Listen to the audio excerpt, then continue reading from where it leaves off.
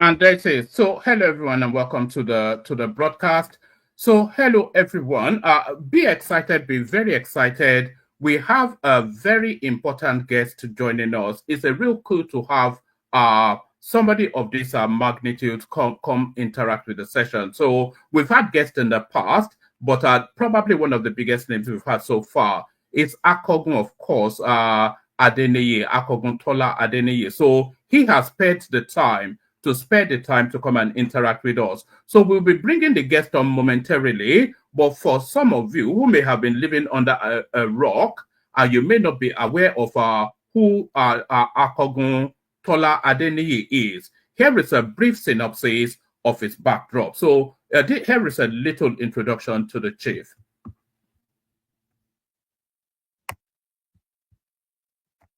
Vultures by Chief Tola Adeniyi, a veteran journalist and columnist in several national and international newspapers, was held on Thursday, the 1st of March 2018, at Necker House Central Business District, Alausa, Ikeja, Lagos. The author, Chief Tola Adeniyi, was born on the 29th of May 1945. At the age of 10, he already had the entire chapters of the Holy Quran crammed, winning 2 double promotions in his primary school and another double promotion in his secondary school, and this marked him out in his youth days. At age 14, Chief Tola Adeniyi was already an established author, a reputable Yoruba poet on Radio Nigeria at the age of 16, and at 20 he became the first person to adapt Chinua Achebe's all-time classic Things Fall Apart for stage and television, a play he produced and directed. Chief Tola Adeniyi has become a star writer in journalism since his secondary school days, and this prepared him for a very brilliant and extremely creative career at the University of Ibadan, where he founded the Writers' Club in 1966.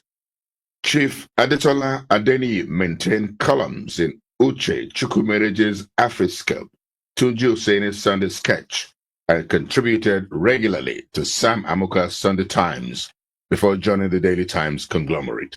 In 1973, Chief Tola Adeniyi was appointed West Regional Editor of the Daily Times as a chief correspondent. He conducted several interviews and did a lot of investigative reporting. Despite his busy schedule, he was able to contribute several articles to different newspapers and was credited with 15 columns a week in Daily Times Group, a feat that has not yet been equaled by any other writer in the history of journalism in the world today. Chief Tola Adeniyi has written and published many biographies in addition to hundreds of speeches made at local and international audiences. He held senior positions in Lancashire Evening Post, Burnley's Express, both in the United Kingdom, and the Atlanta Enquirer in the United States. Chief Tola Adeniyi was a 2-term chairman of the Nigerian Institute of Public Relations. He was a federal commissioner with the National Population Commission. Chief Tola Adeniyi is a member of the Writers' Union of Canada, a ranking member of the Nigerian Union of Journalists, NUJ, fellow Commonwealth Journalists Association. This rare brand and cultural impresario is also a proud fellow of the Nigerian Guild of Editors. All hail an icon, a role model, an inspirer, a mentor, a great brand, Chief Tola Adeniyi.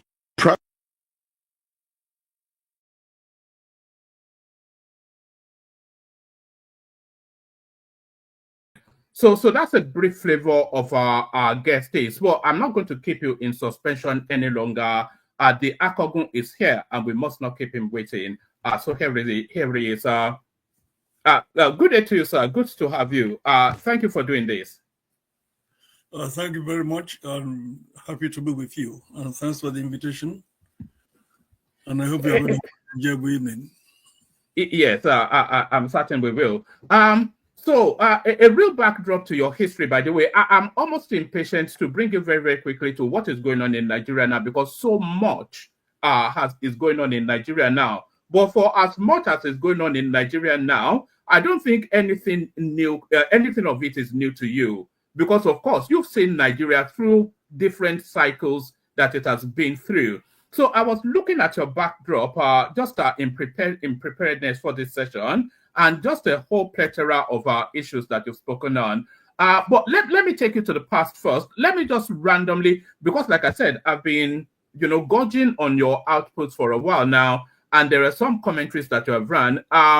You were in one instance saying that it's just a random space that I'm thinking we should start from. You were in some instance saying that the Aguiyi Ironsi coup was a beautiful coup. So I saw that as a headline, but I did not delve into it because I wanted to bring it to you as a question. So, sir, is that a good place to start? We start from the beginning. Okay, I don't know where you got that from. I don't think I ever said Aguiyi Ironsi coup was a beautiful one. In any case, Aguiyi Ironsi never conducted any coup.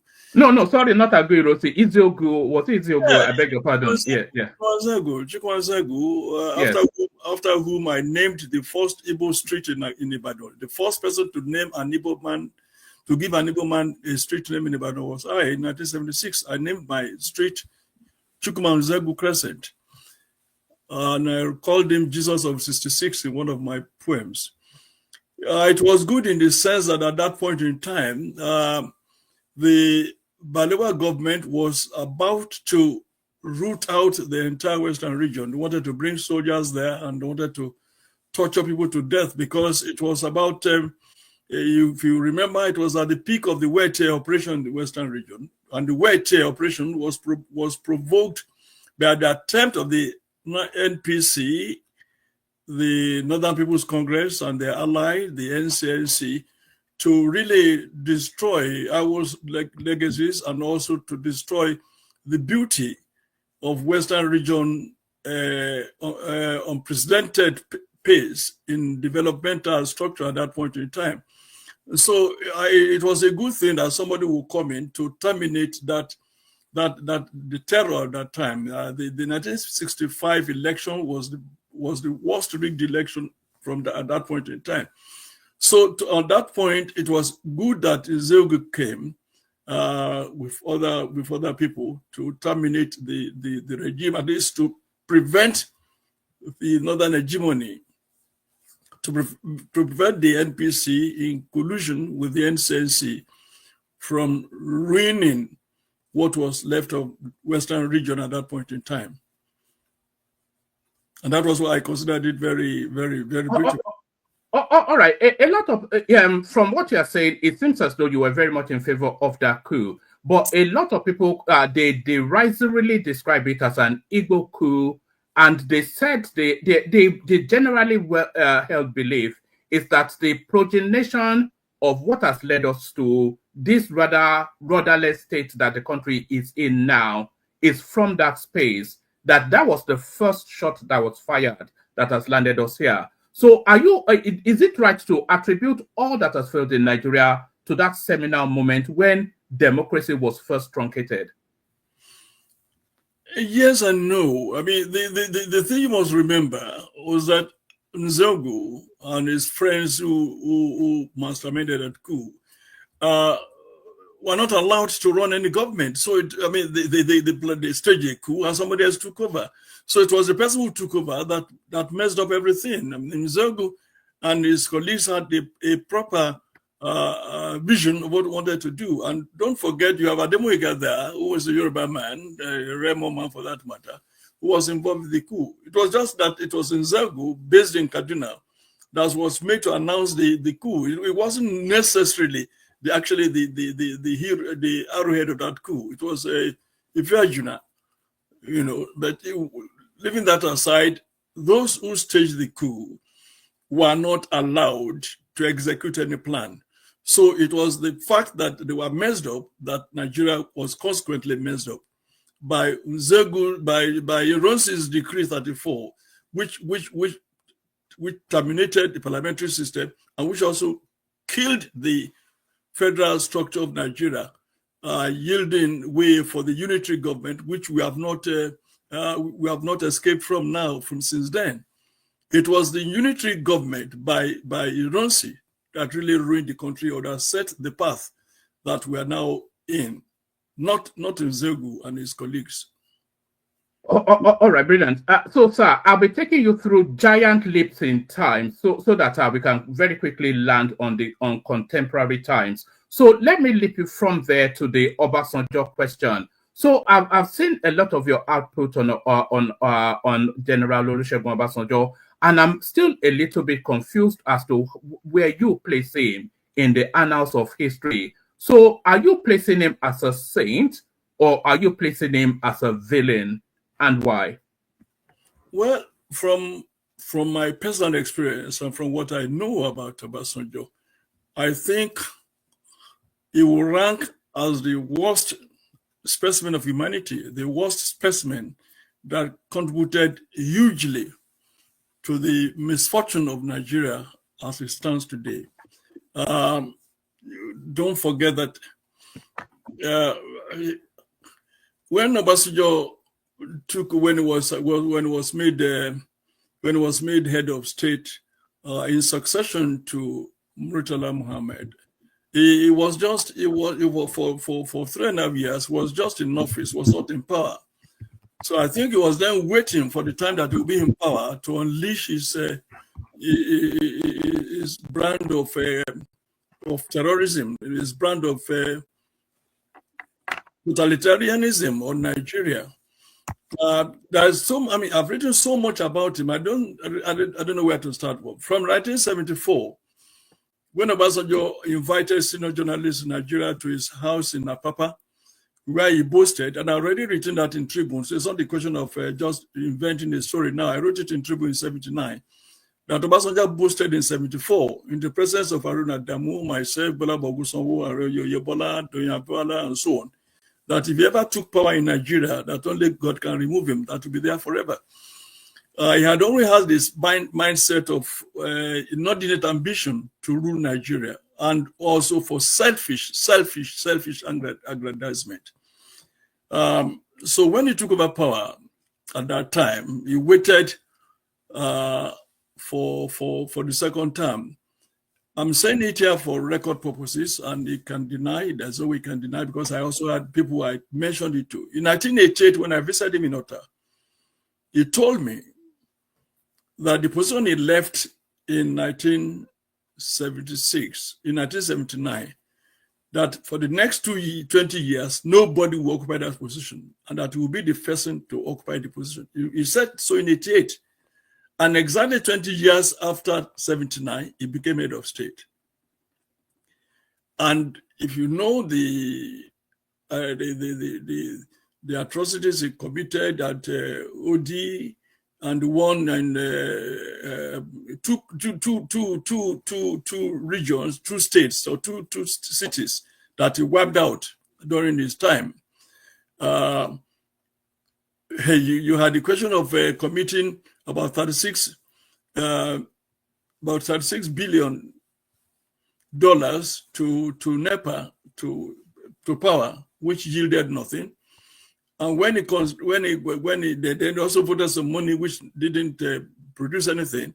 So when he confronted Adeniyi said, "Oh God, you know we spent the money on elections and so on." Here is a man who wanted a third term. There is a man who is so vainglorious, always running down everybody else. He ran down Abiola, ran down Fulani, ran down Awolowo, and was always in the forefront of running down everybody. He just wanted the world to believe that he's the only one, holier than thou attitude kind of thing. And if you know the way he got this Obasanjo presidential library, where he more or less this guy Ojogomole, the man you remember now. Is it Fayose? Yeah, Fayose called executive extortion. I mean, he actually extorted people, more or less tied people's hands behind their back to get money to build that library. You know, forced all the governors, forced all the ministers, forced all the important people in Nigeria to do that. What I'm saying in essence that in character, there's a lot to say about Olusegun Obasanjo. And like I always mention it to him, I said, you don't need to go to Ghana to get some Ghana writers to write a book on whether you are an Igbo child or a Yoruba child, you know, that kind of thing. I don't know. I mean, I actually, to be honest with you, I'm tired of talking about Obasanjo. I don't think at this point in time he deserves any mention from me or anything. I mean, I've said and written as much as I could about this character called Olusegun Obasanjo, you know, and the story is out there, the records are out there, so I don't need to belabor them, and we don't need Adeniyi to tell you about Obasanjo. The man is an open book, and here is a man who cannot keep friendship. That's a man who will be your friend in the morning. Sir, let me insert this. You say you're fed up with talking about General Obasanjo, yes. But yet he looms large over the Nigerian space like a colossus. It's still, a lot of people feel very much so that he still considers himself president, irrespective of whoever occupies that seat. Because he has not really, since he left office, let anybody breathe or administer the Nigerian state in the way that they will. So is that a fair commentary about him?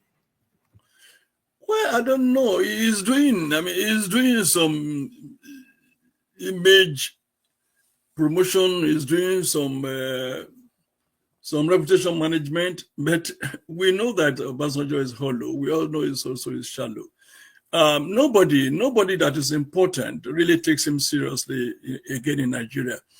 He may have bamboozled some world leaders in those days. They will say that he handed over power as a military man, and which was not true. He didn't hand over power in 1979. It was Yar'Adua and Danjuma that handed over power. Like I said, it was not in power. He was in office in 1979, 76 to 79. He was just in office. He wasn't in power. So the decision to hand over power in 79 was beyond him. It wasn't his making. So nobody should give Obasanjo any credit for handing over power in 1979 because he had nothing to do with it. It was Yar'Adua and Danjuma who followed what Murtala Mohammed had already announced in February 6, 1976, that he would leave in 79. So he had nothing to do with handing over. So that Obasanjo handed over to people, no, he couldn't have. I mean, somebody who, as a military officer of the state, could not even prolong his term, talk less of now trying to do the same as a civilian head of state when when Ghana must go backs were flying over the Senate building, trying to influence people. Is that true, that narrative? Because it's come out to debunk it, the third term narrative. Is it really true, or is it just political pushback that they're pushing against him? I mean, did he really aspire to have a third term? Mantu, God bless his soul, was the vice president of the Senate at that time. I mean, Mantu said it before he died, and many people knew that so many bags of Ghana must go were stocked in Mantu's house, distributing, I think it was 50 million or so naira to everybody in the Senate at that time to influence the third term ambition. I mean, they thought that ambition was aborted by the media, not by Obasanjo, not even by the Senate. So there's no way you can deny it. It was, I mean, I told you that he said in 74, he boasted in 74 in Apapa that if he ever took power in Nigeria, he would be there forever. So that he wanted to have a third time or fourth time or fifth time or die in the office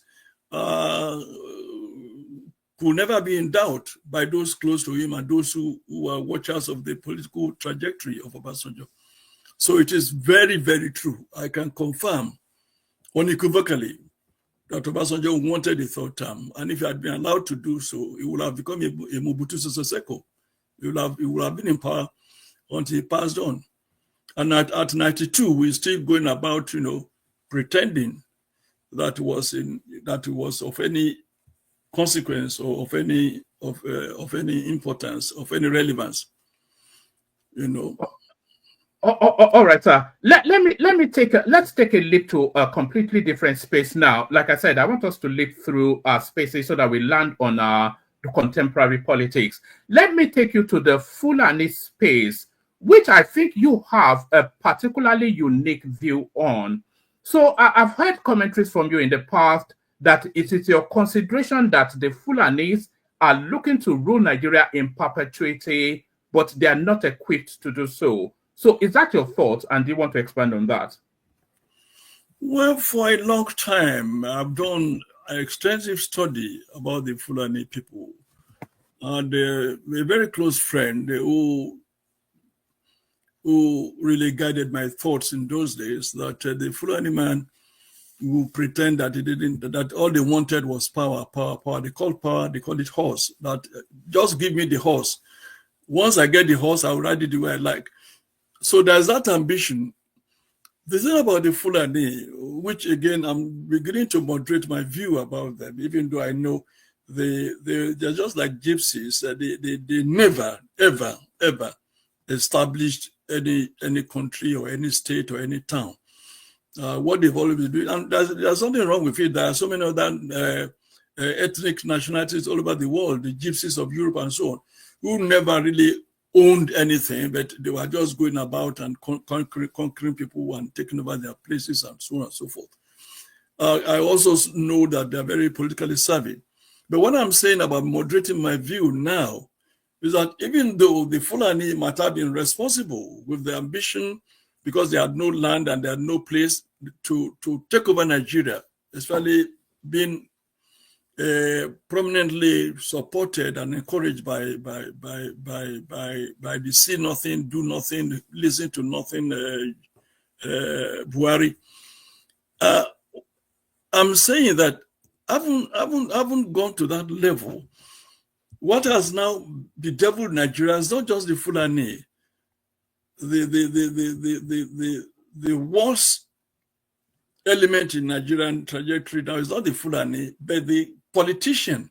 Because what the Fulani had done, or what the Igbo man had done, or what the Yoruba man had done, in terms of the political enslavement of Nigerians, there's no difference.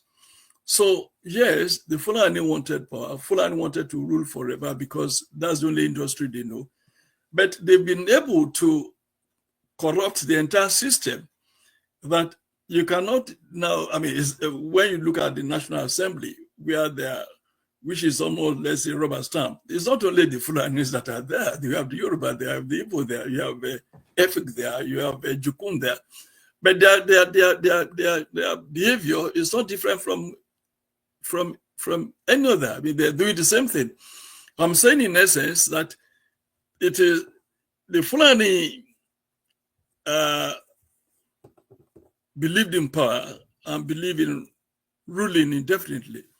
But in doing so, they've been able to so successfully corrupt the system, because if you are in charge of the treasury for as long as they have been, and once you are in charge of the treasury of any country, you hold power indefinitely, especially in countries which practice plutocracy, government of the rich.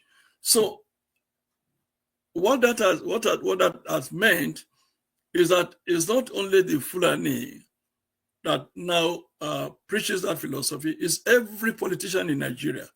And that is where the problem really lies, because I don't see any way we can change the mindset of Nigerian politicians. I think they're the worst brand in the world. I don't see the way we can change the mindset of Nigerian politicians. And as long as we cannot change their mindset, I don't see any escape route for the Nigerian masses. All right, thank you, sir. So, still staying within broadly the Fulani sort of space, I was reading your commentaries about Shehu Shagari, and for all of the things that I've heard you say about him, I've never heard you say a good word about him. My outtake from all that I've seen and read about your commentaries about Shehu Shagari is that it was just not equipped to be the president. So, are those your views, and why do you hold them? Well, I mean, you will see my autobiography, which is coming out now. I mean, in 1976, 76 October, I was asked, I was studying the situation in Nigeria. Papa Awolowo believed that he would want to run for president as soon as they lifted the ban. And so I had to go to the north to interview those who are likely to contest with Awolowo in 79. So my first port of call was Inuawada. After Inuawada, I went to Aminu Kanu. After Aminu Kanu, I went to Munguno. And after Munguno, I went to Shagari. He actually came to the Sokoto airport to receive me in his Peugeot station wagon. And we drove to his Shagari village, where I spent about 4 or 5 days interviewing him. And he told me point blank that, look, all I want is to go to the Senate. And I don't want to be president. I don't want to be prime minister. I just want to go to the Senate. And evenings we spent together. I knew that he didn't have mental equipment, not intellectual equipment to really run the place, But it was a gentleman. He was a fine man. He was a gentleman, was a fine man. And to the extent that when he lost his sons, after I left office, I went to Shagari village to visit him. So I didn't have anything personal against Shagari, other than when he was holding the reins of power in Nigeria in 79 to December 83. I saw the emptiness of his capability and capacity, and that provoked all that I wrote about him in 79, 80 particularly. But I will not take it away from him that was a gentleman, was a decent man. Because what I wrote about Shagari in 79, 80, if I'd written such about any other successor to Shagari, I should have been killed. But he just said, well, I mean, Tola was in my place, Said, he called me Said, but he wasn't prepared for the job. And in any case, it was Obasanjo who imposed him on Nigeria. I mean, it was Obasanjo who imposed him on Nigeria. Because did Awolowo win that election, or has it's sufficient enough time passed for people to go? Because I've had conversations on this platform in the past, and ardent Awoist says he has now come to the conclusion that Awolowo did not win that election. But how are you positioned in that Shagari election that Awolowo contested against him? Well, people brandishing figures may say he did not win, that he had 6 million votes, Shagari had 11 million, whatever.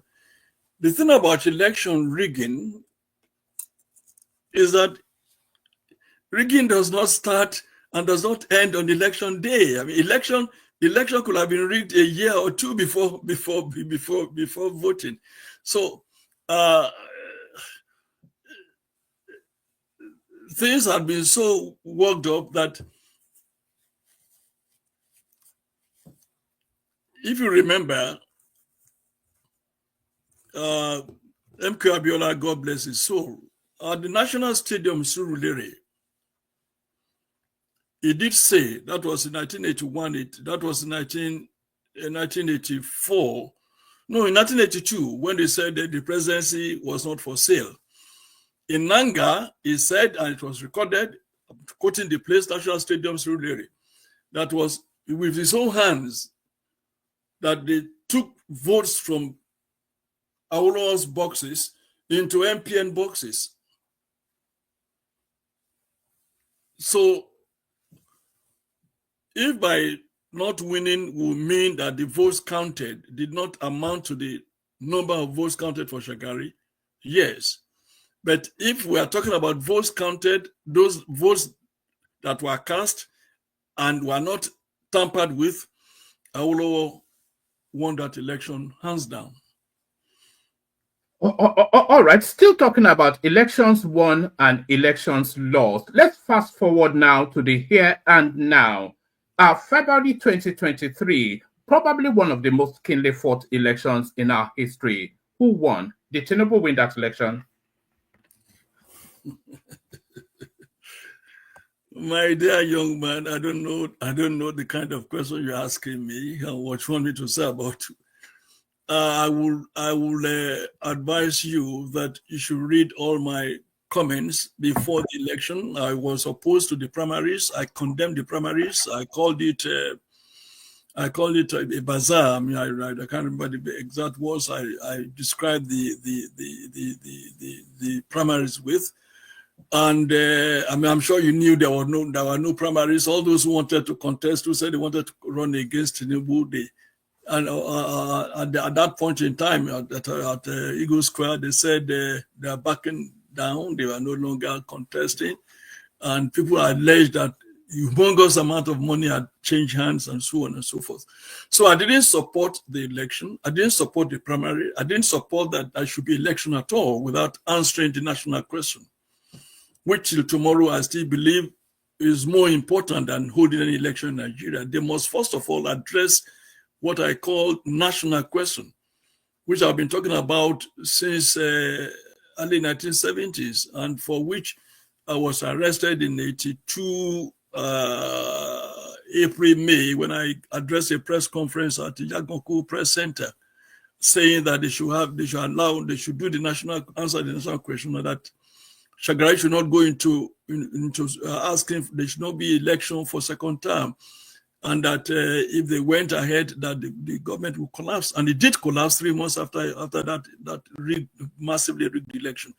What I'm saying, therefore, in answer to your question, I don't want to say whether Tinubu won or whether he lost. I mean, you know that from all the comments made by international observers and local observers, the INEC was seriously compromised. And I will say again that you can win or lose election long before the election day. So whether he won or he lost, that will be left for history and posterity to judge. But if it had been a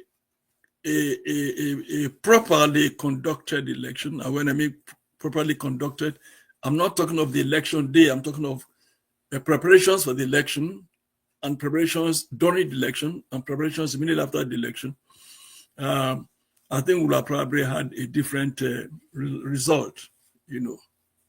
All right, brilliant. Let me hold you. Let me take you back to something you said just in the course of that submission right there. You were talking about the national question. So there's somewhat of an ambiguity about even that question itself. You know, because there's a broad understanding of what the national question is, and that broad understanding is, one, do we want to continue as a country? If we do want to continue as a country, what sort of structures forms that country? Are we talking about sub-ethnic nations? Are we with a very weak center? Are we talking about some sort of confederacy? Are we reverting back to the 60s formula, which is no longer applicable? So that national, are we jettisoning the constitution to rewrite it in a people-centric form? So just what exactly is that national question, Akogun? National question should not start from the kind of government you wanted to have, whether it's democracy, plutocracy, monarchy, kakistocracy. No. National question began with what the community. What community is it? What is called Nigeria? What is your definition of Nigeria? You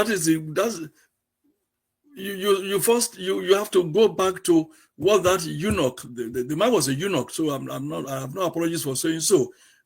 What's his name? The boy who came from Sudan to be governor general. What was it? The man who amalgamated and Lugard. Yeah, you know. So I mean, he was a mercenary converted to some administrative officer in India, then to Sudan, then to Nigeria. And you have to look at the history of the formation of what they now call Nigeria. Who owned the land? Why was the land sold to Unilever and so on and so forth? Was it a business enterprise and so on and so forth? So you must first go back to that. Was there any place really called Nigeria? Do you have a place called Nigeria? Is there a Nigerian that you say this is a German, this is Spanish, this is a Frenchman, this is a British man? This is a Japanese. Is that a Nigerian? Is that a Nigerian? What is the ethos of Nigeria? What is the philosophy of Nigeria? What is it? What is Nigeria? So we must first of all go to that. We first of all examine that. How can you say you create a community and you lump 3 regions together, and one of the 3 regions is double the size of the 2 combined? Those are the things that we are forced to examine. Then, since 1952, there had been no proper census. Everybody knows that. Nobody can say categorically that this is the population of Nigeria, even if they say it's now 230 million or 230.7 million. Nobody can say this is the population of Nigeria. So you don't know the population of people you are dealing with. You don't know whether they should whether there was ever a country. Not to talk of a nation, there was never a country. So you cannot have a nation where there is no country. So the national question will start from definition of Nigeria. And that until you resolve that, all this restructuring, 7 states, 7 confederation, and so on, is an exercise in futility. They're just academic exercise. You must first of all define what Nigeria is, and that has not been done up till today. Then I've written some kind of constitution when I was approached by a Fatherland group led by Dr. Ogun, the lawyer in London. I have a template of what I consider as a constitution. Actually, it was a constitution for Yoruba nation, not for Yoruba nation state, not for Nigeria. So we have to establish what is called Nigeria. Secondly, we have to also examine whether we should go back to nature. I don't think, and that's what the European people have realized, whoever created this universe did not want goat and lion to be ruled by one person. They wanted I call the creator a self-manifest. And the person who created self, I call the person self-manifest. When people started living together, you have the Jebus under their king, you have the Igbos, you have the Jukun, you have people started in their village, the village will develop into a town. It will be the same people speaking the same language, having the same culture. That's the way nature wanted the world to be run. So if people speaking the same language, same culture, they are in community A, and we have another people in community B, they may decide after intermarriages and so on and so forth to form a united place and be led by one person, But then they will still retain their individuality. They will still retain their. A dog will be a dog forever. A sheep will be a sheep forever. A cow will be a cow forever. A Yoruba man will be a Yoruba man forever. So we should not pretend that the Jukun and the Lantan men are the same, or that a Yoruba man and an Igbo man are the same. They are not. They are different people. They could be friends, they could be brothers, they could work together, they could form an alliance, but they must continue to respect the individuality of their ethnicity. That again has not been answered, has not been addressed. So that you cannot, and then they came with, because we didn't answer all these questions, then they said they are creating a constitution. They had the boy who was working for Babacha, we drafted the constitution, then what's his name? Bakari, what's his name now? The man who took over Babacha. Abdul Salami Abubakar. Yeah, the name is Salami. I'm sure. Even when he came, he called himself Salami, and he didn't say Abdul. He called himself Salami. So the man is Salami, and it's Salami Bakari. So Then he just rubber stamped what Abacha had prepared. And then the politicians, because they were in a hurry, they wanted to form government, they just went in and had an election in 1999. And we are in that serious trouble now. Because with the kind of constitution they came up with, have not answered any national question, the kind of constitution they came up with, if a goat is made the president of Nigeria, it will be the most powerful goat in the world. Any human being that runs the constitution that we have in Nigeria today will be a monster. Because that constitution allows you to pick the chief judges, to pick the head of police, to pick the head of the army, to pick the head of the customs, even to pick the head of the cleaner in your house. So you cannot have such humongous power and be sane. So anybody who runs the constitution, the kind of constitution that Salami and Abacha imposed on Nigeria, the military constitution, whoever runs that constitution, if Allah runs that constitution, it will be a failure. If anybody runs that constitution, because the person will be a monster, the person will be less than a human being. You can't have so much power concentrated in your hand and be sane. And so that's why they will kill, they will kill, they will do anything to attain that power, to attain that position, because it's the most powerful position on earth. Yeah, I've often said that to people as well, but they've always disputed it. But just to progress the conversation, from what you said previously and where you landed now, you were saying that a German man is identified easily by his Germanness. A Yes. Frenchman is identified easily by his Frenchness. Yes. Are you saying then that ethnicity is a necessary component, even a crucial component of the identity of a nation? That not to be not to have just one sole ethnicity, but there has to be an ethnic base to the identity of a nation. Is that how you're positioned? That is the way whoever created this world desired it and designed it. This is why I'd also been very vocal in condemning centralized police. You can't ask Okiro to be the policeman in Akure. What does Okiro know about Akure? You cannot, because but if you are in Akure and all the policemen in Akure are from Akure or from Idori or from anywhere around there, if they say a stranger, they will know he's a stranger. But you have somebody who doesn't know what is called Umukurushi in Rivers State to make him the commissioner of police there. Even when they have an SOS, you can't even recognize the name of the street.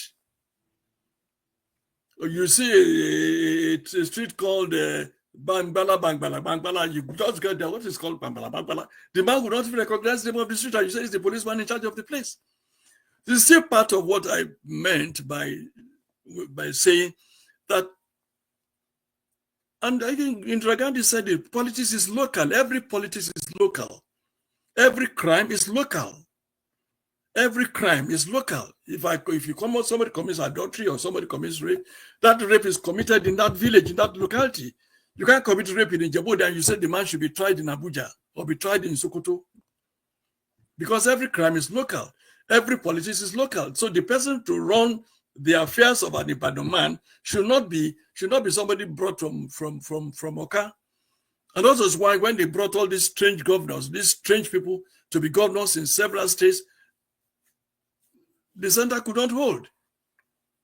You bring somebody from Lantan to be the governor of Ibadan. You bring somebody from Ijebode to be the governor of Rivers State. It's rubbish. And it's just because we have not answered the national question. And let me also tell you, India is a very large country, 1.3 billion. It was also a colony before. Does there be any military coup in India? And the people who are not Indian had to separate. Pakistani people left.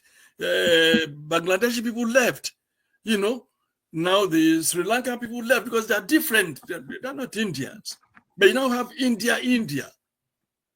and see the monumental progress that country has made by being just India.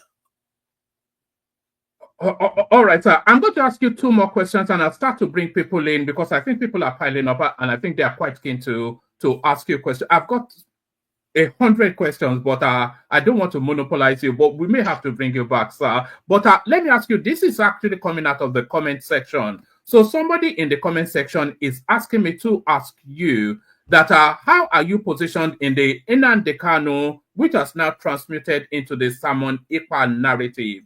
Are you paying any attention to that space, and do you have any sympathy for it? Yes, when Nnamdi Kanu broke out, I was even telling some of my Igbo friends who were trying to underrate him, undermine him, that in the history of that part of the country, nobody had commanded such large followership as Nnamdi Kanu had. You know, in other words, he was representing his people. He was popular. He was a man who just said, let 1 million people march and they will obey him. You know, but then after all had been said, he was humiliated and all that, was arrested and tortured and so on. What really disappointed me about that young man, he's just 50 years plus, he's younger than my first son. What baffled me about that young man, when he came out, because I kept Vanguard and other people to be drumming it to the public every day. My Nnamdi Kanu, 20 days, 30 days, you know, just to bring into consciousness. But when the young man came back, what he said that I thank my God, my dog for his loyalty. He didn't say a word of gratitude to anybody in the country. And I said, what kind of stupidity, what kind of arrogance, what kind of exaggerated opinion of oneself for him to behave that way. So I saw something that was not properly a mark of leadership in him. But having said so, I believe he was fighting the right cause. He might be fighting it wrongly, but was fighting the right cause. You think what it stands for represents the popular will in the Southeast? What Nnamdi Kanu stands for, and subsequently Simon Ekpa, do you think it represents the popular will of the Southeast? If it doesn't represent the popular will, why would it tell 1 million people not to go to work and they will obey him? It wasn't just by force. Before they started using force, they were obeying him. You know, so it's the politicians who had monopoly of violence, who had monopoly of propaganda, that will make people believe that he was a loner or that Ekpa was a loner. They're not loners. They are not loners. The Igbo people wanted a country of their own. There's no doubt about it. Just like the Yoruba people who had always had their own country before the stupid Lugard came to mess us up. So the Igbo people wanted a country of their own. They didn't like what happened in the program. I wrote it, it's coming up in my biography. The poem I wrote in 1967. When Igbo boys who were on vacation job, at Nigerian television service, on vacation job, it's a poem published in 1974, so I'm not just saying it now. They were on vacation, they went to NBC, rounded up some Igbos, came to television house, rounded up some Igbos, took them to Bar Beach and killed and shot them. Just because they were Igbo. And they were students from UI, from Unilife, from Ife and so on. They were shot. So people to whom such bestiality had been inflicted on will want to be free. They want to have to control their destiny. Even though we know that Igbos as a people have never been together as such, because they're a very Republican people. And that was why they stay in villages. You know, just have their own village and have their own head there. Then the next village may be 2 miles away. But having said that, they still recognize that an Igbo is an Igbo, and they wanted a country of their own. And they will continue to pursue that legitimate desire till the end of time. So, like I said, I sympathize, I empathize with what they wanted. I visited Nzegu's mother in Opanam after the coup. You know, after the end of Biafra. No, after the end of Biafra, in 1972, I went to Proponent to see Nzegu's mother. So I believe they have a right cause. But whether the cause is being pursued rightly or wrongly, that is again left to the public. I cannot be a judge in every issue. All right, I'll ask you one last question and I'll start to bring the panelists in. So I'll bring you fast forward now to the here and now. So here and now, we have a skirmish going on between Are Afe Babalola and Dele Farotimi. How are you positioned in that? Here is a dilemma. I mean, Farotimi is a young man that I admire. I love him. I love him greatly, because he is just one of the few men standing in that country. He is one of the few, very few. All others have been silenced. So he is talking. Again, you may not agree with everything I said or the way I said them, but you have to respect his boldness, his courage, his outspokenness, and his thoroughness. Afe Babalola is like a father to me. So yesterday morning, when the news broke that that gentleman has been abducted and treated like a criminal, I wrote a personal letter to Papa Afe Babalola, who is actually over 96 years of age. And I started with saying, "Dear sir," and I ended it with "your son," Tola Adeniyi. And I did say that whatever Rotimi must have done or have not done, because of his legacy, because of his big name, because of his position in society, somebody who went to African Union gathering and all the heads of state stood up for him. I reminded him that, sir, you are too much above killing mosquito with a sledgehammer. That's my position. Because I didn't read the book. I've never heard about the book, but everybody is looking for the book. There are things you don't react to. Sir, do you not think that Dele Farotimi, he put Are Afe Babalola in a position where he had no choice? Even though you may not have read the book, and a lot of us have not, the excerpts from the book, the commentaries about Are Afe Babalola, I think a lot of people feel that it left Are Afe Babalola no choice but to embark on this journey that they're both embarked on now. Well, look, my brother, I mean, like I said, Babalola is like a father to me. My advice to him was that he should just allow the boy to go.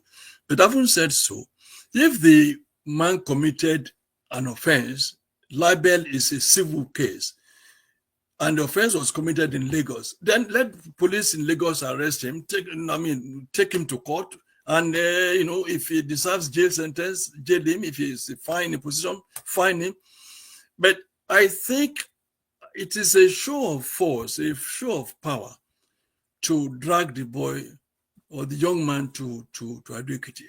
And that's my take on it. I mean, I cannot judge Papa Babalola or blame him for writing what he considered to be wrong or trying to defend his integrity. I'm not opposed to that. But here we're talking about method and methodology. If I were in Papa's shoes, I would not have taken the case to Ago with my hometown. I would have allowed people in Lagos to deal with it. I don't think he should have dragged him to advocacy. Papa Babalola, with what he had achieved he started the university after 80 years of age. With what he has achieved and become a world citizen, dealing with Farotimi, I think is much beneath him. All right, thank you, sir. I've got to bring the people assembled in now. Can I ask that as many of you have your cameras on as possible? Akogun, the people that are going to join us, they're spread all over the world and they're in different situations. So maybe not all of them will be able to have their cameras on based on the circumstances they're in. But as I start to bring them on, you were talking about your biography, which are in the process of writing. Would that be a sequel to the In the Belly of the Vultures, which I thought was your? Is that a sequel to the In the Belly of the Vulture? The Belly of Vultures. The Belly of Vultures. The correct title is Nigeria in the Belly of Vultures. Nigeria has been captured by vultures, and we still have those vultures now. You know, that was the purpose. The sequel to In the Belly of Vultures is In the Belly of the Military, 1966 to 1999. But the book is terrible. The book is terrible. Has it been published? The book is in hiding. I wanted to release it in 1999. Then they said Obasanjo had been appointed by the Fulani establishment to be the head of state. Because if that book were to be in the open place, so many Yoruba leaders would have been roasted alive. In the Belly of the Military, the book, I mean, this current book, My Belly of Vultures, weighs 40 kilograms, weighs 4 kilograms. That's the weight of the book. It's 4 kilograms. In the Belly of the Military will weigh about 8 kilograms. Because it's more than 2,000 pages of that size. What people will never have known about somebody writing 13-page letter to Babangida, begging him to make him the head of state instead of Shoneko. You know, such a great indictment of people you think are leaders of Nigeria. Do you want to reveal who that person is? I have the suspicion it may well be the current president now. No, the current president wanted to be deputy governor to Marwa in Lagos, which didn't happen. I don't know. It was deputy governor to Yinlola. Yeah, but this was during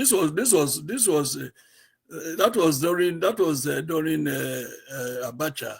We are talking of that. We are talking before Abacha. We are talking about 1980. When did Shoneko come over bed? I don't even, my brain don't begin something. That will be around about 97, 98. It was, no, longer than that actually, because we had Abacha after him. So that would have been, what, in the early 90s? 1993. Babangida was shoved off August 1993. So it was before that. That's when we were trying to get Shoneko there. That one big man, a very big man, wrote a 13-page letter, and the 13-page letter is in my book. All right. So we're waiting to make him the head of state. Stupid man. So we wait in anticipation for that book. So when that book is published, please come join us again so we can talk about it some more. So thank you, Akogun. So now, Akogun, people join us as you can see. So you know the format. We've had guests in the past. So introduce yourself to Akogun.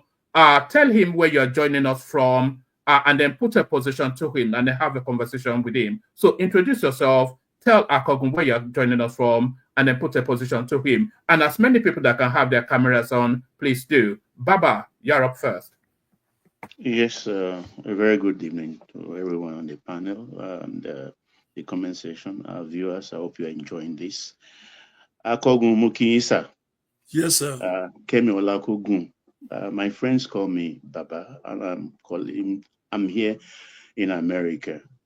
One man has asked virtually all the questions I prepared to ask, but there is one fundamental one remaining. But first, I'm a generation behind you.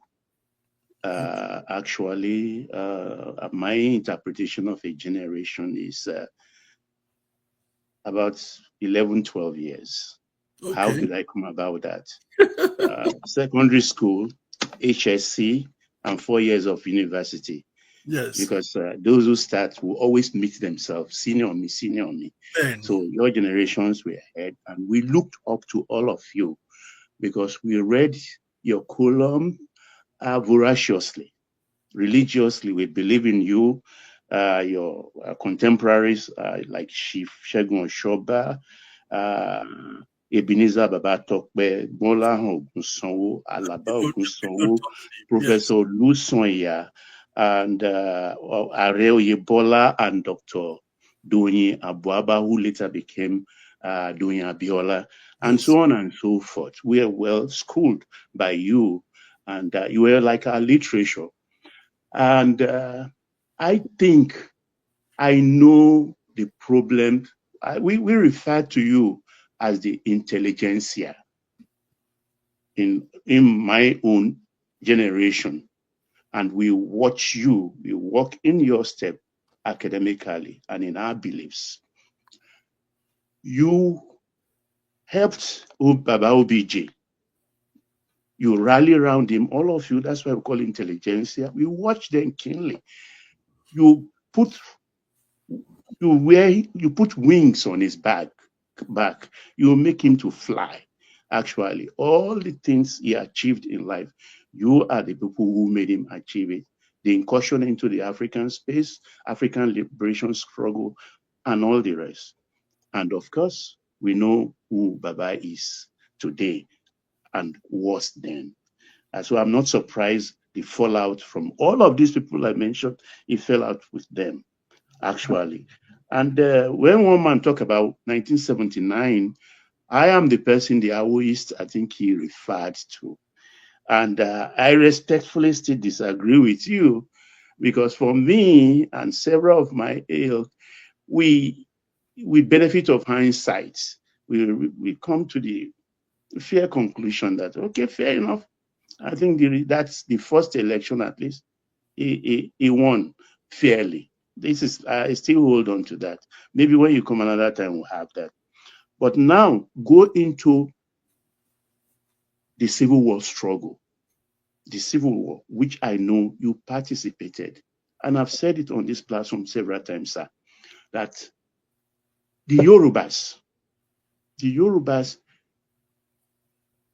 unfortunately, they fought on the side of the military, those in the military, but we who were not up to age, and you, our brothers, our uncle, and our parents, those who remained behind, and those who were misclassified as Igbos, the Midwesterner Ika Igbos, we protected them.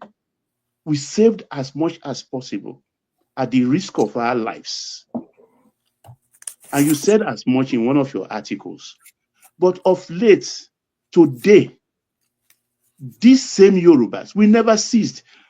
On this platform, sir, a few weeks ago, I put in authoritatively that I will pay any Igbo man, Igbo family that points to his property that was seized or acquired illegally during the war by any Yoruba man. I put 50 million naira on it, and I still stand on it.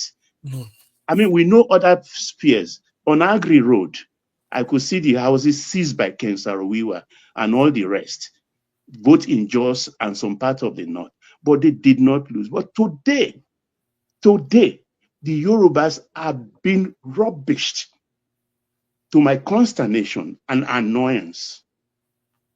Rubbished by these same people we took as our brothers. We were in politics, in bed, in political beds with them. And I asked, what has Yoruba done wrong? Because I can't fathom it out. So what's your view on this? That's the only question I have left, sir. Well, thank you very much. It's worrisome. It's worrisome in the sense that it's worrisome because Yoruba have done so much for the Igbo. So much. I mean, I just told you I went to see Nzegu's mother, at Topanam in 1970. So when I got married, I went to Enugu. They just constructed the Enugu presidential palace, hotel. That's where I had my honeymoon. Imagine going from Ibadan to Enugu for honeymoon. I stayed the night with Chino Achebe at Nsukka University campus there. I was with Mokugo Koye in his village near Enugu there. So, but I've not seen, you're right, I've not seen a level of reciprocity. It's unfortunate. It's unfortunate it is so. But then you have to look into the character of people. Does an average Igbo man show reciprocity to another Igbo man?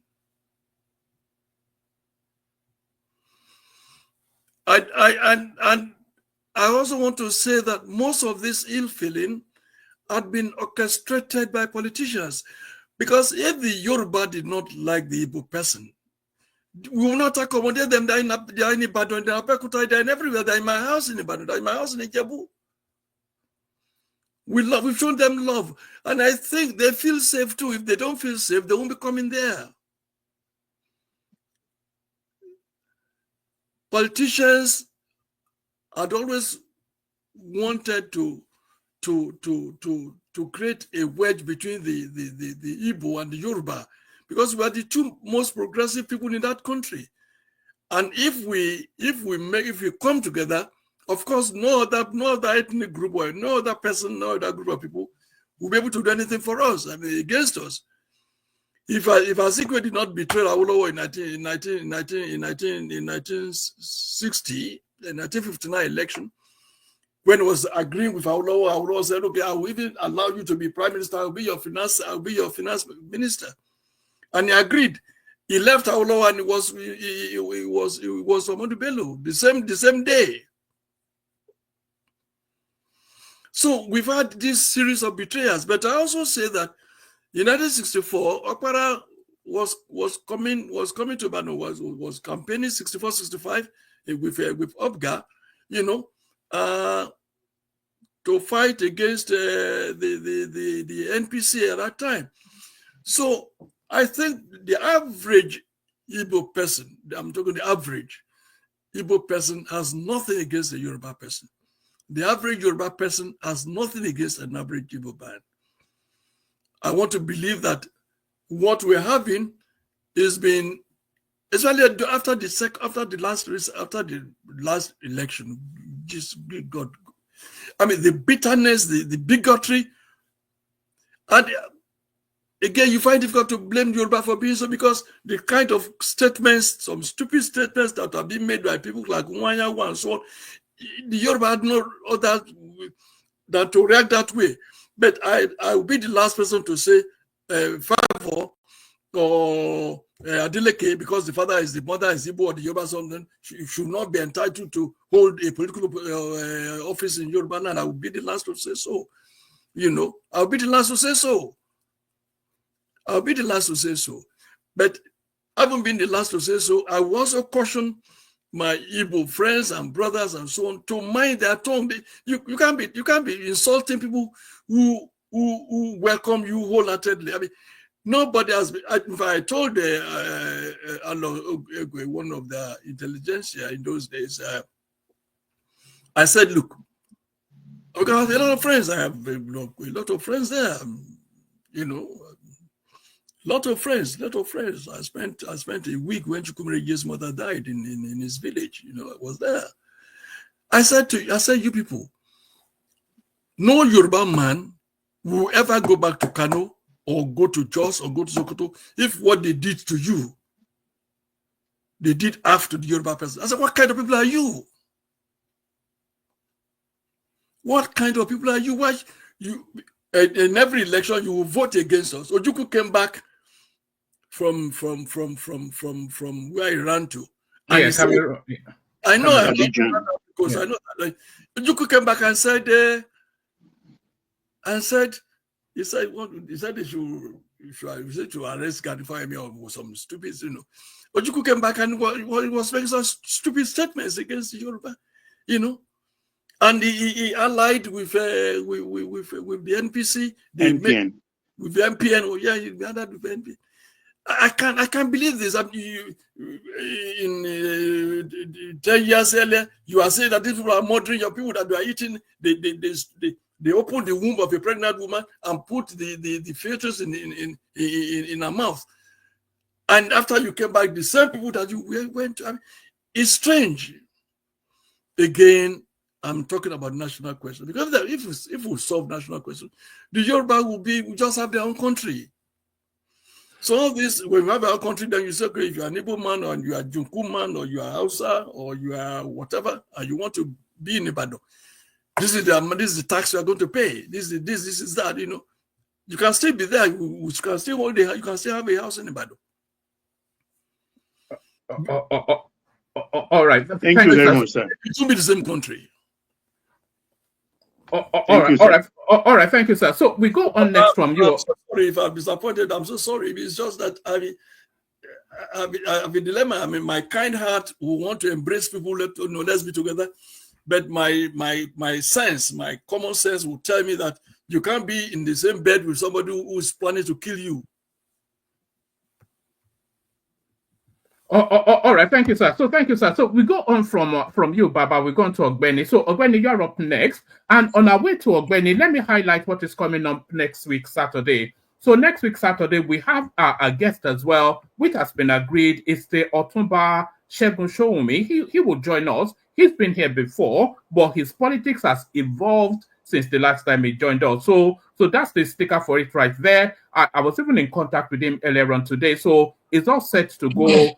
Saturday the 14th, Otumba Segun Showumi. So Otumba Segun Showumi, but now we have the eminent personality Akogun, Tola, Adeniyi. So Ogbeni, unmute, introduce yourself to Akogun. Tell him where you're joining us from, and then put a position to him, Ogbeni. But let's start to speed it up a bit. Ogbeni. Okay.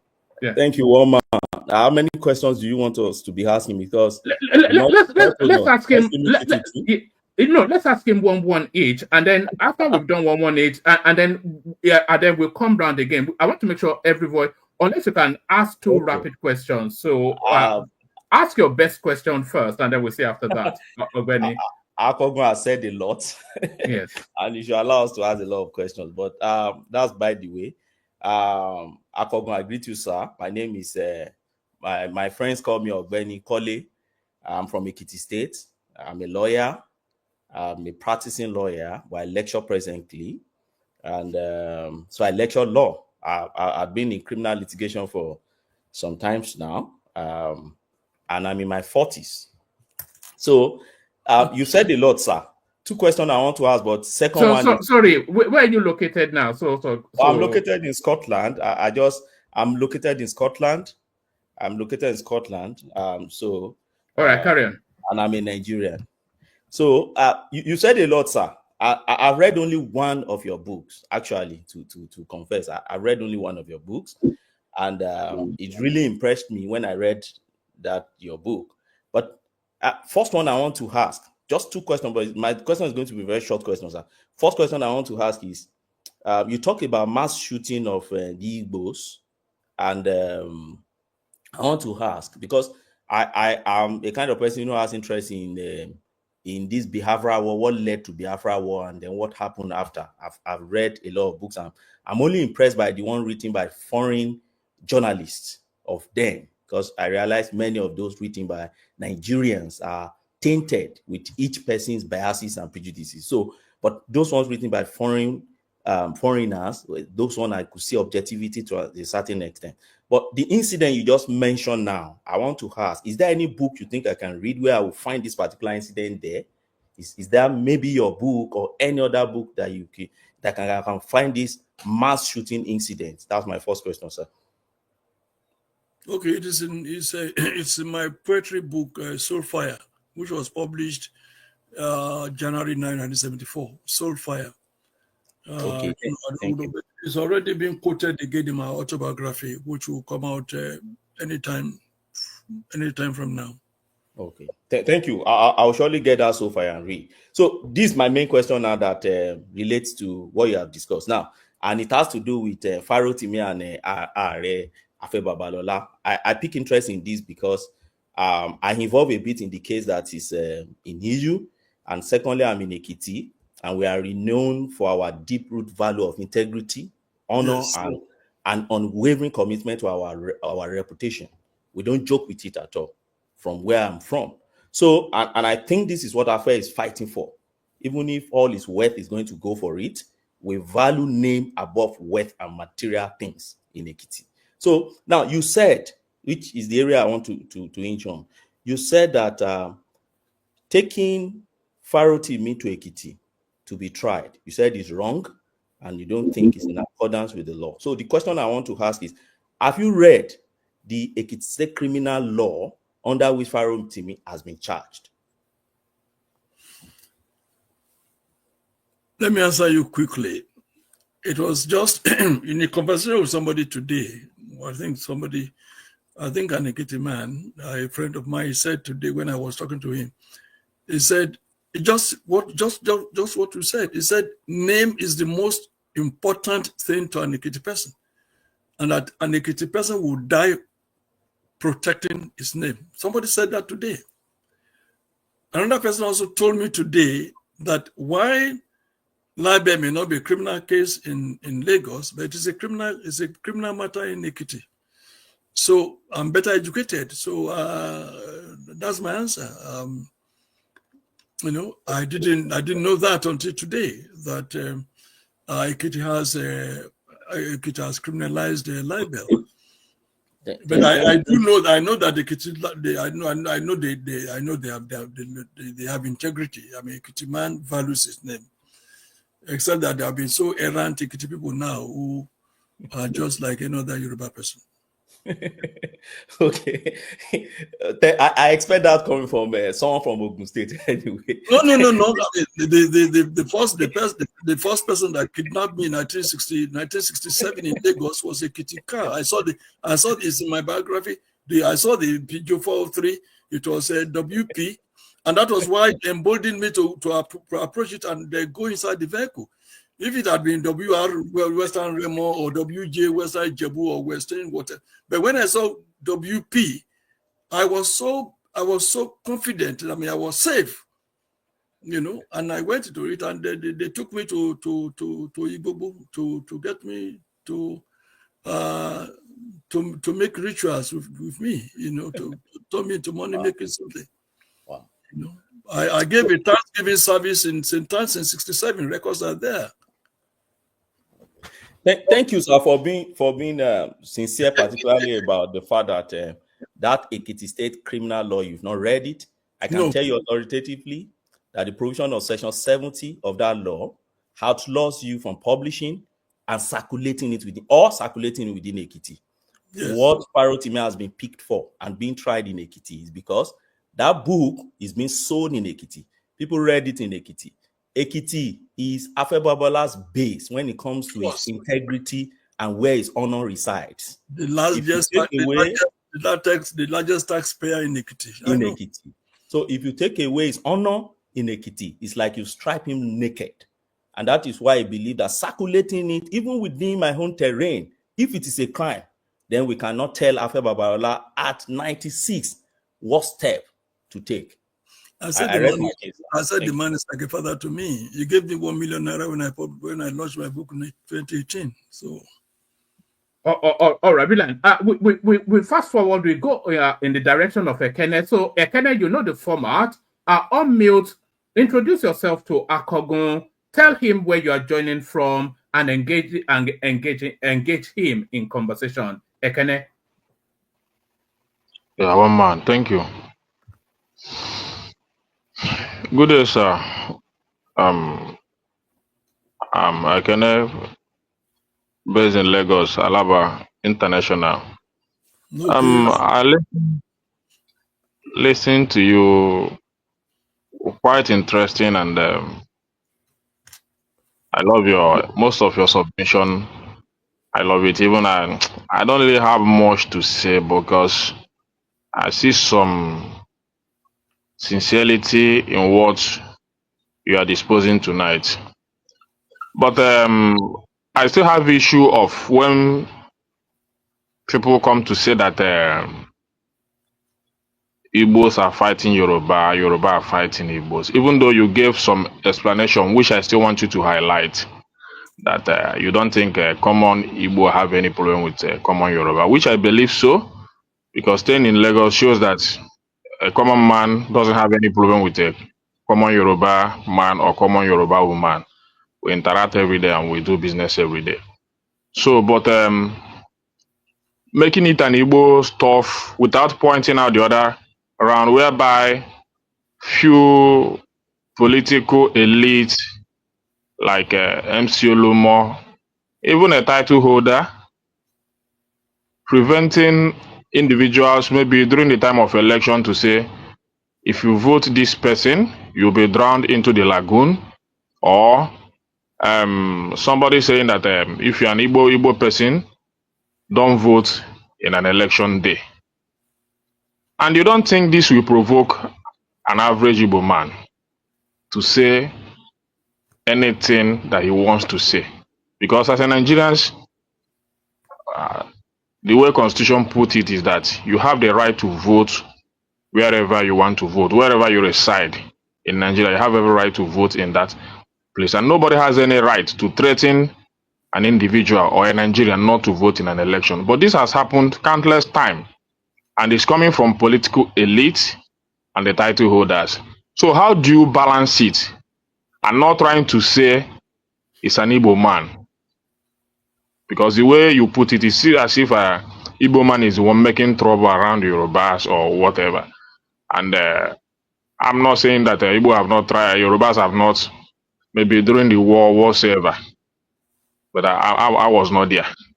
But I'm speaking from the experience I've had, even during the election, that even on election day, it happens in my presence, that if you are voting this particular party, leave this environment. So I want you to also highlight that, so that as young Nigerians will not be going around with wrong narrative and people saying that Igbo do this and Igbo that, without putting other context to it. Thank you, sir. All right, thank you, Ekene. Just listen to this. I wrote this April 17, 2023, and it was published in national newspapers. It was titled National Elections Had Come and Gone. Regrettably, the said elections had brought out the worst in all of us: savage ethnic bigotry, primitive intolerance, crude and nauseating propaganda, and worst deployment of language. The multinational deaths, the state-induced mass pauperization, and the unmitigated British massacre recently resumed at exponential scale are no more of any concern. Sober voices have withdrawn from the madding crowd to avoid insults. We are now faced with a breeding ground for tyrannical totalitarianism and absolutism. Tola, Adeniyi, April 17, 2023. I don't know whether that answers your question. I need more explanation. Yeah. I don't like too much English, sir. Huh? I don't like too much English. I don't like too much grammars. Okay. I love simple English, yeah. Okay, simple English. I want you to see, yeah. I love simple English. I don't like too much grammars, yeah. Simple English, I condemned the bigotry. I condemned everything that was done before the election to the Igbo people. And I've just said it as if you are listening to me when I made my submission. I said, I don't support that people like Favor or Adeleke mother and so on could not hold a political office in Nigeria. I mean, because their wife or their mother or their whatever happened to be Igbo. I said that. I don't know whether you listened to it. Or maybe because you are not listening to grammar, you didn't even listen to that, or you didn't understand that. No, I listened to that part. I didn't condemn everything you said, but I was putting other context for you to balance it, because it feels the way I feel about this issue, because it's, if you say you welcome me in your state, I live in your state, I do business in your state. I said I condemn the bigotry. What else want? I said I condemn bigotry. I condemn what they did, and what else want me to say? And I told you I spent 4 days with Chukwumerije when he buried his mother. What do you want me to say? Okay, so no problem. my honeymoon in Enugu. What do you want me to say? All right, thank you. I named a road after Chukwumanzegu. How many streets are named after Yoruba men in Enugu? Come on. All right, let's go on from Ekene to Man of Prestige. But on our way to Man of Prestige, let me insert a little question here. So Yoruba Nation, you said you've written a constitution which you said was originally meant for the Yoruba Nation space. So from that, we can maybe we are comfortable to make the deduction that you're for the Yoruba Nation. But the clamor for Yoruba Nation seem to have somewhat petered out under the Tinubu administration. So was the fervent agitation that we had for Yoruba Nation under Buhari, was it an Eminokon narrative in order to propel their son into the Aso Rock seat and then sit quiet and sit fat? I think that must be a misreading of what this Yoruba agitation was. I mean, our agitation for Yoruba country has nothing to do with let me adjust my cap because I'm a Yoruba man. Let me adjust my Yoruba cap. Okay? Are you with me? I've now bent my cap like that of a Fulani man. Yes, we're with you, sir. One of these, I have to get one of those. It looks good on you. Carry on, sir. The Yoruba agitation for statehood, for Yoruba nation state, has nothing to do with Tinubu or with Buhari. Nothing. The Yoruba had wanted their own nation state as far back as 1914. I mean, go and read the literatures of 1914, 15, 16, 17. Yoruba leaders in Lagos had always clamored for their independent country. They didn't support the amalgamation. Having said so, two things had made people to believe or to think that the agitation has died down. One is we have a new government under Tinubu who happens to be a Yoruba person. That will make people to suspect or assume that, okay, now that our son is there, what are they fighting for? The second is the fact that the approach to nationhood by all the agitators, either those agitating for Bidu Bed country or his own country or Biafra, the approach had been found to be wrong-footed. See, the approach by the intelligentsia have been found to be wrong. And I said to people, I said, go to University of Ibadan staff club, or go to Ife University staff club, go to the House of Chiefs Obas in Abeokuta, go to the House of Obas in Ekiti, and ask them, how many of you want Yoruba country? And I bet my last dollar, if you have more than 10%, who will say we want in those areas? I'm not talking about market women may say so, and people that saw rallies in Akure, may want. But go to those who mold opinion, what the Nija Ketola calls gatekeepers, those who hold opinion, not because they don't want Yoruba country, not because they don't want Yoruba nation state, but they have not been involved. Using bloggers who are just abusing themselves, abusing people who come and shake for that is not the way to. That's not the way to get a Yoruba country. Yorubas have always been credited with philosophy and wisdom. We don't win wars by just talking and being rabble rousers. So I think they've now the leaders have stepped back and to reevaluate, to reassess the method and methodology, the strategy to get the Yoruba nation state. But it has nothing to do with Tinubu at all.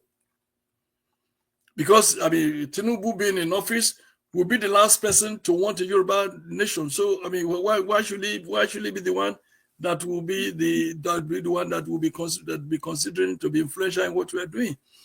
So it has not to do with Tinubu at all. The agitators for Yoruba country were not the people who put Tinubu in power. So what is being in power got to do with Yoruba agitation for self-determination? I can assure you that the struggle is on, maybe in a different format. So don't let anybody be deceived that maybe the agitation is dead. It's not dead at all. I go to so. Yes. So that is that. All right. Thank you, sir. So thank you, sir. So man of prestige, you're up next. Unmute, introduce yourself to Akogun, tell him where you are joining from, and engage him in conversation. Man of prestige. Thank you very much. Good evening, everybody. Good evening, Dr. Adeniyi. It's nice to have you on this platform. It's always a pleasure, having people from Nigeria who has been involved in Nigerian politics or otherwise. I know you occupied a very nice place in Nigerian space. So it's very honored to have you on this space. Thank you very much. Man of the speech. So, having said that, one man can only permit us to ask one question. But I'm just going to make a statement before I ask my question, because I would have liked my first narrative to be a question, but that's not the case. For a disclaimer, yes. I will make it. I'm calling from USA, California, but I'm a Nigerian. I'm an Igbo man, specifically from Imo State. Okay, so I would say that that's my part of the country.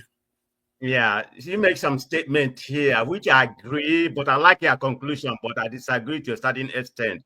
But most of your statement, I do agree with that the people causing trouble in Nigeria has to be the politicians. It has nothing to do with a common people like me. I mean, you're not a common person, but it has nothing to do with a common person like me or one man or other Yoruba. I grew up in Lagos, specifically Surulere. I went to school there.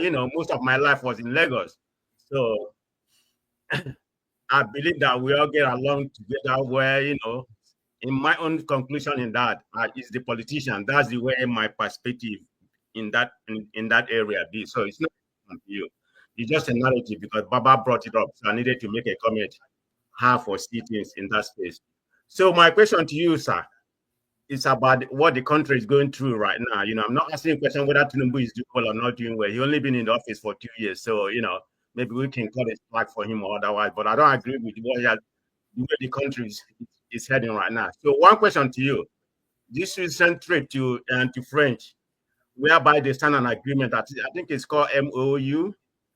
What are we going to benefit from that? The reason why I ask that, if we look at the West African countries, Niger, Mali, and other people, even Senegal right now, the only French country that I can see doing well in West Africa or maybe in Central Africa, including Cameroon, none of them is doing well, except Ivory Coast. But the other ones are not doing well, and they kick out the French, which are considered to be the worst imperialist, country, in the world. Why do we go ahead and assign an agreement for them, for them to, provide exploit our mining, all, whatever we have, and to provide security for us? Do you think it's a good idea? Do you think Tinubu is doing a good thing right now? I mean, you don't have the foresight to foresee what's going to happen, but we don't have a detail of the agreement. Can you speak on that, please, if you don't mind? I don't mind. Yes. So sorry, Akogun. Can you use man of prestige's question to just give us a broader view of the Tinubu administration so far? I don't think we've had your take on that. Thank you, Prestige. Akogun. You want me to give you what? I was saying, whilst you're answering man of prestige's question, can you pivot off it to give us a broader perspective of the Tinubu administration so far? So to its question first, and then in the latter half of it, maybe give us your assessment of Tinubu's journey so far. I think you're right. You're asking from the wrong person. The first question, let me first answer my brother here. Again, I'll take you back because why when my brother here was asking me to come on this program, I said, I don't want to come. And the reason is simple.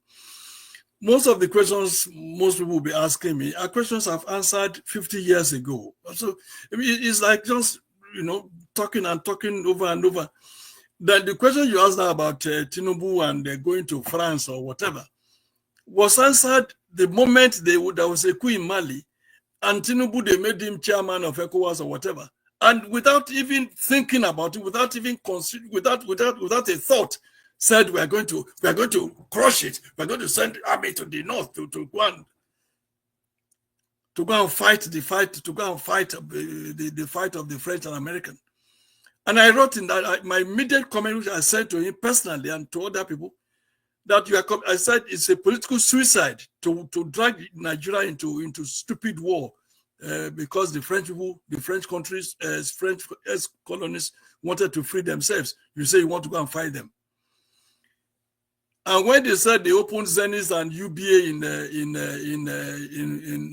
Paris this week or so, I said I clapped for them. I said now they don't need to go and hide money in Swiss bank. Since they now have their banking, they just steal the money and put it in their bank in France. That's what they don't need to go and hide money in Swiss bank anymore. Because they just take Nigerians for granted. What kind of nonsense? So you're taking the two largest banks in Nigeria, you go and you open you go and be putting zillions of dollars in a bank domiciled in France that had killed all the French speaking countries in Africa. Are you out of your mind to want to do anything with France?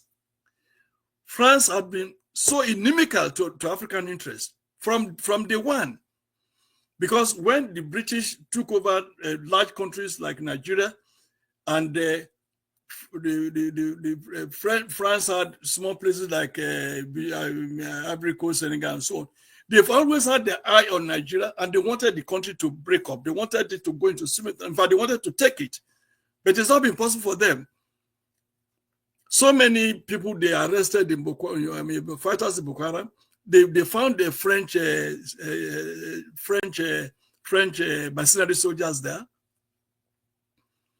How can any government be going to have alliance with France at this point in time, when our brothers and sisters in several countries in Africa are trying to free themselves from the yoke that France had imposed on African people for years? We wanted to start our own currency, the West African currency, ECO. France didn't allow it to happen. And now what they are doing, they want to surreptitiously bring their military base into Nigeria. And I'm saying here and now that if it's the last thing I will do in my life, I will join those who will fight it with the last drop of blood to prevent any military base from France in Nigeria. Even though I don't believe in Nigeria anymore, but I will still do whatever I can. I'm old now. I don't have the kind of strength I had 50 years ago. But no. So I'm a man of prestige. I'm with you 1,000%. It's wrong-headed. It's stupid. It's unpatriotic. It's unkind to African ancestry to be hands in glove with a man married to his grandmother.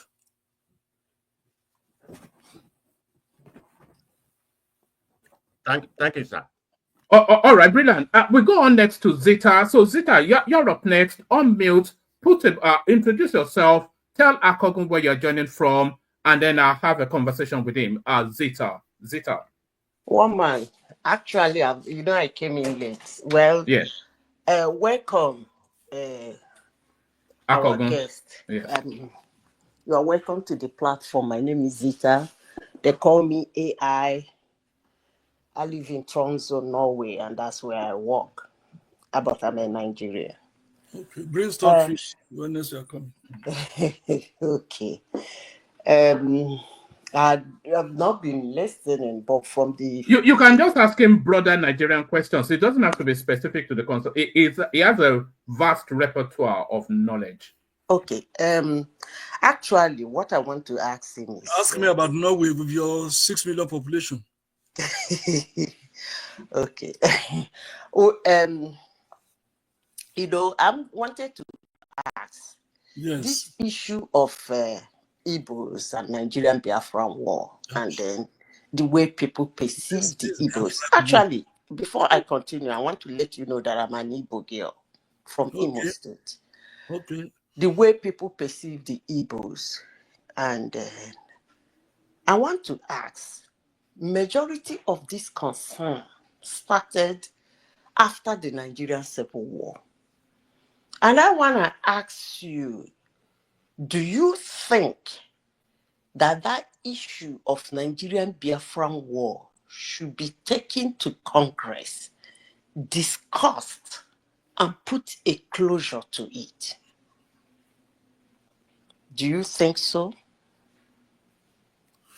Well, I don't know. I don't know. Sorry, Akogun. Let me add an addendum to that. I think what we are discussing is a South African-style Truth and Reconciliation Committee.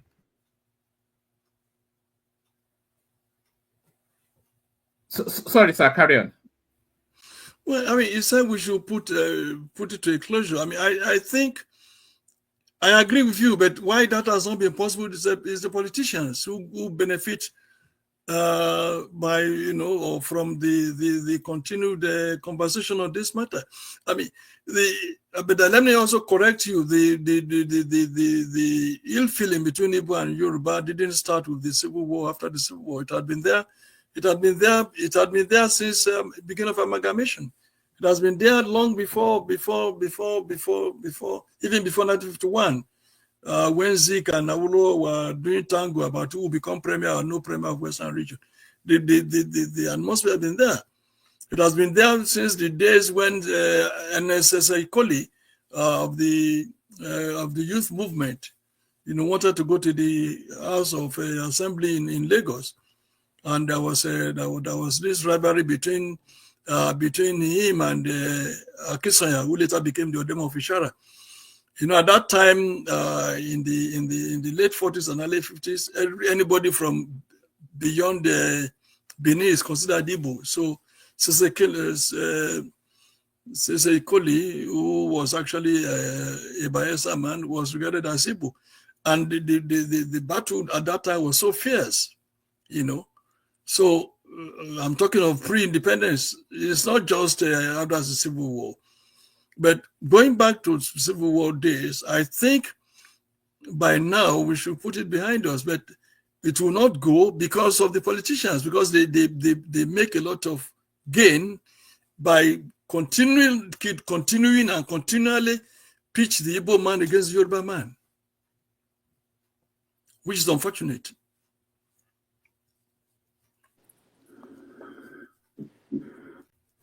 All right. Did you want to follow up on that, Zita? Or yes, we go? Actually, I want to follow up. Maybe I did not put my question very well. I mean, looking at what is happening, you said here that probably you are for Yoruba nation. There is nothing wrong in a group of people, nation, ethnic group, seeking for cessation from whatsoever they think justifiable to them. But I'm not asking, looking at what is happening in the southeastern part of Nigeria, I repeat, do you think, for those who think there are sympathizers, apologists, and supporters of the Southeasterners, do you think, I'm not talking about Southeasterners now, bringing it to Congress, I'm talking about somebody, all those people who at least in 2023 were agitating like things like, it's the turn of an Igbo man, let's give them a chance. Do you think some people in the Congress should bring up that issue? Let it be discussed. Let them nail it and end it. That's my question. Unless you want me to rephrase it another way. Please rephrase it. You are saying that they should allow the Igbo to be president. Is that what you are saying? That is not what I said. I said sympathizers, apologists, supporters that believe that the Southeasterners need to be listened to. And I ask, why haven't, I'm not talking about a Southeastern senator or House of Representatives putting it up in the floor. I want those people from outside of Southeast bringing it to the floor of the Congress and saying, look at what is happening in the Southeast. It's because they want cessation. This person is doing it, person is doing it, and this thing is causing catastrophe. Can we discuss it and put an end to it? Do you think that should be done? That's my question to you. I'm sorry, I don't seem to understand your question. I mean, you are saying that people on the floor, non-Igbo in the house, non-Igbo in the house will say, okay, well, let's discuss this. Is that what you are saying? Yes. Again, I don't know. You said you live in Norway. I mean, don't you know that there are several people in Nigeria outside of the Igbo land who are very sympathetic to the Igbo cause? What do you think? Why do you think? What do you think Papa Adebanjo is being punished for? That is stuck out his neck that the Igbo should be the president. The Igbo should be president, and that he did everything to support Obi. So I mean, what other demonstration do you want of faith from? And that's the demonstration I'm putting to you. Do you think, or do you believe that some from those areas that are in the Congress should bring it up in the Congress? Do you think that kind of a thing should happen? That they should bring out in the Congress? I believe, yes. But are there no Igbos in the conference? No. That's why I said. How many of them are bringing it up? Outside of the Igbo land. You have mentioned one of their sympathizers. Maybe, probably, along this discussion, you will mention one of their supporters. Okay. Or one of their apologists. Okay, since you are below how many Igbos in parliament have spoken? I'm not talking about the Igbos now. No, I know. How many Igbos in parliament have also asked them to give Yoruba a country? How many of them?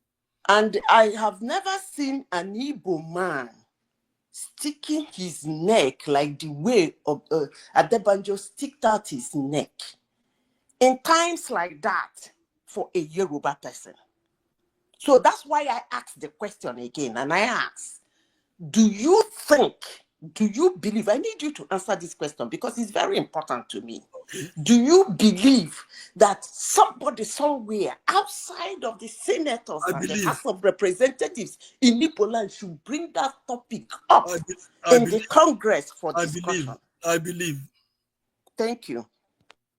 All right, Brilliant Zita, we got there in the end. So, Brilliant Zita, we got there in the end. Now, we go to Larry next, and then we end with the star. And then Akogun, with your permission, and if you feel up for it, we'll do a very quick, very rapid round again, and then but consider it whilst we go through the rest of the people. Larry, you're up next, and then we land on the star. So, Larry, on mute, we have Akogun, Tola, Adeniyi with us, a vast repertoire of Nigerian history and politics. So, on mute, introduce yourself and put a position to him. Just give him a moment to rejoin us. No problem. So there it is. What's that going to say? Wait. So let me signpost you in the direct. Let me show you two things actually. I've got this poster. And I've got this other one for the Segun Showunmi is coming to join us on Saturday. So next week, Saturday the 14th. So everybody be prepared. I've already put the thing out because I confirmed it with him earlier on today. So Segun Showunmi join us, Otumba, I should say, Segun Showunmi joining us. He's been here before. He's coming back. He has a new concept which is calling the alternative. And he's going to talk us through that concept now. So I think Akogun may be ready for us now. So unmute yourself, Larry. Introduce yourself. Put it to position to Akogun, Tola, Adeniyi. Larry, you're up next. Good evening, Akogun. Good evening, sir. My name is Larry. People on the platform call me Larry. I'm calling from the United States of America. Sir, you're welcome. My question is on Afenifere. There's been a lot of division within the Afenifere fold. And presently, I think it's been factionalized. And I used to remember those days when we say have Pa Brahma Desonya in Ijebubu, you know. So what do you think is the problem? And how do you think we can actually have a unified Afenifere that can have a single front for Yorubas? Well, is that the question? Yeah, that was the question I was going to add. And who also is the leader of Afenifere? Is it Pa Adebanjo or Pa Fashonote? So, yes. It is unfortunate, and any human organization, you will expect divisions. Naturally, you expect citizens. Afenifere began its downward fall from the what's it called, the hotel in Ibadan, when there was a power tussle between Bola Ige and Falana, where they had to Premier. No, not Premier. I'm talking about the Rovans on the Ring Road in Badon. You know, when they were trying to pick a presidential candidate, either for Ige or Falana, and some members supported the Falana, some supported the Ige. And then that also then led to some divisions. We also know that there would be one big man in Lagos, because of his personal ambition, who had actually been the brain behind the fracturing and factionalizing of the Afenifere. You have Afenifere Renewal, you had Afenifere this, you had Afenifere chaired by the leader in Osogbo, you had Afenifere led by Drew Jayi after the demise of the man in Osogbo, and so on and so forth. And recently, again, politics brought a caterpillar between them. So you had Papa Fashonote and Papa Adebanjo, who had been very, very close friends. They had to be broken up by the same forces that had always brought divisions into Afenifere for purely personal political ends. So that's about divisions. Then how will they be able to have a strong Afenifere? I think that will happen after the demise of the two old men who meant well, who had served Yoruba land very well. Pa Fashonote is 98, Pa Adebanjo is 96. I wish them longevity. I hope they will still be around for more years to guide us. But I think the way to make Afenifere more robust and more relevant would be when they inject younger blood or younger leadership emerges. As for now, we just have to contend what we have. And I don't think anybody takes either side now very seriously, which is unfortunate. But that is the way we found ourselves, and that's the reality on ground. That if Akure is talking, or Obu Sonya, where Baba Adebanjo is from, is talking, nobody really attaches much weight to either of them, which is unfortunate. But like I said, younger blood will come into the realm, and will reinvigorate and reinvent the Afenifere. But one major thing that also had affected Afenifere, I must tell you, is that one faction believed that the Afenifere must be political, and another one believed that Afenifere should not be political. And I belong to a school that says Afenifere should not be political, because if you say Afenifere is political, then those who don't belong to that political party will not be Afenifere, whereas Afenifere is supposed to be for all the Yoruba, supposed to be the umbrella body for the Yoruba people, for Yoruba interest. And I thought the best thing is for Afenifere not to be political and not to lean towards any political party. But again, that has happened, and it has affected the organization very badly.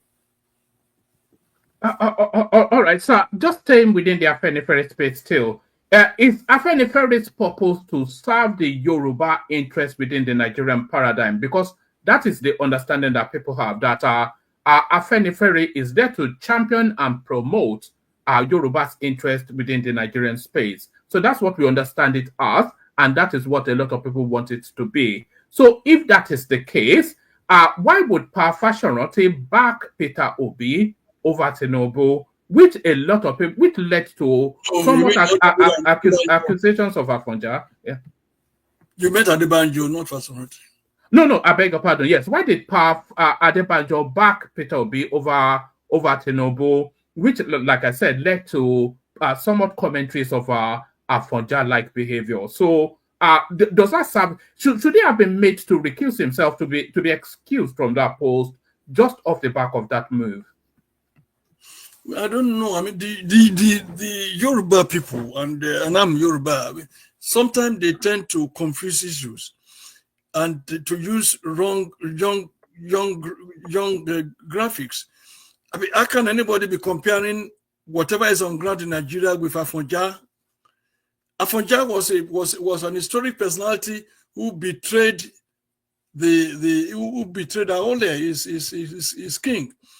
Is Tinubu and Afonja, or is that an Oba that somebody is betraying?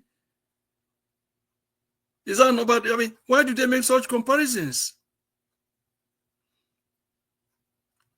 If Afenifere as a body believed that the Igbo people deserve to be given a chance to be president of the country, and some don't believe in that, why should that be labeled as being a treachery? Why should they put a mark of a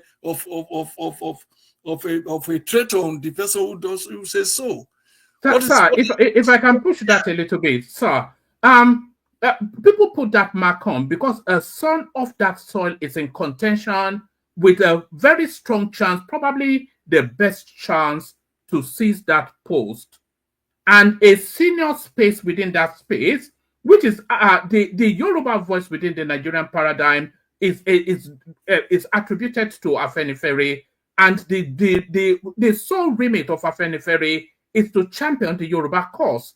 A Yoruba son is in contention with a very good chance, probably the favored chance to seize that post, and the preeminent Yoruba organization is trying to stymie him. So that is where the Afonja analogy came in.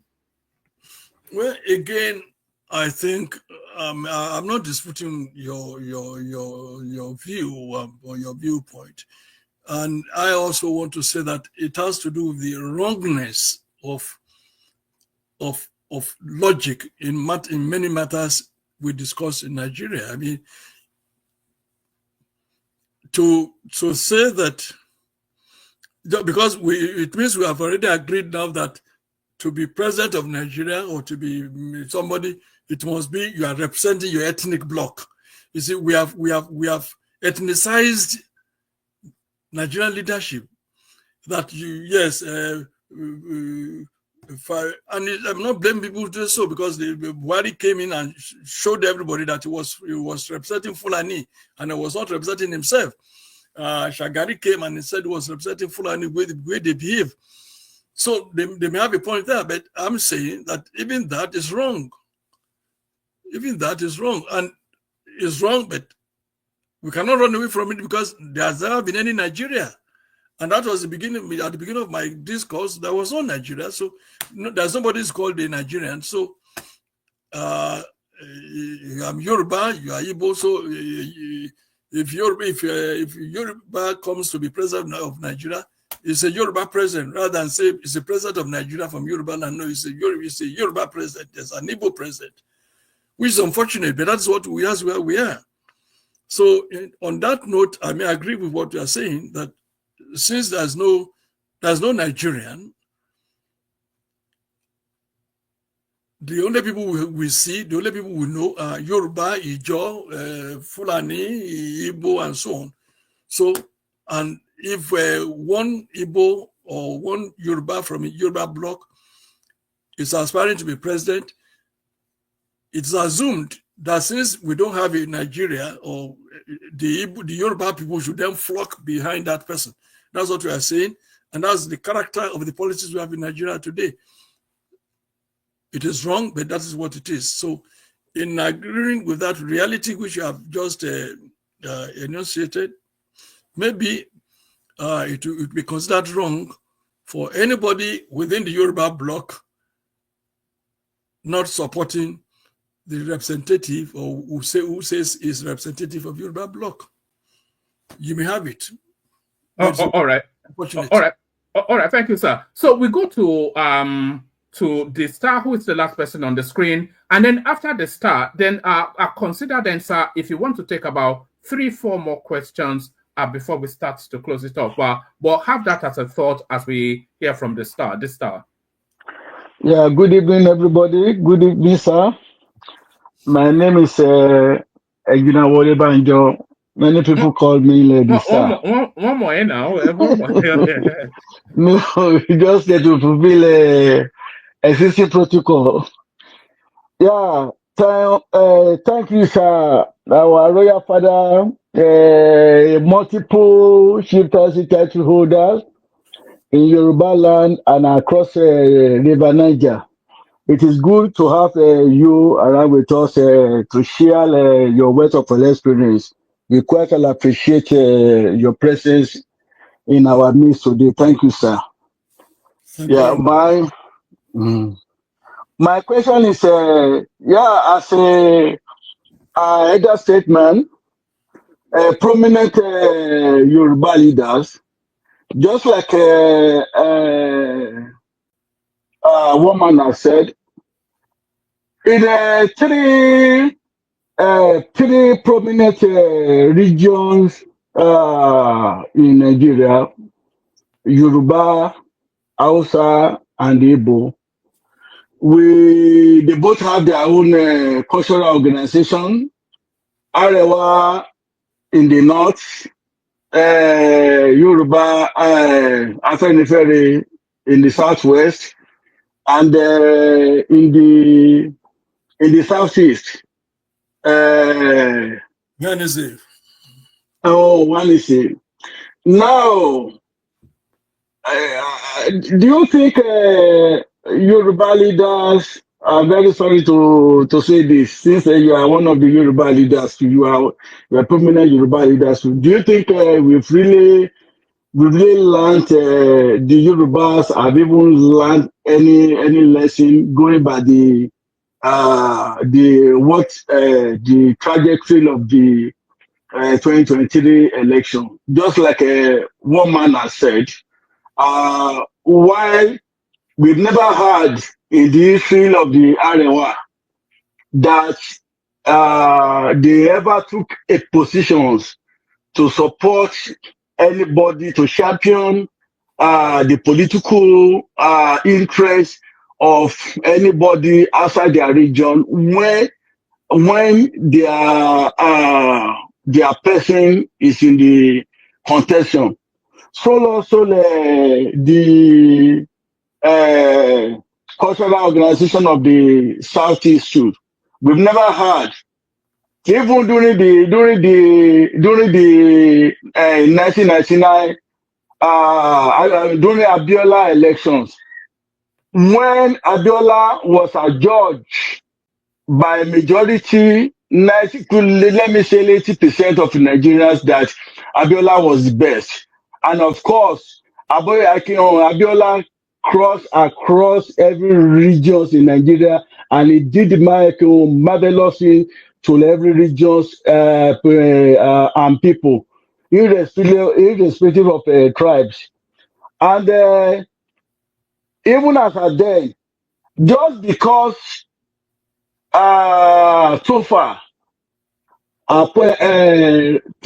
pick a running mate from the Igbo side, the southeast.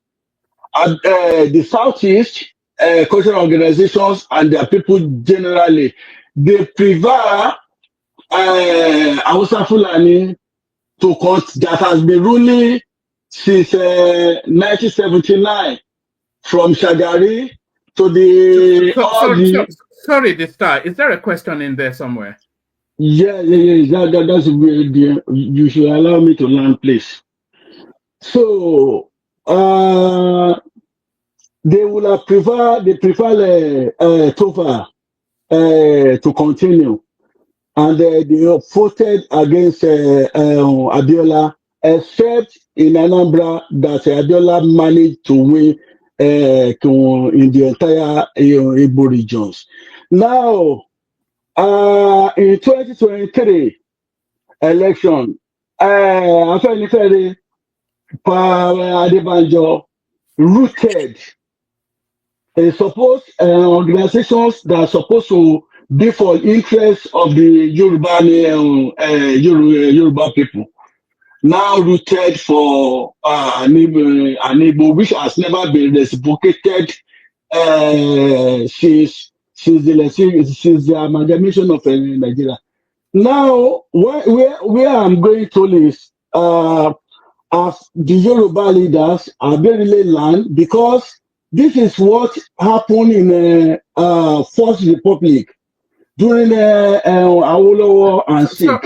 Sorry, let me push you a bit. I want Akogun to still take a few more questions, and I'm sure he's pushed for time. So take him to where you want him to be so that he can address it. Yes, I didn't really learn a lesson, because what happened in First Republic, that the Yoruba leaders then, they rooted for Sikh, because Sikh actually beat Awolowo right in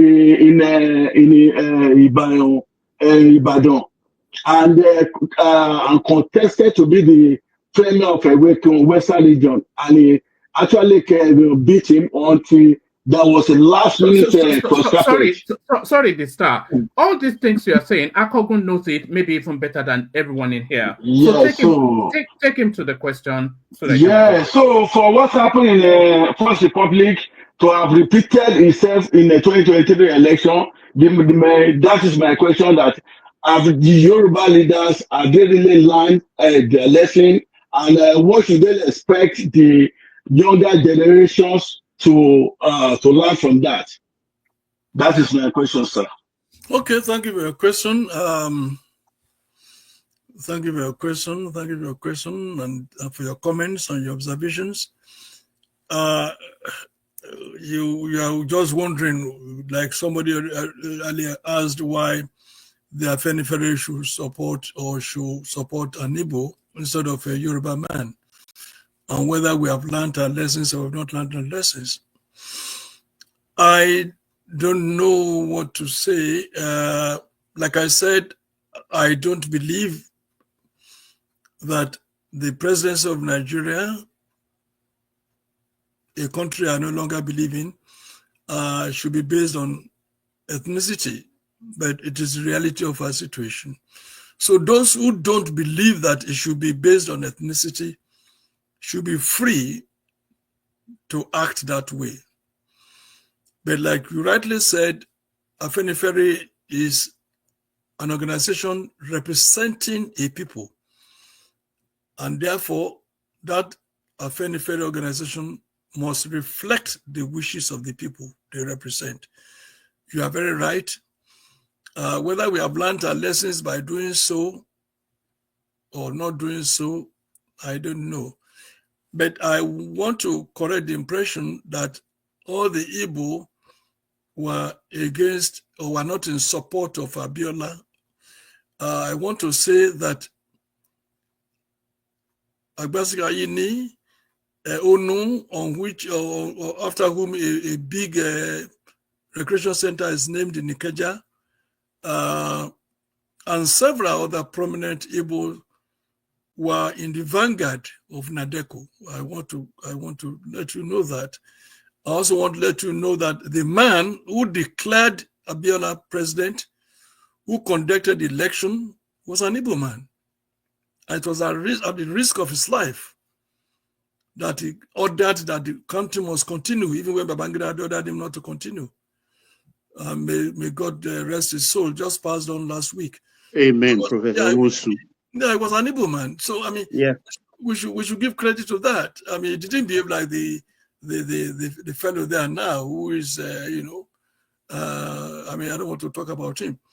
So yeah, we've learned some lessons, but we don't want us to generalize that because Tofa had an Igbo man as his running mate, all the Igbos did not support Abiola. I also want you to realize that in Lagos, the presidential election, Lagos did not vote for Tinubu, and Osun State did not vote for him. He lost in Osun State. He lost in Lagos. I mean, so it's not a question of whether we've learned or lessons or not. Sometimes politics is unpredictable. But remember that Osun, the birthplace of Tinubu, he did not win the presidential election there. And Lagos, where he has spent most of his time after he left Ibadan, they did not vote for him there. All right, Akogun, are you happy to take 4 rapid questions before we start to round it up? Just about Let me ask at the start whether I have answered this question. All right, the start. Well, are you okay? Hello. Yes, sir. All right. I'm okay, sir. Thank you, sir. Okay. So, and then that is our other brothers too from the southeast. Are they even did they learn anything from that? Because if in a Yoruba land, if a Yoruba man in his 2 states can lose elections there, if just like the same thing that happened in First Republic, that Awolowo was beaten right here in Ibadan, and in favor of Igbo sick then, and of course at the end of the day, Chief Awolowo was in actual fact was vindicated, because I did that they didn't give him that opportunity. The biggest achievement recorded in the First Republic, like the first television station in West Africa, first stadium in West Africa, first we know them. So that's what I said. The Yorubas have not even learned any lesson at all. So thank you, sir, for your submission and analysis, sir. Okay. All right, thank you, Sir, there was one question I wanted to ask you, but I will not ask. Maybe when next you come, I will ask. You had an interesting take from the transition of Nigerian music from high life to juju music. That's one of the many questions I wanted to ask, but let me leave that in abeyance so that other people can ask you questions. We'll take a rapid question from. That's part of learning, one man. Let Chief roll, please. Yeah, no, you can ask it. Man of prestige will like that too. Yes, I don't want to overlabor our transition from like you said, transition from high life to juju music. Yes, I never juju. I mean, the transition was due to the Civil War. Full stop. Yes, you had an interesting take on it, though. I was watching your commentaries on it whilst I was here. It was the direct result of Civil War, and because the high life was just entertainment music, and people were dancing, so no spraying, no nothing. But when people were when they were supplying a wedu to soldiers that did not exist, and they were making Babato Biloba, Obani, Yato Biloba money, and so on. So they started, there was careless money after the Civil War. Too much careless money in the country. And so emergency contractors. Yes, so Sonny Ade and Obe came to the limelight, and then they are very industrious and very hardworking, and they continue to today. But that was the beginning. And so people like all the high life musicians, that was even when the fella came to briefly to play. There was no money there. I mean, for Olaya almost became broke. The same thing with Emperor January and so on and so forth. You know, they couldn't make it again because there was no money in nightlife. So the Jew musicians took the scene and they made plenty of money. That was when spraying became the order of the day. That was the time, if you attended a party in Ikorodu, they would tie goats to your chair. They were on high wooden by in Ikorodu and Ayepe because there was so much careless money in Nigeria. And that was the death knell of nightlife music, from which they've never recovered. I think that is with regret, you know, because I particularly like high life music. Yeah, we all like it. Yes. I think that's with regret. Money talks louder than any liking. Money is the language. All right, we'll take a question from Ogbeni, Baba, man of prestige, and then Larry, and then rapid questions so that we don't over labor Akogun. Ogbeni. Thank you, Omar, for another opportunity to have with Akogun. So, sir, you'll be talking of the Constitution. I heard part of your position on why you think Nigeria is not a country. Although for me, by the definition of the United Nations, Nigeria is a country. You also said that you have so many issues with our Constitution. Now, my question is this. Because I know I said it's not a nation. Go ahead. It's not a nation. I thought you said not a country. No, there's no country, Nigeria. No, that's a country. It's just that it's not a nation. I mean, when you have people gathered community and they say they occupy a land, they can answer the definition of a country. Okay, good. So yeah, it's a country but not a nation. I agree with you. We are still on the journey to the nationhood. So my question is this. I know Nigeria is not the only country that has constitution that has been composed under the military government and handed over to the civilian, and they are altering and keep amending. Few examples I can give is Pakistan. We all know General Zulu Haq and Pervez Musharraf at a point in time took over government. They suspended the constitution. They got the constitution back. To date, they're using it. Egypt is another example until Hosni Mubarak left the place, and so many other examples that I can mention: Ecuador, Thailand, and others, even Sudan, even Algeria, and others. And they're peaceful and they're progressing. Go ahead. Okay, so probably few that you can mention: Algeria, Ecuador. Now, my point is this: what is your solution?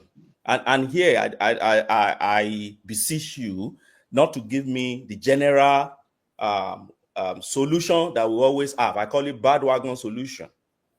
With due respect, I'm not using it in a negative sense, but bandwagon solution that I've been hearing from people like Showore and others that will tell us we should gather everybody together, we should demolish what we have, we should rewrite our constitution and others. What exactly do you think is the solution that is more than what we are doing by amending and altering the constitution from 1999 today? We've altered it more than about 7 or 8 times at the National Assembly. What do you think is the solution? Do we gather people?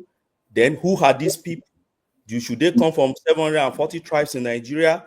What should be the criteria to gather people to draft a new constitution for us? Do you have any blueprint at all? Something written that provides a solution to how we can have our own constitution? Thank you. Top of my head, I don't think I have any. And like I said, I don't have faith in Nigeria at the moment. Secondly, if I'm to suggest anything at all, I would rather suggest the Swedish kind of constitution, which where, or they would like the one in Finland, where every ethnic unit is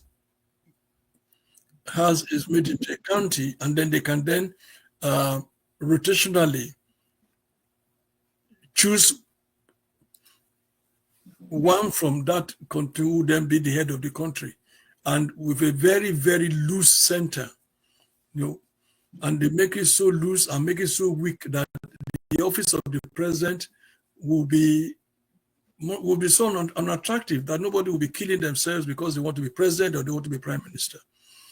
Again, the Nigerian politicians are so undisciplined that I don't know who will come from heaven to do that to effect it. Even when you say you want to have a decentralized police, which everybody in Nigeria has agreed to, that you cannot be policing Nigeria from Abuja, it has not been made possible, and it will never happen, because in the constitution they operate now, before you can make that kind of amendment, it has to be passed by 774 local governments. Politicians who are making, and we know that central unitary police is the greatest cash cow for the northern establishment. And because they also know that when you have a regional police or state police, the military will be so weak, and the military has always been the backbone of their strength. So for so many reasons, they will not allow. So what I'm saying, that with such simple things that everybody knows is important, you cannot do security and safety of a country, of such a large country, from one place. And yet, they've not been able to do it since, they've been talking about it since 1999, they've been talking about it even since 1983. What I said, single police, decentralized police, they've not been able to do it. The question of creating the military created all these states that are not viable. They created the local governments that are not viable. Again, they make it that to create another state, it has to be approved by 774 local governments. So they put such studs in the way of making anything happen. I'm answering your question, sir, that it's difficult to have anything done with these piecemeal amendments. And finally, the Yoruba say, Obe Okigbe Ikware.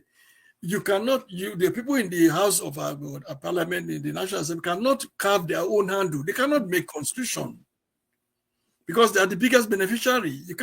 People who are going to be the biggest beneficiary of something cannot be the one that also decide it. The National Assembly is not qualified to be involved in creating constitution. Because you can't tell them not to fix their salary. You can't tell them to do this because they are the greatest beneficiaries. You say you want single term for a president and for local for governors. They've not allowed it to happen.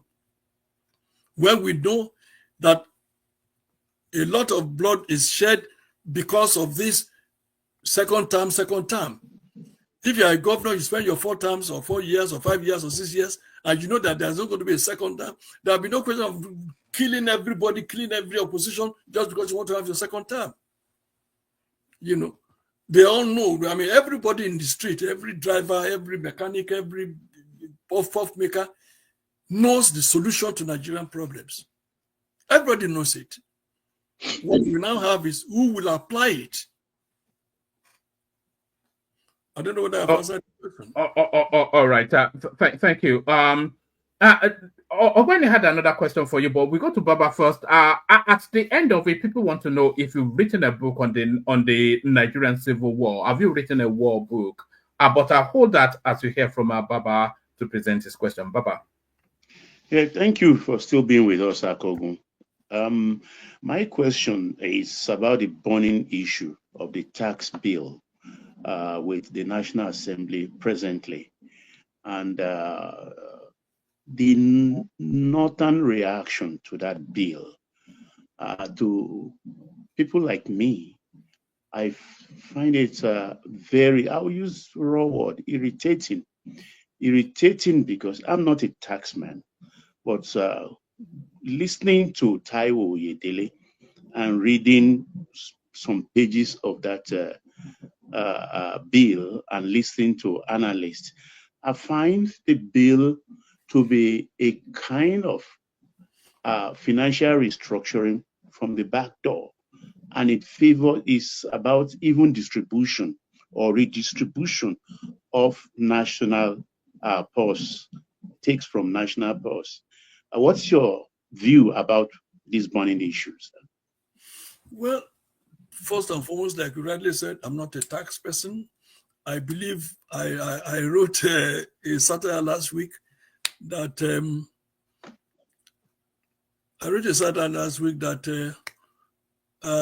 some people in Nigeria have approached God that they should put tax on air. For every ounce of air, you have to pay tax. That God is looking for consultants to help him answer Nigerian people, that their Nigerian leaders want to start taxing air.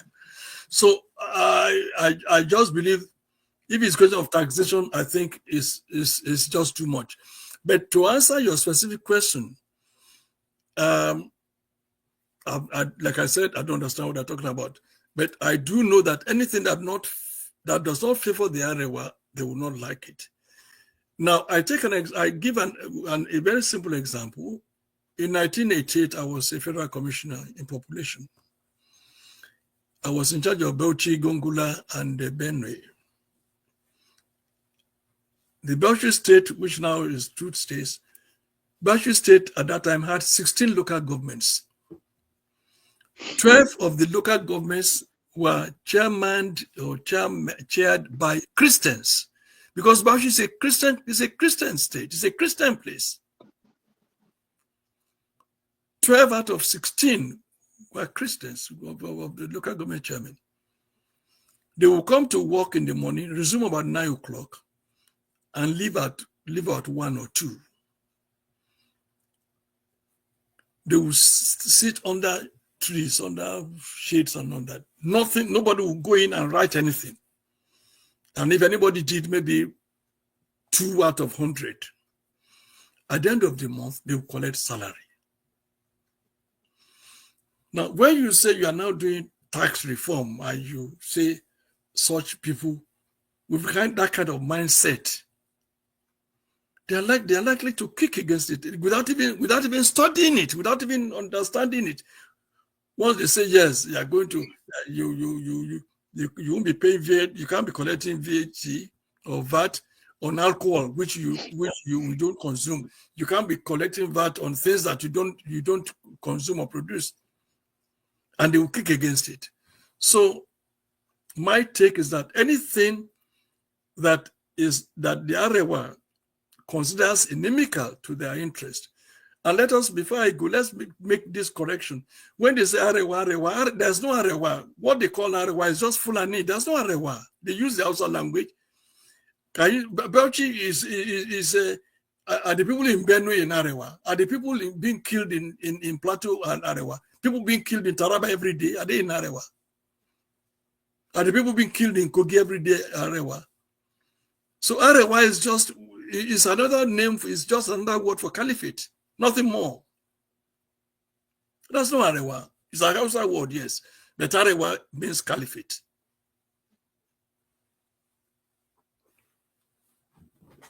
All right, thank you. So thank you, Chief. All right, Prestige. Did you have a question for Akogun? Yeah, I do. Thank you, Dr. Adeniyi. It's nice for you to be sticking up, to answer our question. But I like to make a statement. Then my question, very short question, in reference to the tax, Baba just brought up. I don't know why. Whenever Baba speak, he'll be speaking my mind.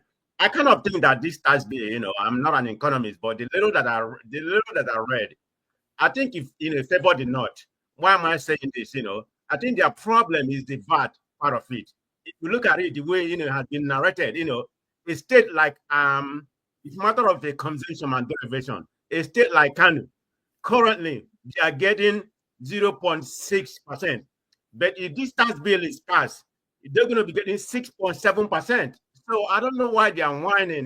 Just like you said, if anything doesn't favor them, they have not even read the bill. That's my concern. I mean, I like the bill, but the only concern I have, whether the bill is going to be, whether it's going to be alpha and omega, whether the tax collection will be able to, if they're not going to steal the money in the tax collection area. But anyway, having said that, that's not my question. My question is about Nigerian judiciary, and I'm gonna read this to you. It's about what's going on right now, but that's not the main question. Just to give you a preview where we are right now. In Nigeria's Section 375 of Nigerian Criminal Code stated that a person who publish and defame a matter is guilty of misdemeanor and liable to imprisonment. We are talking about what just transpired. But there's a caveat there. They said the person who wrote the defamation has to knowingly that what he wrote was a defamation. So that's the caveat. So my question is that because of the way the criminal justice, is being narrated in Nigeria, do you think a country in Nigeria can go anywhere without having a good criminal, without having a good justice system? Because the fundamental value of any country is having that branch of government to be sanitized and be good for governance. That's my own opinion. So my question is that do you think that the Justice Department, should be sanitized in order for Nigeria to go somewhere? Because it doesn't matter what the other chamber do if we don't have, a very clean department of that. We are having a problem. So what's your opinion on that? If you understand my question. My opinion is that the judiciary is peopled by Nigerians. And the whole world knows that Nigerians are irredeemably corrupt, which is also an exaggeration. It's the Nigerian politicians that are irredeemably corrupt. The ordinary Nigerian who has not been driven to the gallows by terrible economic and financial policies that have been feasted on them by successive politicians was an honest person. In my days in the University of Ibadan in the early 60s, vendors would leave papers just like that at the center in the university. You just go there, drop your 1 kobo and take the paper. The vendor will not come back until when he came to collect the remaining papers and the money left there. He didn't have to sit down there. And I'm talking of a urban place like Ibadan. Not to talk of villages where you just see banana by the roadside and so on, and you just pick the banana and drop your coin and go without anybody watching over you. That was the Nigerian. That was not Nigerian. Those are the individuals, because it happened in Igbo land, it happened in Yoruba land, that people didn't have to be supervised before they could be honest. Not to talk of Ekiti land where you would. I think if they accuse you of theft in Ekiti land when we were young, you will commit suicide. So I'm saying in essence that I shouldn't be assuming that Nigerians are corrupt. Nigerians are not corrupt people. We are not 1% as corrupt as Europeans or as Americans. So, but the point still remains that the very corrupt politicians had so terribly corrupted all the institutions, the police, the judiciary, the army, even the media, which is my constituency, that it's difficult to really expect any sanity in that region. It's unfortunate. The Nigerian judiciary that could make Hope, whatever his name is, the man who they count as a governor in you're talking about my governor. Hope who's the man. The man who came forth or didn't, and they say he was governor, or somebody who didn't even, or somebody, or the man they put in the Senate, the man whose name was not on the ballot, and they said they still said he to come back as a senator, and so. And we have so many examples of people who didn't. They will just do some stupid technicality and turn justice upside down, and it's so pervasive. It's unfortunate that the assures the putters have gone out of our land. So. All right, thank you. We'll take the last question from Larry, and then maybe Akogun can give us his closing remarks. Larry, our last question from you, Larry. Okay, yeah, thank you, Woman. I think what I need to, I don't know if Akogun will allow it. I want to first pass the view, then ask a question. And my view will center on Afenifere. Personally, what I see about Afenifere does not represent, I see Afenifere more like a social club rather than a representative of the Yoruba race. And I see Afenifere as a bargaining tool, which Baba Debanjo, the Baba in Ondo, which they use at every election to bargain for their own personal interest. And if you ask me, people from my generation that are Yorubas, what should we do to Afenifere? I would say disband the whole Afenifere. Because how Afenifere, how they make their decisions, I don't even know how they make their decisions. I just know that it's just some group of people that just anything they think that is going to, go in line with what they believe in. They tend to make those decisions, and they misconceive that to be them making decisions for Yorubas. And the second thing, I know you are pro-Yoruba nation, and the whole Yoruba nation, if you ask me, I call it, I think it's fraud. I think it's fraud. And why do I say it's fraud? Because they were doing the Yoruba nation thing. Thereafter, there were contributions all over the world. People were contributing, even here in the US, people were contributing, and you can't even picture where the old contribution actually went to. The only thing we heard was, probably Sunday Igboho wearing some Abidjan clothes and, trying to say he wants to liberalize the Yoruba race. Now, here's my question. For my generation, what do you think is the future of the Yoruba race? And how do you think we should see the Yoruba race? In terms of the liberalization of the Yoruba race, how do you think we should look at it? Outside Afenifere, the Sunday Igboho thing, and every other thing. Thank you for your loaded observation and question. You're talking about Afenifere and that they use it as it's more like a social club. My answer to that observation is rooted in the Yoruba saying, when they call the meeting of Afenifere, any meeting of Afenifere they call, I bet you will never have 100 people in that meeting. When they call a meeting of a Ehenese, you probably will never have any 100 people there. They called leaders of thought of Arewa sometime in, I can't remember, they did it 2002, 2003 in Mina, at Salami's farm. They are not up to 70 there. And they will tell you they are leaders of the North.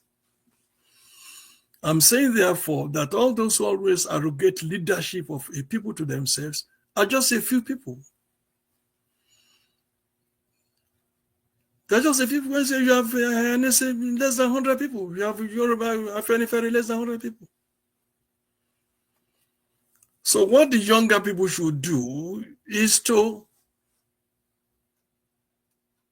take possession. They should own it. They should own their destiny and arrange a different path and tread a different path to achieving their emancipation. Number two, talking about Yoruba agitations for self-determination and nationhood. You recall that I said at the beginning that they've not consulted people enough. I mean, you can't say you want to have Yoruba country, Yoruba nation without involving the intelligentsia, without involving the Obas, however bad they may be, without involving the youth. I mean, you have youth just making noise, without involving the critical mass of the youth, not just people following people doing demonstration. When you do all these demonstrations, I see people going on trucks in the streets of Akure or Ibadan. 90% of those there are just spectators. They just come to amuse themselves. That's not the way to get an independence for your people. But the most damning is the fact that they turned into a bazaar. If you listen to some of my programs on Yoruba Bode, you know, I did talk about this. I was involved. I mean, the most powerful Yoruba movement we ever had was Yoruba World Congress, where I would say with all modesty that I was number 3 in the leadership there. You know, but they turned it into bazaar. And I, in most of my public presentations like this, I've always blamed the people in the diaspora. People who shovel snow, are working, some of them doing 3 jobs, and you allow some bazaar people asking you to donate money to them. And you are sending money to them. To do what with? They'll tell you that they are contributing money to security of their people. Which security? They'll say they buy motorcycles. How many motorcycles will you buy to police Akure or to police Ado Ekiti? How many motorcycles? How many motorcycles are you buying? It was all scam. It was all scam. And I'm happy now that the people in the diaspora are coming anyway. The economy of the world is so terrible that hardly can anybody even, where you now have a loaf of bread that used to be maybe 50 cents, now costing in some instances $4. Nobody has time now to be sending money to some pretenders. So the way the Yoruba will have there, and then you for your generation, you need education and knowledge. How could any reasonable human being believe that people went to North America, to the Indians, and poisoned their waters and killed them to take their land? Who went to Australia and killed the indigenous people? People who created and forced and drove away Palestinians from their land and so on. People who came to Nigeria and amalgamated and brought sorts of people together. How do you ever think that these are people who are going to help you, who will protect your interest? Which country has United Nations helped? They should mention one that was United Nations that fought for independence for this place. Why should anybody think that France will support you in getting independent, or that Britain will support you? No. So the younger generation should do their arithmetic. They should do that. They should research. Your enemy cannot be the one that will get you your independence. They benefit by it. Then no, I mean, I can Tinubu or Buhari or Bangla or anybody who is head of any country support secession. It won't happen. How do you think somebody who is planning to be senator for life will now, and is a senator for maybe a place in Abia, you think such a person will support secession, will support you when he knows that once there's no Abuja, his life is finished? Abuja does not belong to anybody, so you can go there and steal as much as you can. But you cannot do so if my headquarters is Jebode and I'm under a small kingdom there in a monarchical setting. So these are things that the youth have to really study and understand, that they will never get any foreign power to support secession. It will never happen. Certainly not the Western world, not the so-called Europe and America and so on. They will never. And not the United Nations, where there's no democracy at all. United Nations is just America in disguise. So you think you write a letter to United Nations, you write a letter to Britain, you're going to get independence. We are talking to the world leaders, international observers, international community. That's no international community. Does the international community recognize Africa at all? Where you have Congo, that is the richest part of the world, being one of the poorest in the world. The Congo is one of the richest places on earth, and it's one of the poorest. So such are the people the people who have brought abject poverty to our people, are the people who will support you.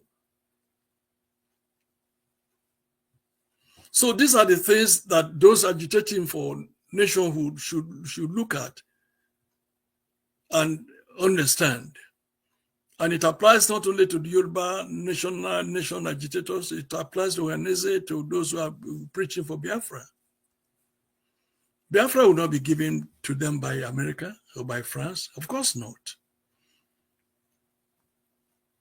It will be given by people who understand the steps to take. Take those steps and come to a fruitful conclusion, not by relying on enemies of your ambition, enemies of your plans, enemies of your future. I don't know whether I've answered your question.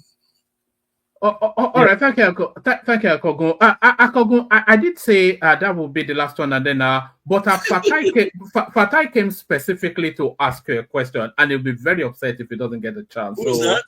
Fatai, he's just joined us now. Okay.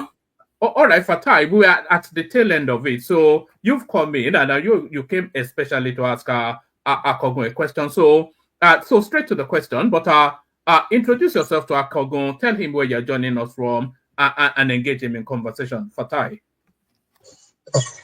Okay, let's start. Good evening, sir. Good. I don't know what time it is. My name is Fatai. It's to 8 here. Yeah. Okay, good evening, sir. I am currently I'm in Cyprus, but I think the biggest introduction that I want to do is I want to call you Uncle, because my grandmother is from Agoiwoye. Okay. I love so much. My grandmother is from Agoiwoye. My grandfather is Odogbolu. It was one time I ever went when I was small. Komole.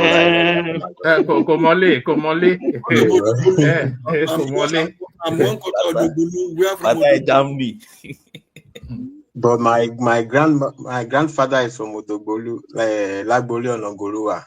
I'm on Ogoluwa was my childhood friend. Go ahead.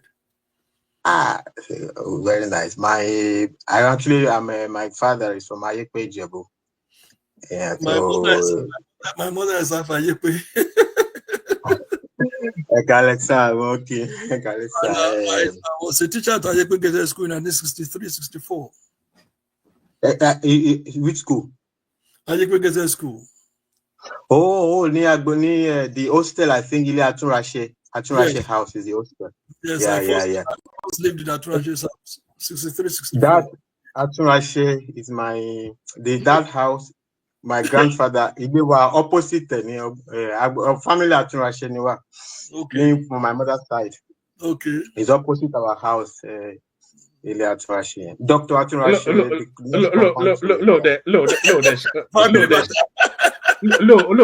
Shadow Valley. Kilo say,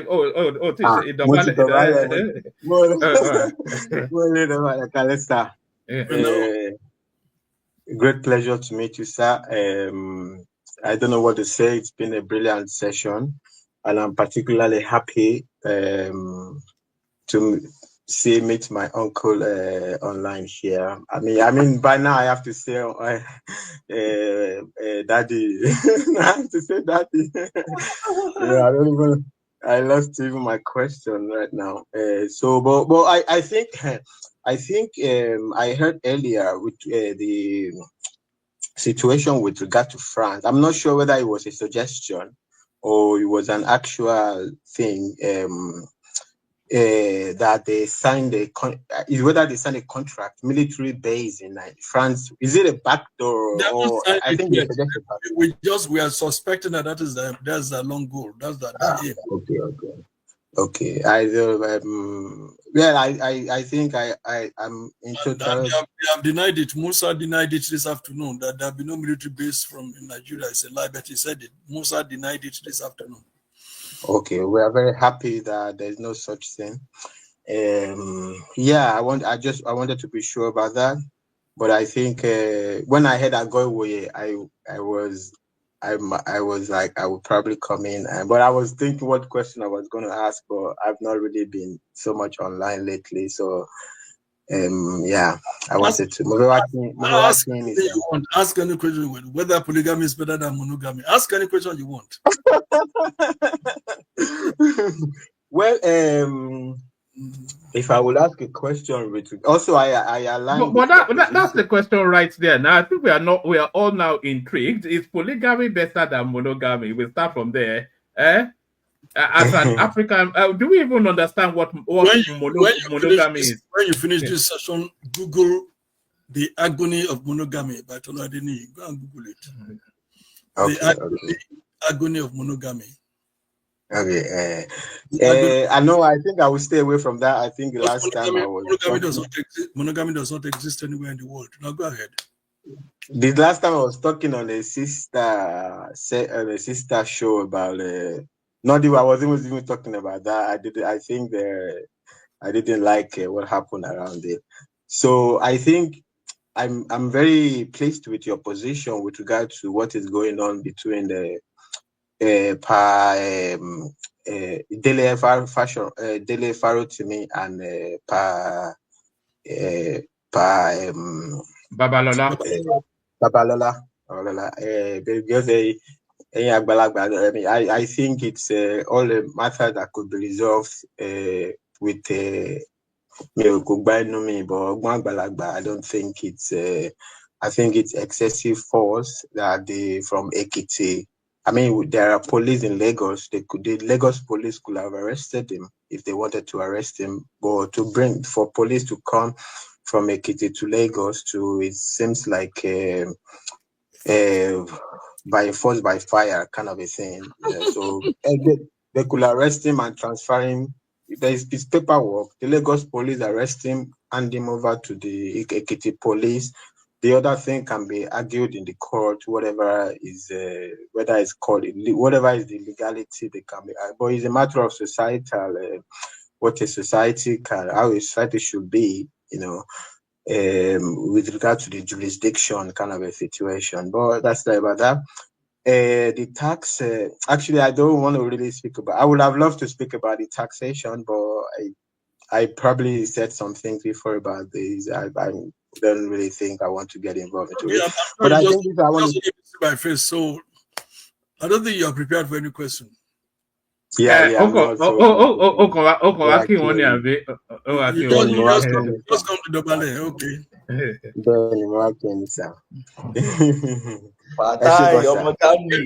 Where are you based? Abdul Fatai. Where are you based? Cyprus. Yeah, yes, sir. Yes, sir. I just someone to be cool.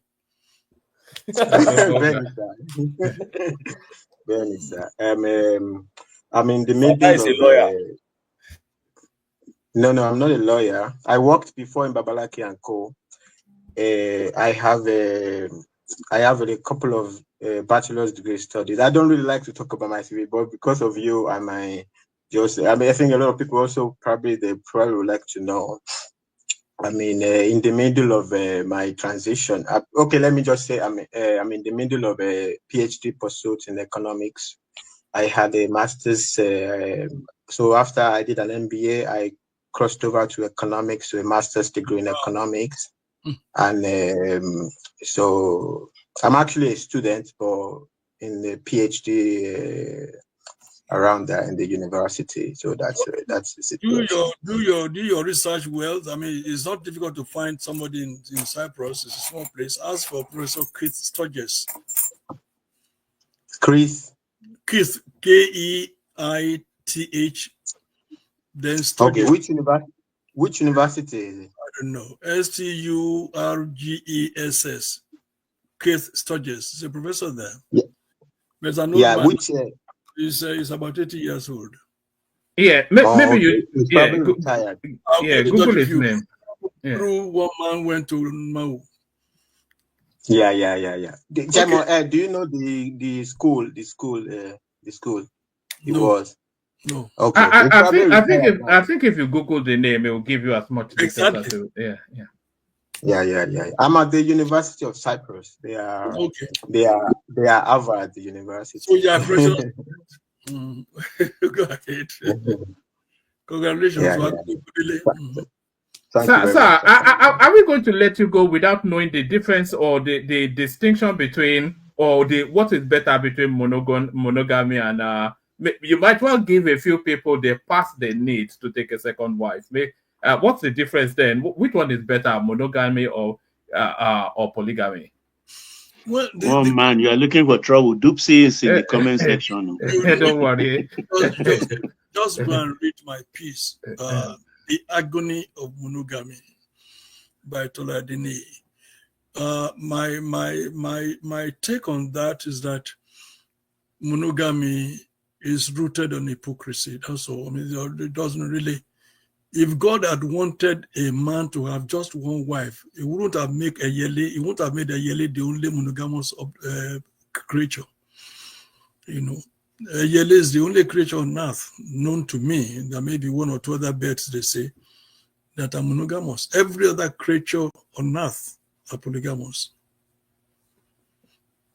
All right, brilliant, excellent. I want to thank you very much, Akogun, Tola, Adeniyi, for doing this. You spent longer than I anticipated that you would. I was hoping that you'll spend even longer, but I don't want to push. You kept me for 3 hours. Go on my seat. All right. So let's keep you no longer. But before we let you go, maybe some parting words from you. So this has been our guest, of course, which I hopefully and not for certain you've delighted in hearing from. So it's a veritable Nigerian, an eminent Nigerian, one of the reservoirs of knowledge of the Nigerian state, Akogun, Tola Adeniyi. Thank you very much for doing this. Final word from you, sir. Well, I thank you very much for the opportunity given me to have interaction with fellow Africans, and for the younger ones that are looking for future opportunities and how they could really have a future for their people, you know, they should seek knowledge. People just have to be knowledgeable. I'm not talking of intelligence. I'm not talking of being brilliant. You could be brilliant and not knowledgeable. You could be intelligent without being knowledgeable. But you need knowledge. You need knowledge. Knowledge is more. You need knowledge. You need experience to tackle the matters of this world. Not just having PhD or UTC or UK or whatever. But knowledge, broad knowledge about things, about human behavior, about how to deal with people. Secondly, I want to seize the opportunity to advise those who believe in self-determination, who are agitating for Yoruba nation state or Igbo nation state, to stop sending money to scammers who have turned agitation into bazaar, into commercial enterprise. Nobody should send money to anybody under any guise. If they want to, if they want to do security, they should go and learn from Ileoluji. That place alone, they raised over 200 million to do their own security without anybody. I mean, just get somebody in that town to rally around the people in that town to make donations and so on and do their security. Nobody should sit down in Ibadan or sit down in Lagos and ask you to be sending money to him that is going to provide security for Yoruba people. You know, or that is going to buy motorcycles for them, or is going to get some Babalawo to do some Ogun for them to protect their borders. It's all scam.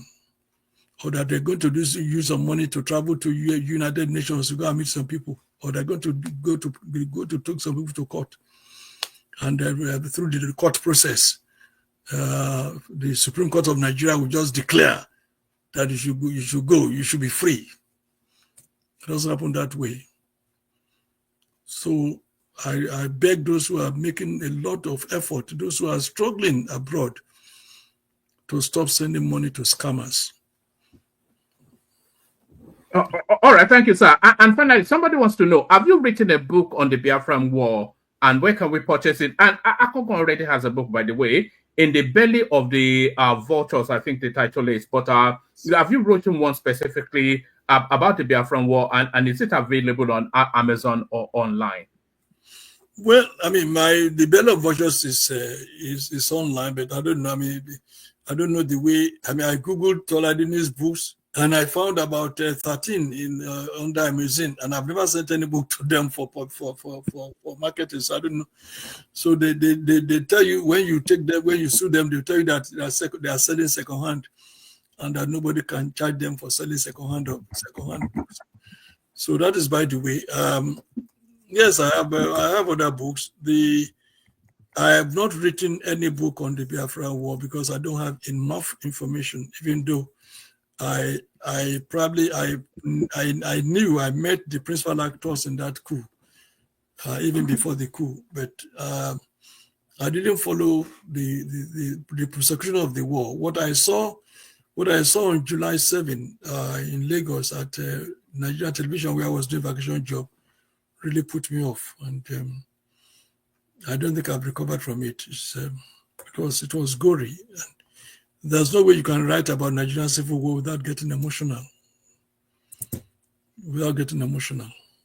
It was a most senseless pogrom. It wasn't a war. It was massacre. So sorry, sir, we were going to let you go, but you said it's a massacre. We've been contending the numbers and the population size in Nigeria as at that time. It doesn't lend to the sort of figures that we heard lost their lives in the course of that war. What we were somewhat concluding, where we were arriving at, is that the totality of all sides couldn't have been more than 700,000. Do you have any thoughts on the sort of losses that the entirety of that war took? If you remember, in the course of our discourse this evening, I said we don't have proper census in Nigeria, so nobody can really quote about figures. We don't think we are that, we are this and that. All we know, without any doubt, is that hundreds of thousands were killed in the eastern region. That nobody can dispute that, and nobody can also dispute that about 3,000 or 4,000 were also killed in Kanu.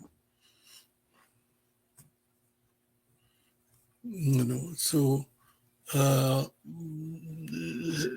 in any case, whether it's one person that is killed or 1 million, the loss of a life in such a gruesome manner is condemnable.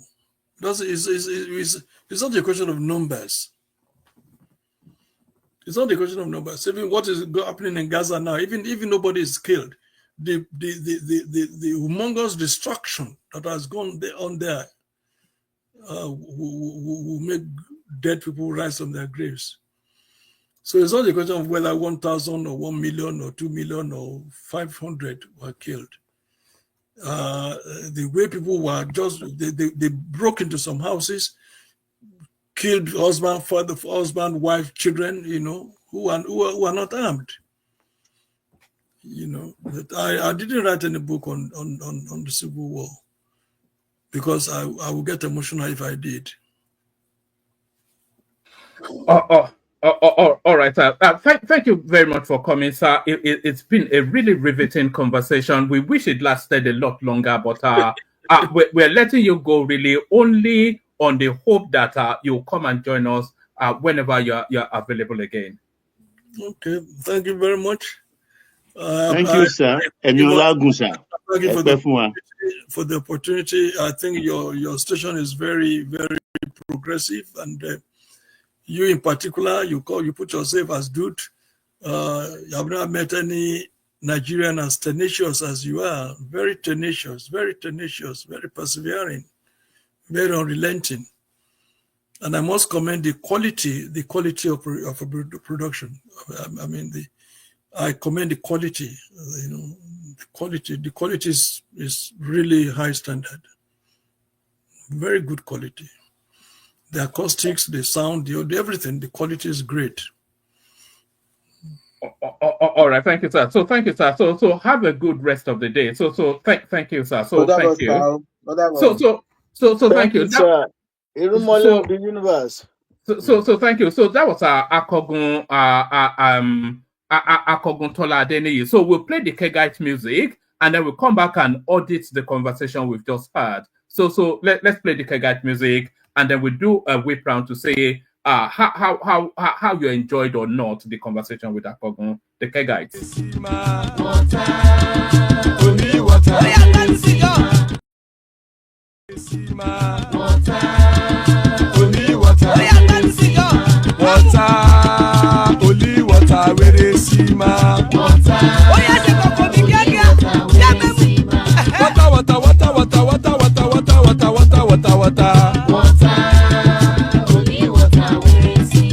Hapa oh night oh. Hapa oh night oh. Hapa you don't come oh. Hapa oh night oh. Hapa oh night oh.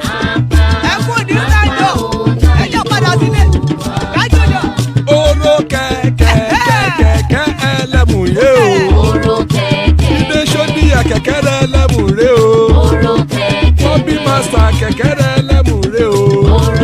Chifu Fáìlà tí kẹ̀kẹ́ ẹlẹ́mù ré o. Eruku lẹ̀lẹ̀ ẹlẹ́mù dé. Eruku lẹ̀lẹ̀ ẹgbẹ́ ẹlẹ́mù dòde ojàre o. Eruku lẹ̀lẹ̀ Ghana ti dé ẹgbẹ́ bọ́ọ̀dì o. Ọmọ ẹlẹ́yẹ ẹyẹ o ó dilé o. Olúyẹ̀lá ẹyẹ o ó dilé o. Petrosonana ẹyẹ o ó dilé o. Petrosodunke ẹyẹ rẹ̀ ó dilé o. Ẹlẹ́kọ̀ ọ̀run mú ìní o.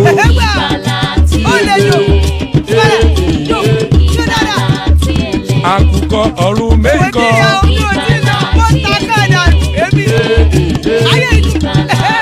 Ikú kò ní ríwà gbéṣe o.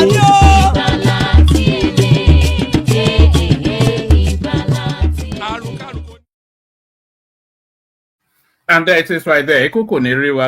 Death have nothing to do with us. Amen to that, of course. So how was that for you? Let's kick it off with Ogbeni. I thought it was a riveting session. I thought Akogun actually gave a lot more than I had anticipated. I was just, I didn't want to push too hard. I was really keen to hold him back for another 1 hour, but I didn't want to push my luck. Otherwise, I would have tried to hold him for even longer. But how was that for you? We kicked it off with you, Ogbeni. Thank you, Oma. Thank you all our listeners and audience. Please remember to still like and subscribe. More intellectuals like this will still be coming on the program. So yes, we've got Shagari Showumi coming on Saturday. So look forward to that. I talk about intellectuals, not politicians. No, you may be listening, though, but so he's an intellectual. He's a politician now. Carry on. Otumba Showumi is a politician now. Politician you want now, But I rate him also very high in that regard anyway. But these are intellectuals anyway and journalists. So yes, it's been a very wonderful session. Fatai, welcome. Oga Fatai, where have you been to? Hey, Ogbeni. Oga. This is your new look. Wow. So we have to be bringing Akogun now to have Fatai join us. What did that mean? I thought Fatai was just going to come and disagree and that was just saying uncle. Wow. But when I hear my mama town now, please. I say, along by me, Baba to be All right, back to your Gwenny. So Well, yeah, how was Mama, that for you? I thought it was quite delightful, this session. yes, I thought so. Very thoughtful contribution. Throughout the discussion, he demonstrated to me a very high, a commendable level of openness and also self-reflection. And to a very large extent, he acknowledged his own errors in probably some opinions and try, to readjust in a manner that was both Which is humble very and rare, very rare, because very, often very, people would double down. What not you even at want his it, age. yes. Akogun is, I think, a year less than 80 years old now, Abi. Yeah, I think he has celebrated 79. So it's not a small deal.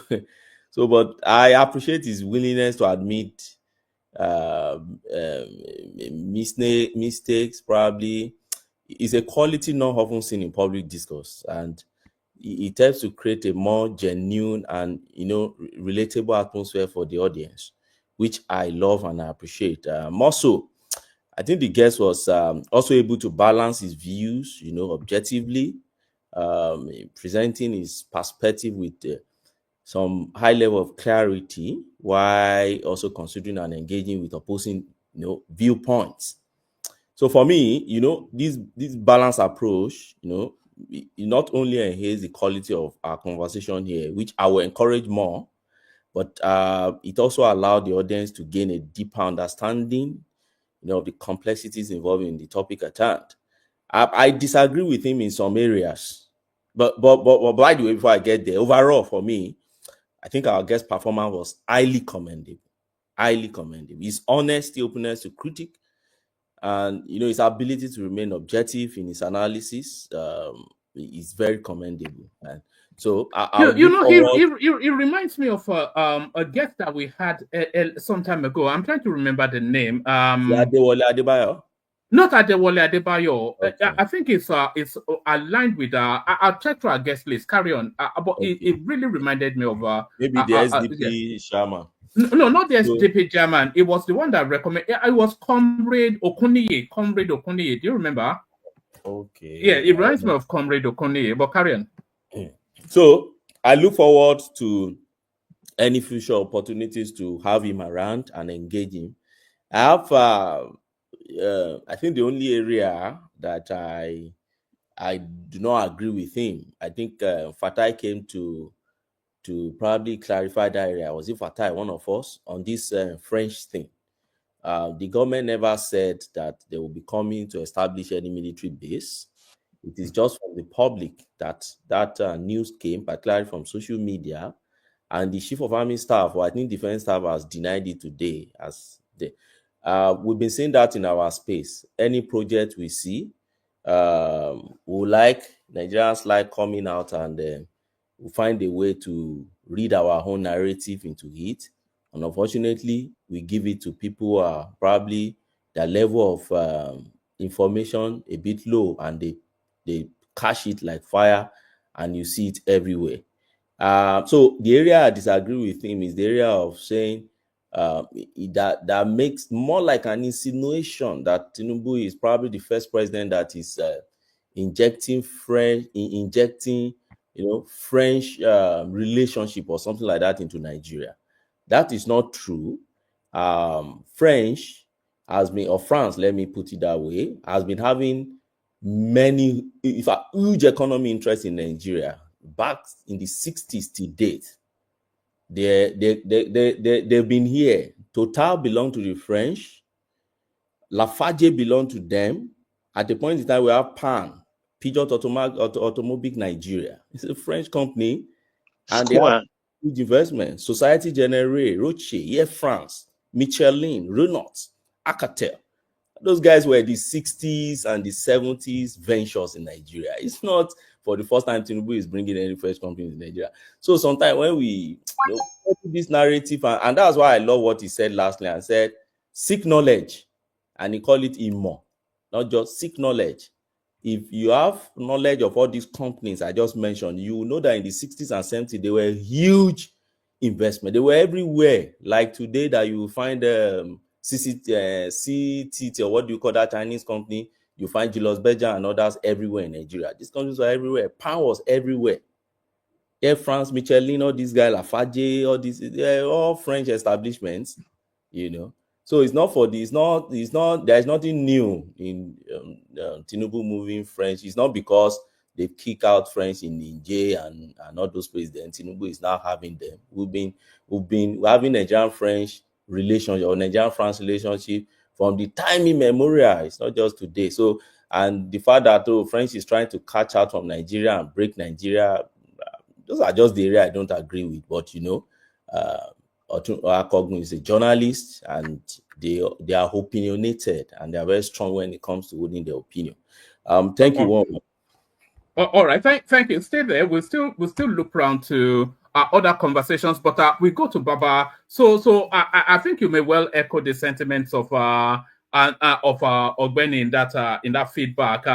And how was the host as well? Did he ask the right questions? The host. Oh, I'm annoyed with you, one man. It's like a mind reader. All the questions I was ready to ask, you just put them up front. I was deflated. It's just by mere magic that you didn't ask the only one remaining, which was about the relationship we are having presently in the Southwest and the Southeast. And let me just put it in the proper perspective. Look, it's people like me that suffers most from that odd relationship we are having presently.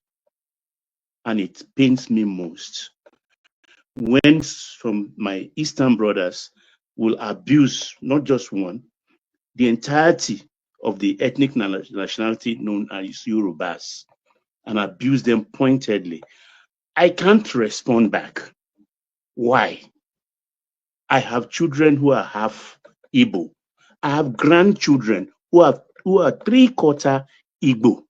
So do I start abusing my grandchildren or abusing my own children? So it is that from that pain, I have to question their behavior. And that is why people like Pansat, the moment he comes up to Yoruba people, I go personal with him out of my frustration. So this is where I'm coming from. So if you have any problem directly with a Yoruba person, the president is your president, it's my president. Attack him, call his name, bloody fool him, but leave the Yoruba ethnic nationality out of your mouth. That is the essence of that. For Akogun, I really commend you for bringing him on. I mean, it's, a lot of people don't know. He's coming way back. He's been there with everybody, IBB, OBJ, until they all fell out. He knows where the bodies are buried. It's well experienced. Like he said, few months' time, he will be celebrating his 80th year. So it's even for me, it's a privilege talking to him and asking questions of him. So you've done well. I give you your flowers, one man. Thank you.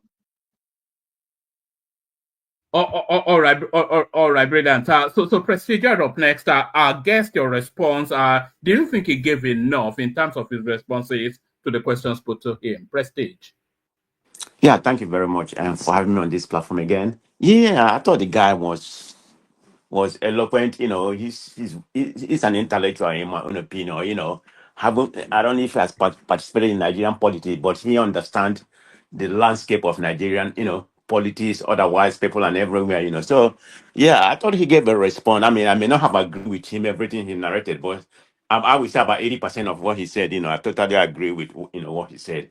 But let me pivot. I think it has something to do with what, the question Baba asked and what Baba just stated. I think the problem we have in Nigeria, I mean, we don't have to make a generalization about Igbo, Yoruba, Hausa. I mean, like Baba stated, it pains me too that we don't have that unity because I believe the Southeast and the Southwest are the most progressive part of that country. I mean, if they can unite together, Nigeria will be a better place. I mean, that's my own personal opinion, okay? Anybody will quarrel with it, but just I've come to realize that in this present where we are, even in America, USA, to respect people's opinion. People reason differently. Why am I saying this? even in America, where I have people who have the same political alliance in Nigeria, what they have said about what happened in America, is very baffling to me. But hey, that's the opinion, because the way the world is in right now, people reason differently.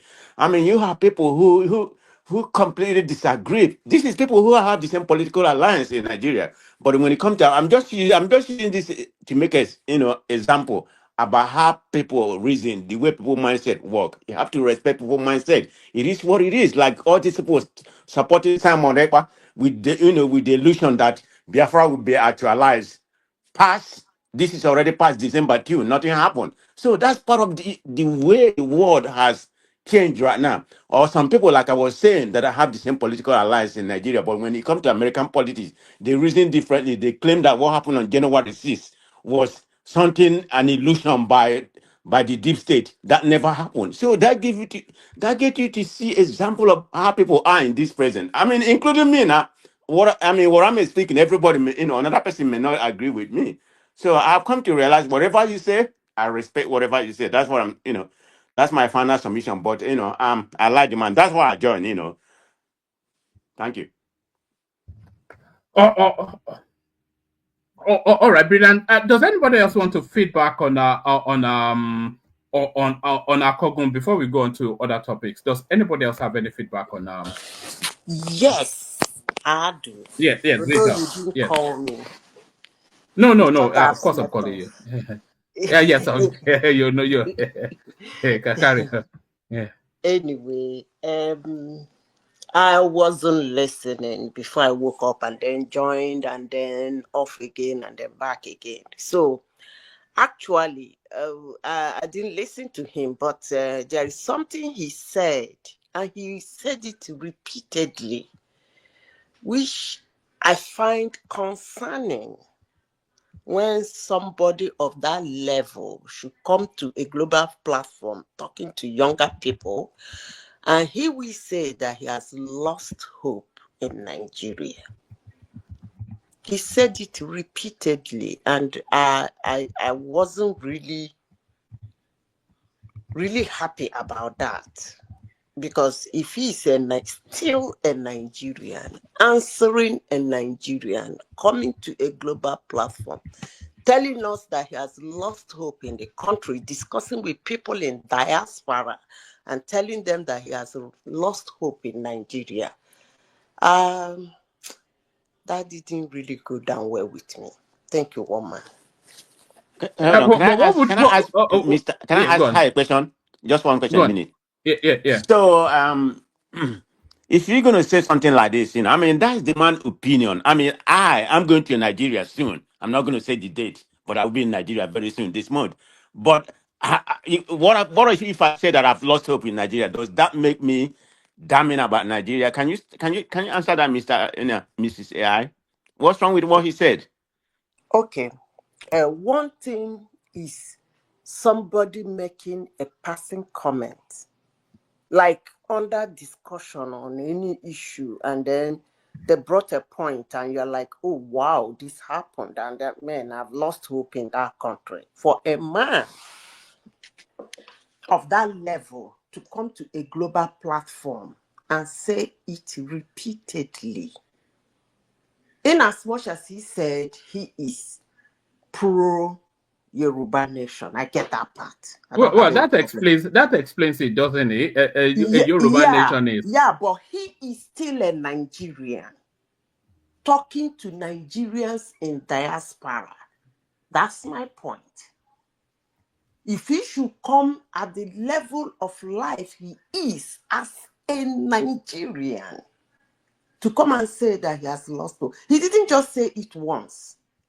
He repeated it severally. That's why I have to pick on it. It didn't go down well with me, and I stand my ground. All right, brilliant. All right, brilliant. We'll still carry on, but let me highlight something for you. We have another guest joining us on a very familiar guest. I'm sure you know. We've got Otumba Segun Shomi joining us on Saturday the 14th. So same time. Almost certain to be a riveting session. So just go and bookmark it right there. I'll send the link into the comment section. it's going to be an explosive session because you've seen him severally all over the media space, so it doesn't need any introductions to you. So, but he has come up now with a concept that he's calling the alternative, which is going to be explaining on Saturday. So go and bookmark it. The alternative, a conversation with Otumba Shegun. So that's been bagged and tagged, ready to go for next week Saturday. So the link in the comment section, go bookmark that. It's going to be an epic session. So no holds barred. All questions taken. You can push him as hard as you like. So who am I echoing back from? Let me meet you for a moment. So you can push him as hard as you like, because that's the whole point. We can't have a politician come on and we're too polite and we're too wrapped up in niceties and politeness. So long as the language is civil, you can push him till if he doesn't shout, then we've not done our job. We have to push them to the point that their voices are raised. So that tells you then that we've jarred towards the. So he's coming on Saturday. The link in the comment section, go bookmark it. October Shegun. So we'll be trading that in the course of the week. So back to the conversation. Who wants to feedback some more on Akogun? Well, are you say I was feeling? I mean, are you echoing? Am I? Yeah, I was bouncing. Yeah, I'm still bouncing back from you. Okay. All right. I think it's the browser. Yes, maybe mute the YouTube so you can only hear from the studio. No, it's not about that. It's the YouTube. The computer is muted. It's not about that. I think it's the browser. So I think it's Google browser. Maybe I'll go to another browser. All right. I'll send the link so that it's ready to hand.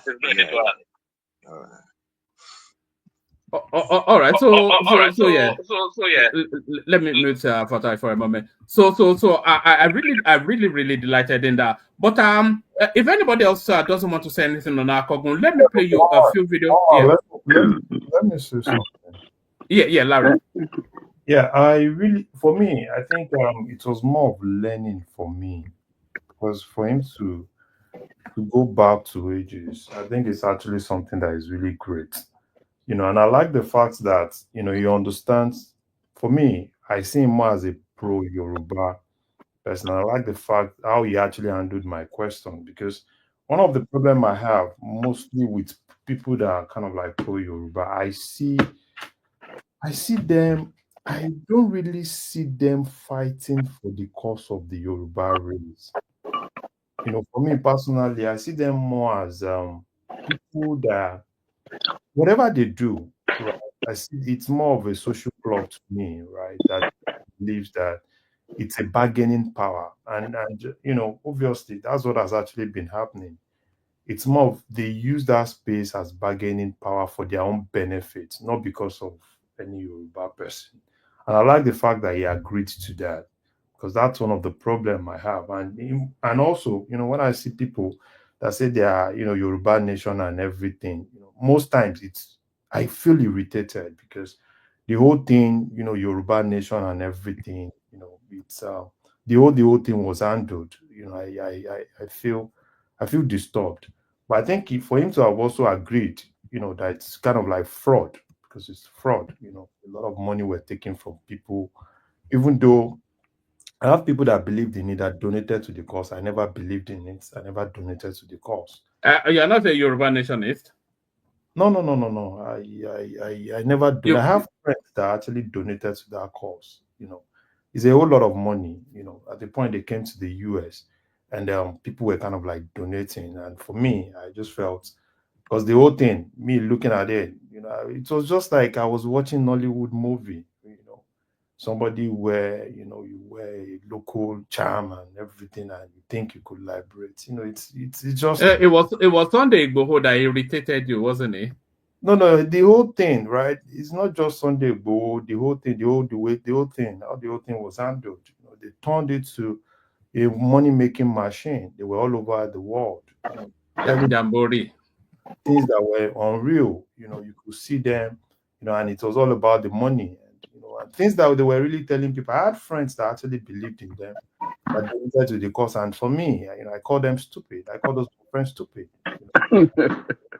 I just believe they were just stupid. Because how would somebody tell you to donate money and tell you, they show, they send them videos, and some guys will just go to one local bush and tell, oh, we are securing the whole, and I'm like, you guys don't believe in this, you're stupid.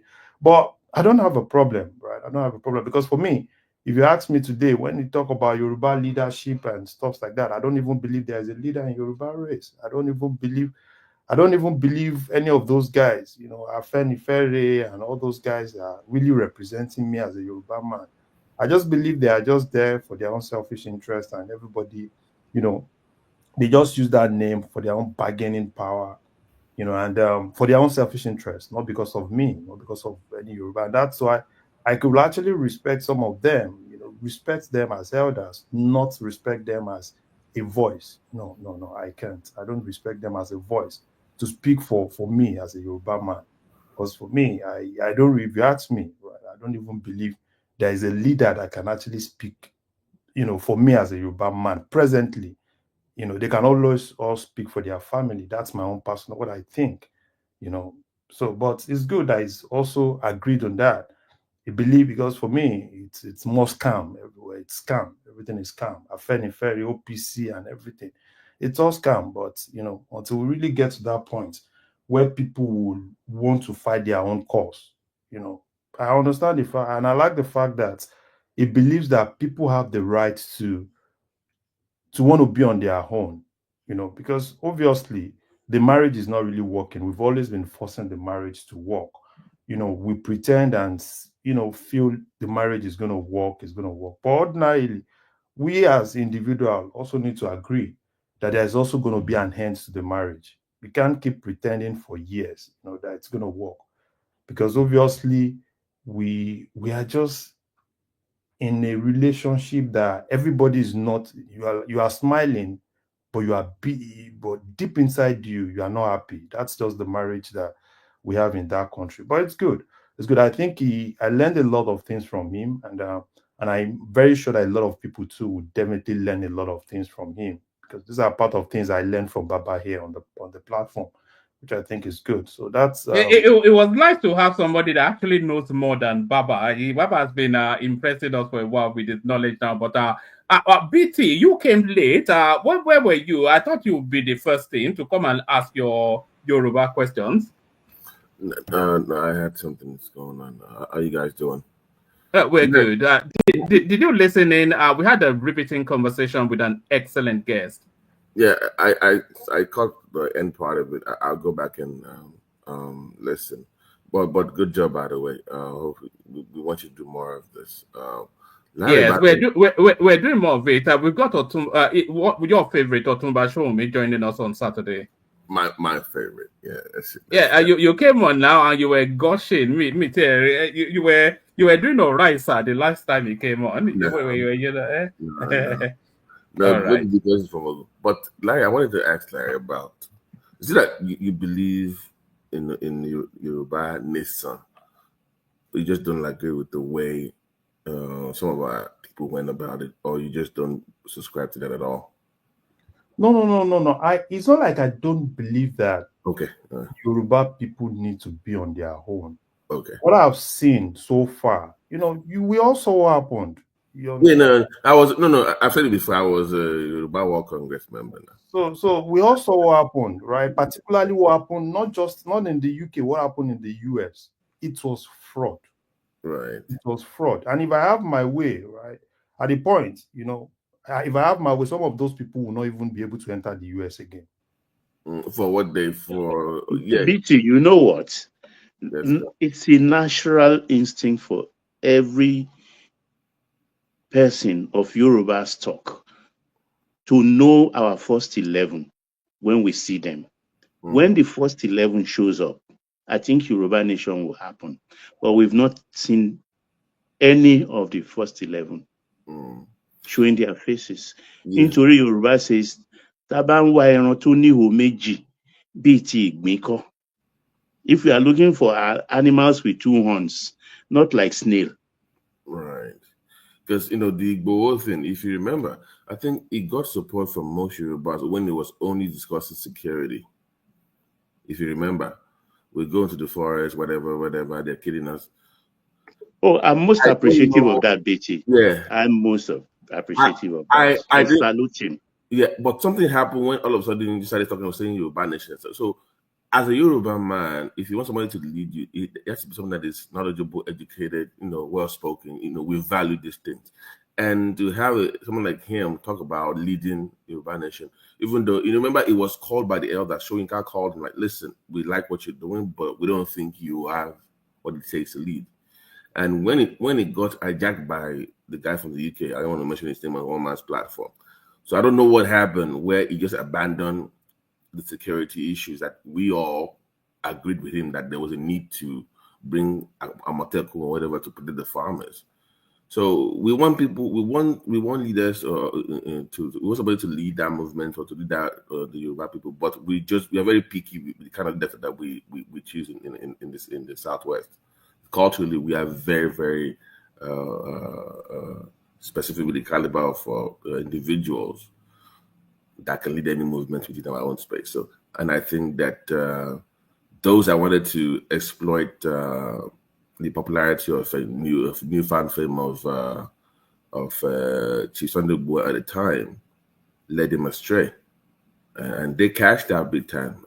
People made a lot of money.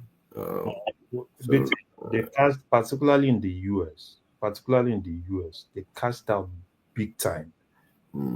That's why I said if I have my way, right? At the point, I was so angry that I was ready to, report them to anybody, and some of those people not even having the opportunity to enter the US again. But I just felt, it's not worth it. My money is not there. Some of my stupid friends that put their money there, it's their loss. Yeah, the whole investment, even me as a member, it wasn't so much of the reason I jumped into that was more because I've been following the works of Pakuto since the 80s. I love the man. I have all his books. I believe in the Yoruba philosophy. So that's why when he talked about the work of sorry, BT. The star, unless you want to speak, then stay muted. There's a lot of interference coming from your backdrop. If you want to speak, then unmute. But if not, then stay muted. Sorry, Karen, BT. Yeah, but I believe, that intellectuals should be the ones leading that space, so that the conversation should be evolve around what a Yoruba nation would look like. There were radicals. I don't think Yoruba people want a Yoruba nation. No. They do. Trust me. They might not say it publicly. I think Yoruba people want Nigeria, but the one that works. I think they see the big picture of the Nigerian experiment. If Nigeria can be led by progressive-minded people, I think the Yorubas will want that. No, and in the absence of that, one man, I disagree with you. Yeah, one man. Yeah, trust me. The default position. Sorry, Larry. The default position of the Yoruba people is regional government, regional autonomy. Regional autonomy is a precursor to having independence, pretty much. But there are also radicals, okay? There are also radicals that see Yoruba nation that is even bigger than the Nigerian space that we occupy right now. They're thinking Benin Republic. There are people that are expansionists that they want the old Yoruba structure back. So even within that space, they make arguments. If we have Yoruba nation, Benin Republic and Togo will automatically collapse into it anyway. I don't think there will be too much of a Right. So of their free volition, no. Right. Not withdrawing map. They want not withdrawing map and trying to magnet them in. Right. So we only have to push the French out of the way. That will be the only hurdle. Yeah, but so back then that was the kind of conversations we were having. Like, who are these Shakiris? The Yoruba royals. What makes you Yoruba? What happened in Ilorin, Kwara? So that was what really fascinated me about the movement. That, man, I love this kind of conversations. I don't know when the Igbo thing just got in and all of a sudden it became Igboro and just, so something happened somewhere where the so-called intellectuals allowed. You are right. There's never been a coherence to its articulation. All we have is Professor Akintoye and Sunday Igboho essentially, and then Koiki are collecting the money from the sites. That seems to be the prior to those ones, there have been professors that have always, as an academic exercise, not something. Yeah, but that it's never been. Yeah, but that was we don't have the push of the Biafra for Yoruba nation. Right. Not that. No, obviously we don't. But our default position as of right now is to have a nation within a nation. I mean, we're in a country. Larry, this American event, the event that occurred in America, the Yoruba stuff, is it of recent or during the Igbo movement that time? No, it was during that Igbo movement. Okay, you see, I was also there in the same shoes with you too. I was formerly, let me say, in that movement too. But we are pull out from that stuff was in Chatham House, UK, when Tinubu, Atiku, and Obi went there. And when it was the turn of Tinubu, Reno Mokri led miscreants to that place, shouting Tinubu, and Yoruba nations too joined them for crying loud. That was when I came back and said, what kind of nonsense is this? Let me, of all the three leading candidates, maybe apart from Kwankwaso that we could say he did not have a baggage, heavy baggage, but Tinubu, is it Atiku that OBJ, his boss, said the multi-billions of money that he looted, he embezzled, that in the next 400 years they cannot finish it. And in publications up to today, Atiku did not even raise anything against it. And apart from the fact that all what we knew, all the lootings in that regime, Atiku was in the front. And of course, what is his name? Obi is the only virgin that was found in a maternity ward. What sort of analogy is a virgin found in a maternity ward? I mean, What is telling you now that it's an impossibility now? Sorry. No. What I'm saying is, Obi was supposed to be the most saint of this world. That cannot even steal a pen, a dime. But for crying loud, when the Pandora scandal, Pandora Gate, when it came out, the supposed the looting icons like Tinubu, Atiku, they did not find their names there. It was a King Obi, and Obi did not even deny in the national TV programs. What he was just saying is how much they sell is 200 million. He said if it is that, he won't even bother to contest for presidency. He did not deny, but you could not see any Igbo leading in the Chatham House to be embarrassed. You did not see Atiku, any Northerner leading people to go and embarrass Atiku. But it is our the so-called Yoruba nations that supported Reno Mokri, shouting Tinubu Ole, embarrassing. So it was that point I said, oh, these people they did not have brain. I can't align with this to a set of people. That was why I pull out. Then and of course we monitoring something. Then back to Akogun, Tola Adeniyi. maybe many people may not know him. Is a somebody that is has strong policy, and it may appear like gentle, but this Professor Akintoye, when they started that Yoruba stuff, it was him. There, I think three of them are the leaders. But when he saw the way,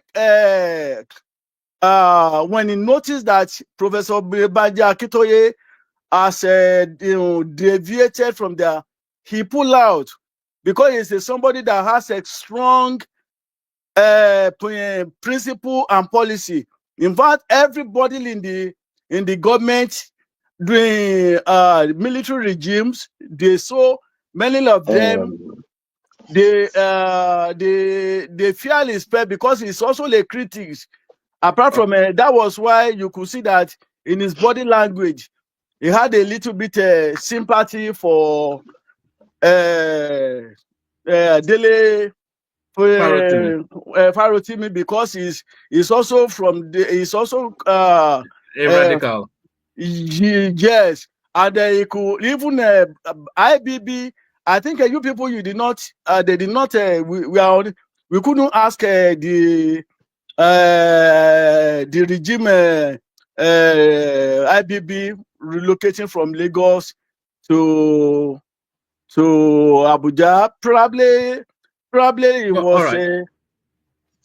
Right. I think he is very, very rich, and he was in corridor of power. He knows, he has a many classified information in the government, right from the Awolowo era until so.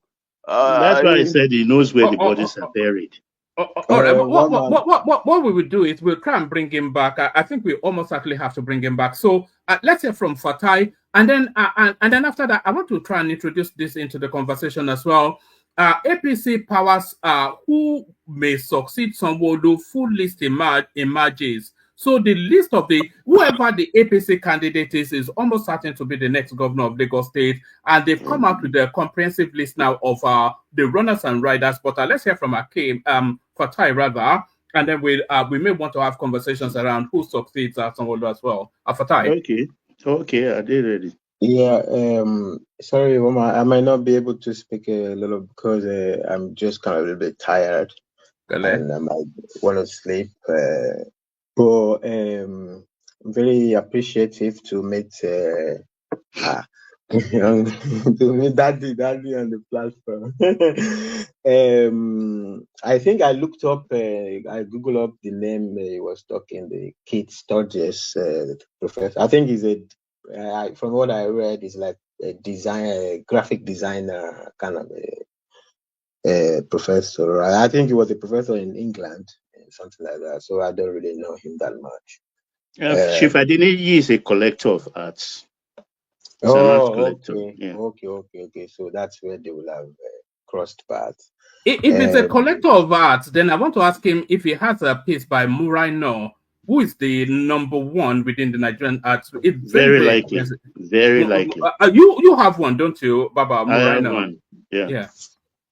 I could get one if I ask my uncle. Mid-80s. We are talking about what, $5-figure dollars now. Yes. But sorry for that. No, it was all right. Actually, there seems to be like a lot of Nigerians that actually know a bit of Cyprus people. There was a time there was a former minister of finance of Cyprus. He came to our university for some small lecture, and we were talking, and he was telling me that he was a colleague of Madame Konja-Iweala, the World Bank. So he was used to be the director of one of these banks that collapsed in Cyprus during the financial crisis, and then he became the finance minister. So it seems to be that So it's the second time, and somebody is saying somebody from Cyprus. So I'm not sure whether it's good or bad. I don't really like to talk about myself in terms of only in terms of my life. I like to talk about myself, but because I wanted to, as I met him, I was very pleased to meet him. So that's all right. And I said that I think I totally agree with his position with the Dele situation.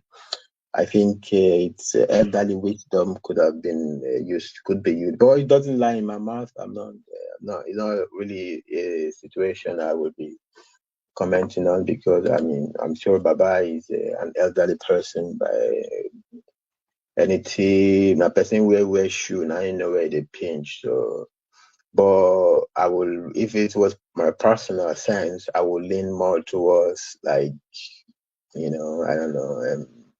I think I will lean more towards is the law enforcement problem. I think it's a serious thing, taking away people's liberty. I don't think it's just Nigeria problem.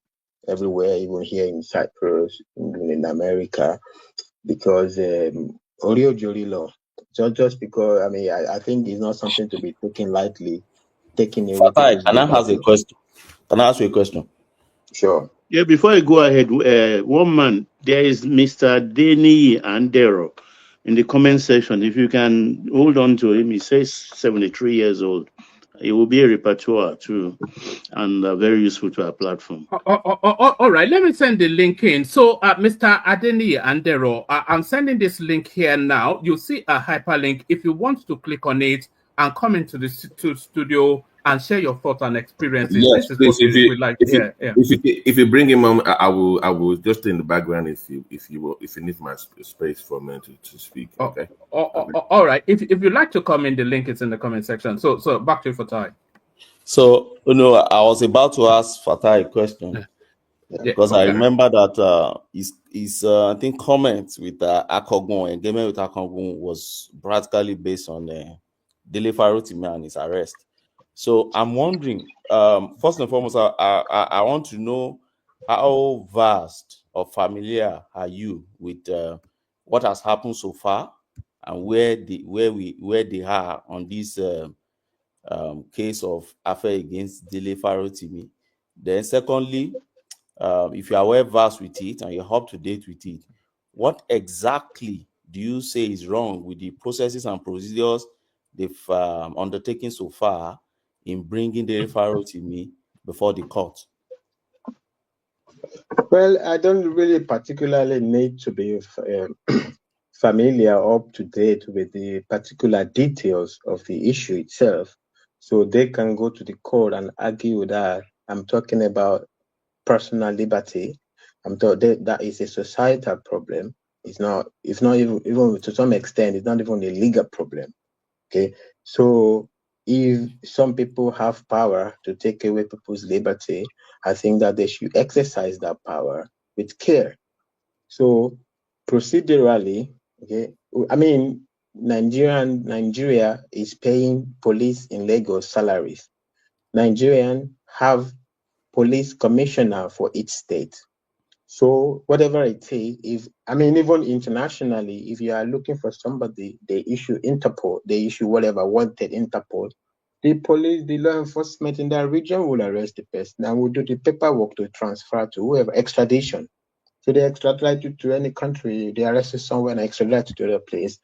So if he's wanted in Ekiti, okay, the Lagos policemen of Lagos could arrest him. Well, don't they have power? Don't they have physical strength to arrest the policemen in Lagos?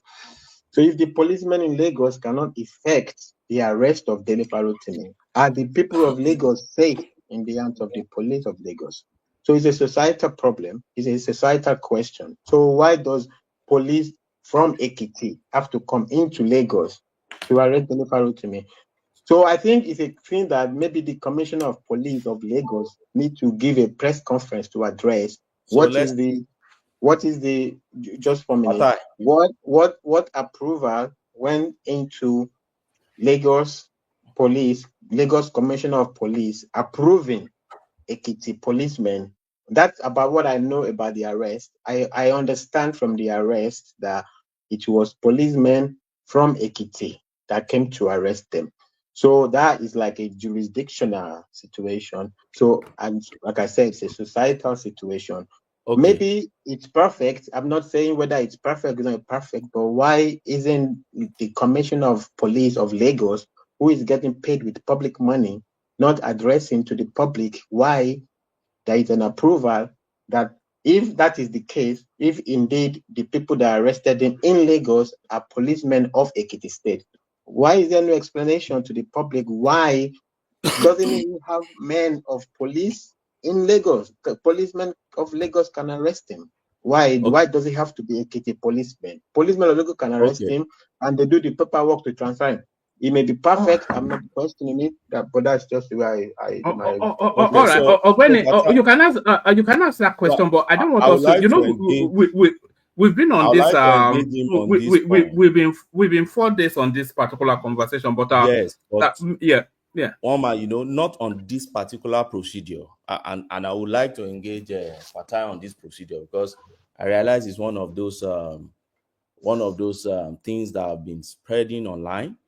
And it has no iota of, I think it's unfounded.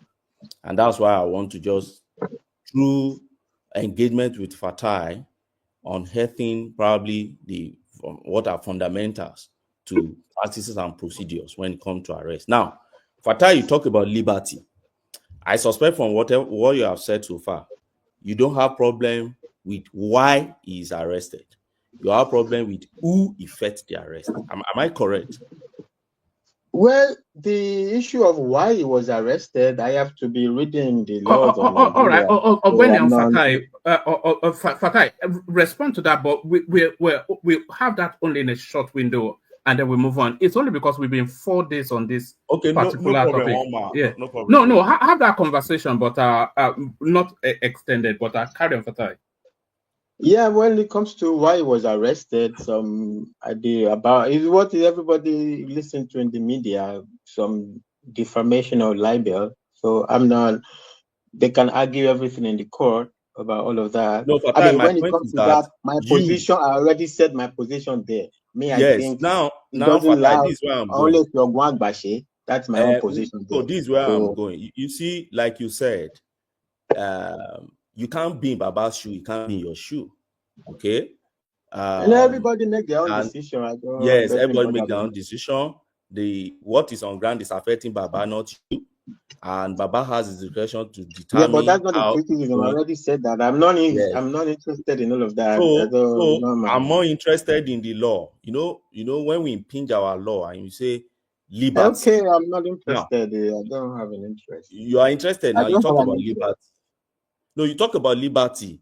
That's societal construction. That's societal construction. Liberty is not only a question of the law. It's a question of all of us. Liberty is human right now. It has to do with somebody's freedom. Human right is a societal question.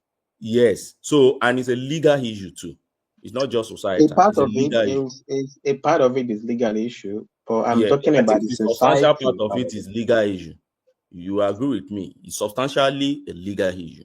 So if you have it's not that I don't have my opinion, brother. I have my opinion, a very strong opinion, but I don't want to get into it. I just wanted to leave it there. I have very strong opinion. No problem. I am totally against excessive force. I am totally against excessive detention. You are still going back to my point. But I don't want to get into it. I think although you don't want to get into it, but you keep still. All right, gentlemen. You are assertive now. No, it can be. Hold on, gentlemen. Okay, that's fine. Hold on. I rest my case. What Fatai is saying is that, just as a general principle, it abuts the use of force, and what you are trying to explain is that it was necessitated by the circumstances that was created by Dele Farotimi, but I don't think Fatai wants to especially move into that space. What I'm saying is that there was no use of force anywhere. It has nothing to do with liberty. If your problem is with who effect arrest and not why they effect arrest, it means that if somebody else has done it, you will still agree with it. So it has nothing to do with liberty. Brother, I don't want to discuss it because it will touch my personal. I don't want to. I don't want to lose. I don't want to. I don't That's want fine. to. That's fine. What can I You don't want to lose your cool. I think I know where you are. No, I don't want. Yeah, I don't want to get in. I don't want to get into it because when I get into a conversation, you understand, I'm just speaking how I you know, you understand. I'm not very calculated. That's okay. It's your prerogative. It's your all right. It's a conversation that I have personal emotions with regard to society. I don't want to get into it because I want to sleep. I don't want anything that takes my energy. I want to be able to sleep a little after. You don't want to. Very funny. You know, you don't want the headache of it. Yeah. But let's move the conversation in this direction somewhat. Can we all concede then that whoever gets the APC ticket is likely, almost certainly, to replace Sanwo-Olu? So, on the balance of probabilities. Chinedu has a sorry, 1 second. Sorry, 1 second before you move on. Can I just say good night to everybody? I want to say good night to Oga of the Universe in the comments. Oh my God! Sorry, I couldn't get it engaged in the chat. Thank you very much. You should be coming Fatai, sleep well. Enjoy your weekend. The rest Thank of you, it. Good night. Good night. Yeah, Fatai, join us more. I know you find it draining, some of these conversations. Thank you, Jerry. Fatai, don't mind people are trying to get at me too much. And I don't particularly. No, sorry, let me just address one second. People are trying to get at me too much, and I don't particularly enjoy it. And I don't like the way people are making. I want only solemnity project. You know, I'm not what people are turning me into, and I don't like it. Even you should get used to it now, Fatai. Why don't you used to what? Yeah, I don't have a problem if it's meaningful. Like I was on Dopsy Baby show the last time. Somebody was writing some stupid comment about stupid platitude or something. What they was even saying has no meaning, no sense. Because I said hello to Dopsy Baby and decided nonsense that has no connection with it. Although now, if I respond to that now, it would be like people. I don't even know what was even the point of that. You don't even like somebody. Right. I don't know. I don't know them. People just come and I don't know the purpose of that and. It got to a level of meaninglessness to me, so I want to withdraw from it.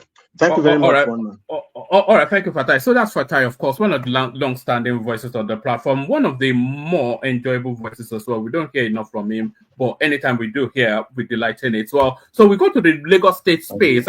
Really keen to have this conversation. APC powers who may succeed Sanwo-Olu, full list emerge, and apart from BT somewhat a side remark. I think the suspicion is that whoever gets the ATP, just like with the presidency, whoever got the APC ticket in 2023 was likely to be the president. That followed through.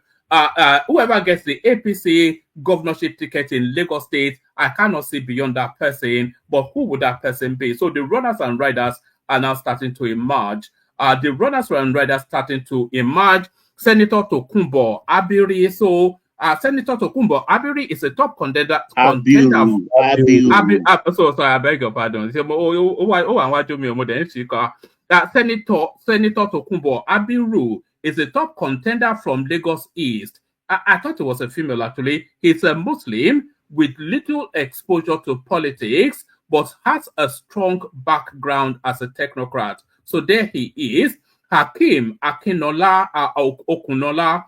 Hakeem Muri Okunola. So Dr. Hakeem Muri Okunola, also known as Okunola. All right, if we do that, then we do it all the way through. Dr. Hakeem Muri Okunola. How are you pronouncing it, Baba? All right, Dr. Okunola. All right, Dr. Hakeem Muri Okunola, also known as HMO, is another strong contender. He was the immediate past head of service in Lagos State and has worked as a private secretary to Bola Tinubu, both as governor and president. So Honorable Femi Gbadabiamila, the current Chief of Staff to the President, former Speaker of the House, Akinwumi Ambode, we already know his CV. Seyi Tinubu, who is coming very strong and putting a lot of money into that space. Mudashiru Obasa. So I think from this list of however many, I think from this list of 6, almost with certainty, the next Lagos State governor. But who would that be? One man, where is Bajamia Mila. Sorry. Yeah. What part of the state? And I'm back in Seyi Tinubu or Daddy. Where is Amzat in that list? That list is incomplete. And that means the article is dead on arrival, according to... No, one rate Amzat niye now. Sure. No, they are just deceiving themselves. What part of Lagos is Sanwo-Olu from? I think it's from that Ekpe region, isn't it? No, Sanwo-Olu is central. Because actually its roots are in Ijebu, but it's central.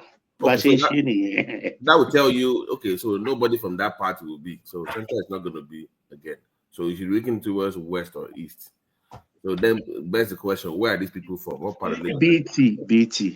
BT. It's Awuri's turn in Lagos.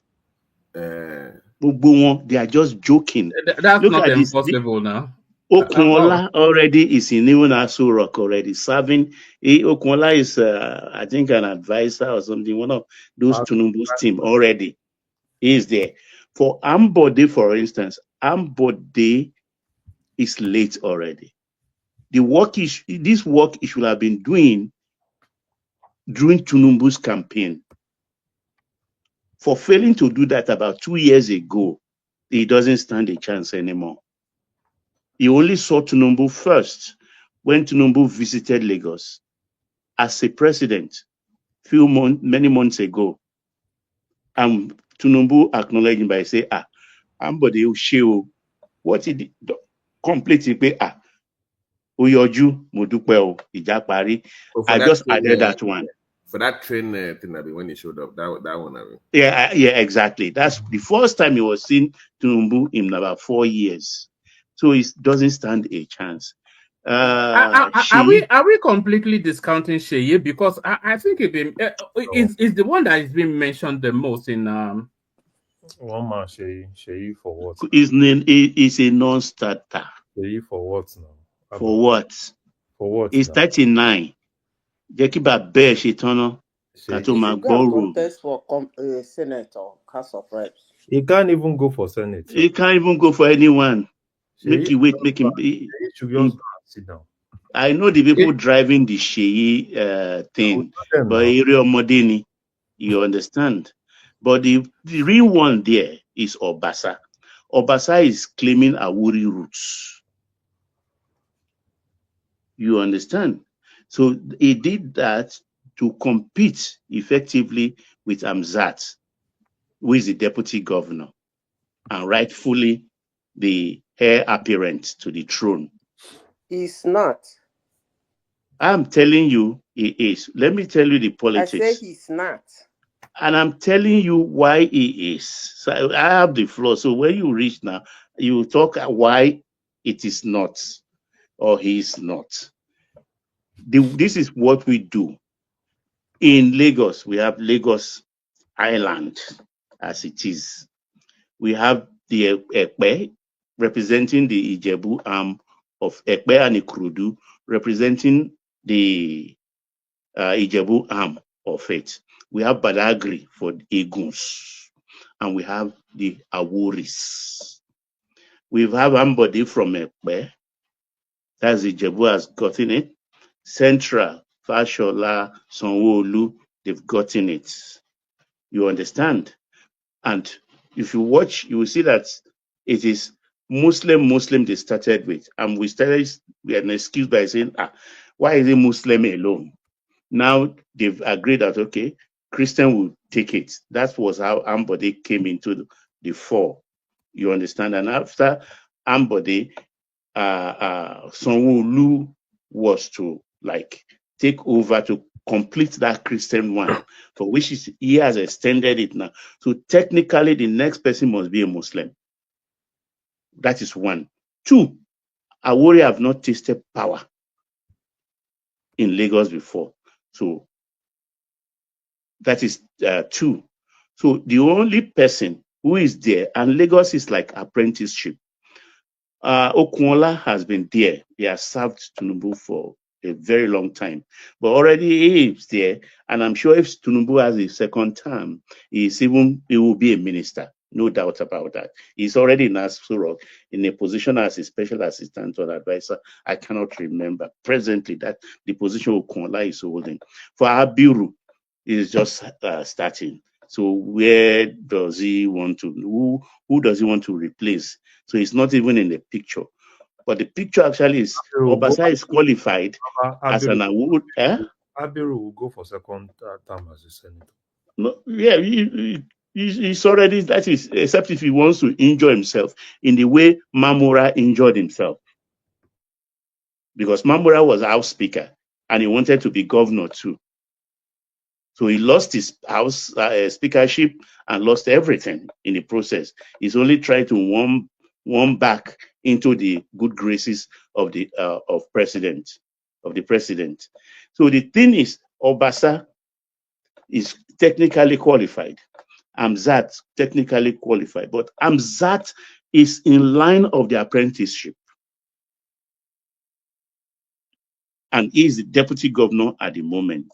And as far as I'm concerned, he is the engine room that is really helping Sanwo-Olu to achieve a lot of things. He knows a lot. He has paid his dues. Is he Awori? He's Awori. Okay. Though the Awori is in Yewa. But also, the mother is from Lagos Northeast. The Gaidungoro area is Aleko. So he's eminently qualified technically, and his position is the deputy governor at the moment. Lagos is owing a lot of money. Lagos is signing a lot of new contracts, the new airports, the ring road that has been kept in the cooler for the moment, but the green line also, the contract. Somebody has to shepherd these things. And it's only those who are in the true picture of things that can do it effectively. You don't bring somebody to come and disrupt anything. Let Obasa continue there, or he graduates into National Assembly. So that is the thing. But Baba, do you think anybody? Yeah, hold on. I think Zita wanted to come in there. So Zita, come in, and then after you, Oriola, good to see you, man. Zita, you wanted to disagree. I disagree. Yes. The deputy governor is not going to be the next governor. That's what I said. Yes, I agree. That's why I didn't make the list. Who are you backing? I know you are. Maybe you don't pay as much attention to the top, but who are you backing for to succeed Sanwo-Olu? I think there's going to be a swap between Gbajabiamila, yes, and Sanwo-Olu. You think Gbajabiamila will be the next governor? I feel so. Yeah, he's equipped anyway, so yeah. And he has the money as well, you know. And Sanwo-Olu will now become the chief of staff. Well, I can see that. Yeah, or one of the commissioners. I don't know. But what about Seyi Makinde, Seyi Tinubu, rather, Zita? Because his name continues to be mentioned. That Seyi Tinubu. Let me tell you, there is nothing wrong in Seyi being the governor of Lagos State. But let me tell you why he will not. The bitterness. There's nothing. He's a young man, after all. What's there? Normally, when things like that happen, Lagos State is a different ball game. It's not like every other state, right? They already have a structure that they follow, so they don't really have a problem with anybody they put there. You understand? But the bitterness on that family we make it so rowdy and so chaotic, it's not going to be focused. So he shouldn't be. That's just my reason.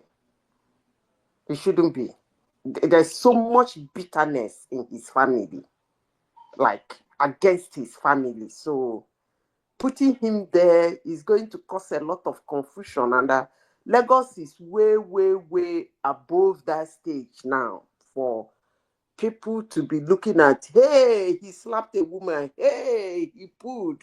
Look at how he will, instead of focusing on governance. So he shouldn't be and he won't be. That's just my take.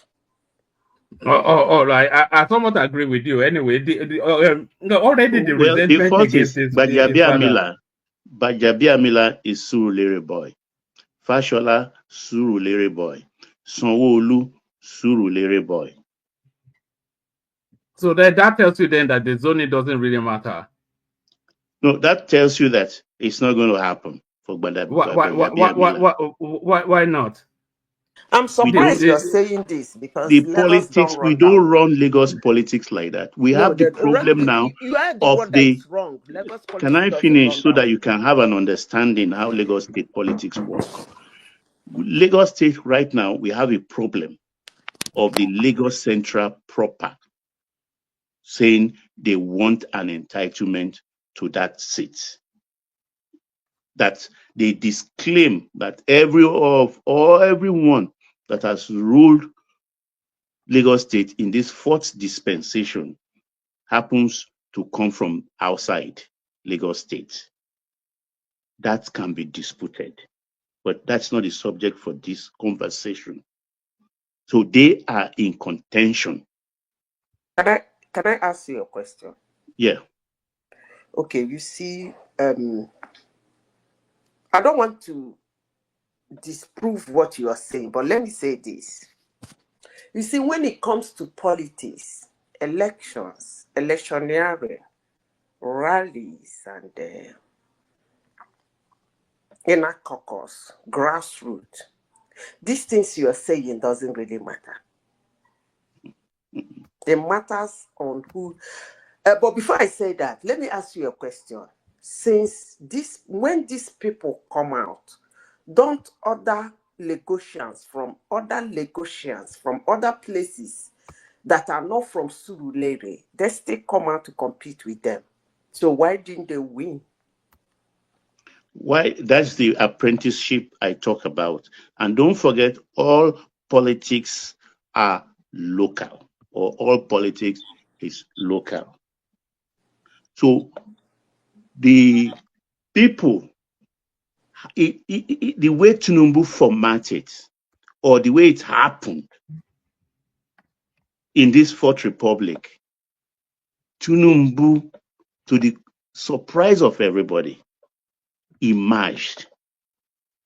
And since then, Lagos as an entity is under his armpits, whether we like it or not. That's how Lagos is structured at the moment. But is that working for us? Oh, yes, it is working in terms of succession. There is a trajectory based on the roadmap which Tinubu put down coming from the Jakonde era. So if you watch, Fashola was chief of staff to Tinubu. To him, he handed over. He succeeded. When he finished, he brought in a technocrat in Ambode, who was the head of the civil service, the accountant general, just the way Wike brought in Fubara. But he derailed. He did not follow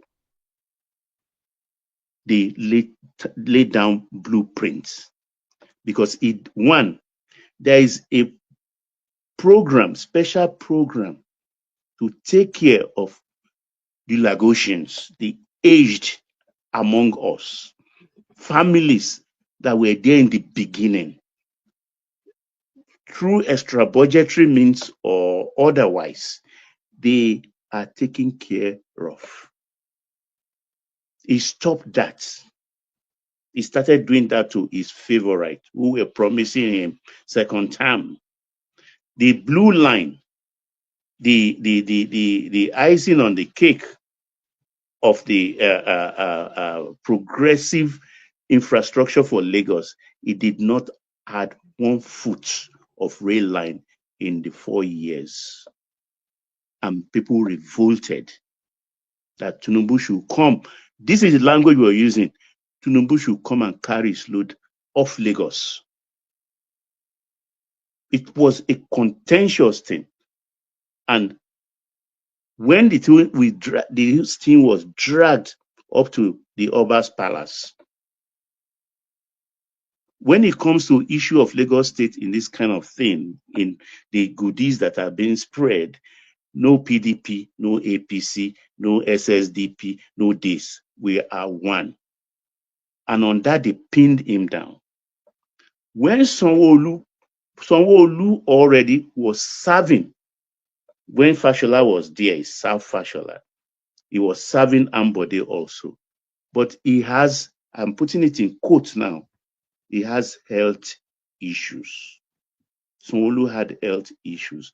When he was brought to replace Ambode, people started kicking that this guy cannot do. I was one of those who opposed Sanwo-Olu.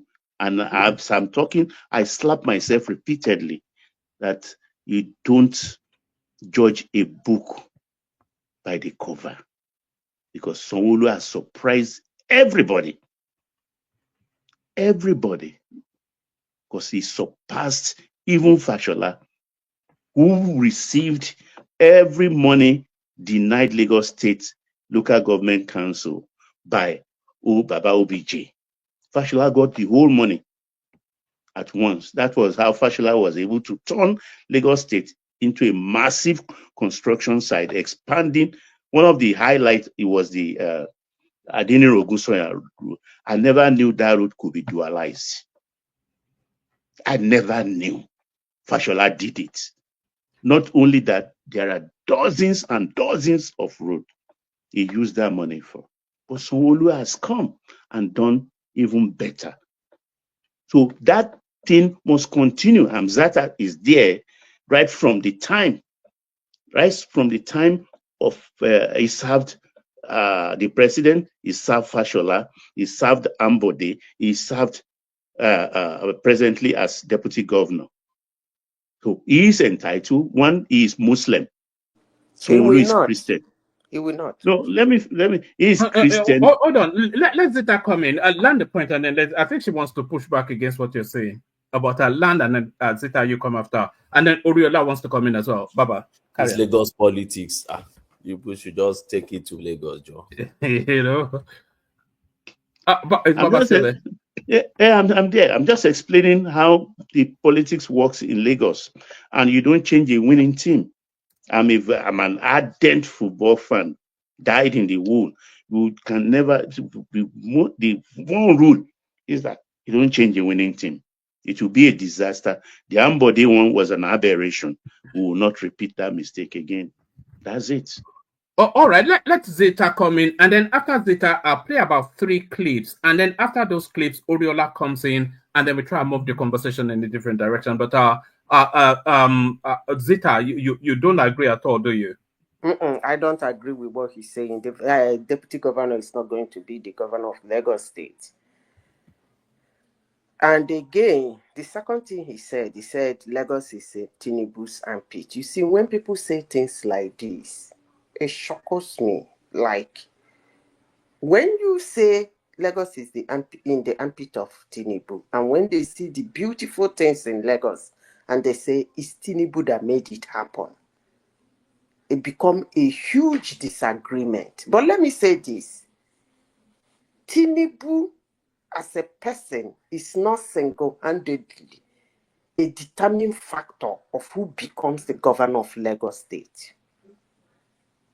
I repeat, Tinubu is not a determining factor of somebody who becomes the governor of Lagos State. Yes, he can pick them, but it's a rounded agreement. That's why when he picks that person and make a case for that person, when other people who claim to come from other places that is their turn come out, then don't make a point. I believe that most people said he rigs it, but the last election was chaotic. Showolu won. And the come 2027 election, the same thing is going to repeat itself. But let me say this, we still have, how many years? 3 more years to go. The deputy governor of Lagos State will not be the governor of Lagos State come 2027. We keep it at that. All right, brilliant. Let me play you this clip. You can still continue the Lagos State conversation, but I just want to introduce this clip so that we have a variety of other things. So this is still the Farotimi It is space. not my style to bring my persecution by the system to the public space. Never. It is not my style to bring my persecution by the system to the public space. Never.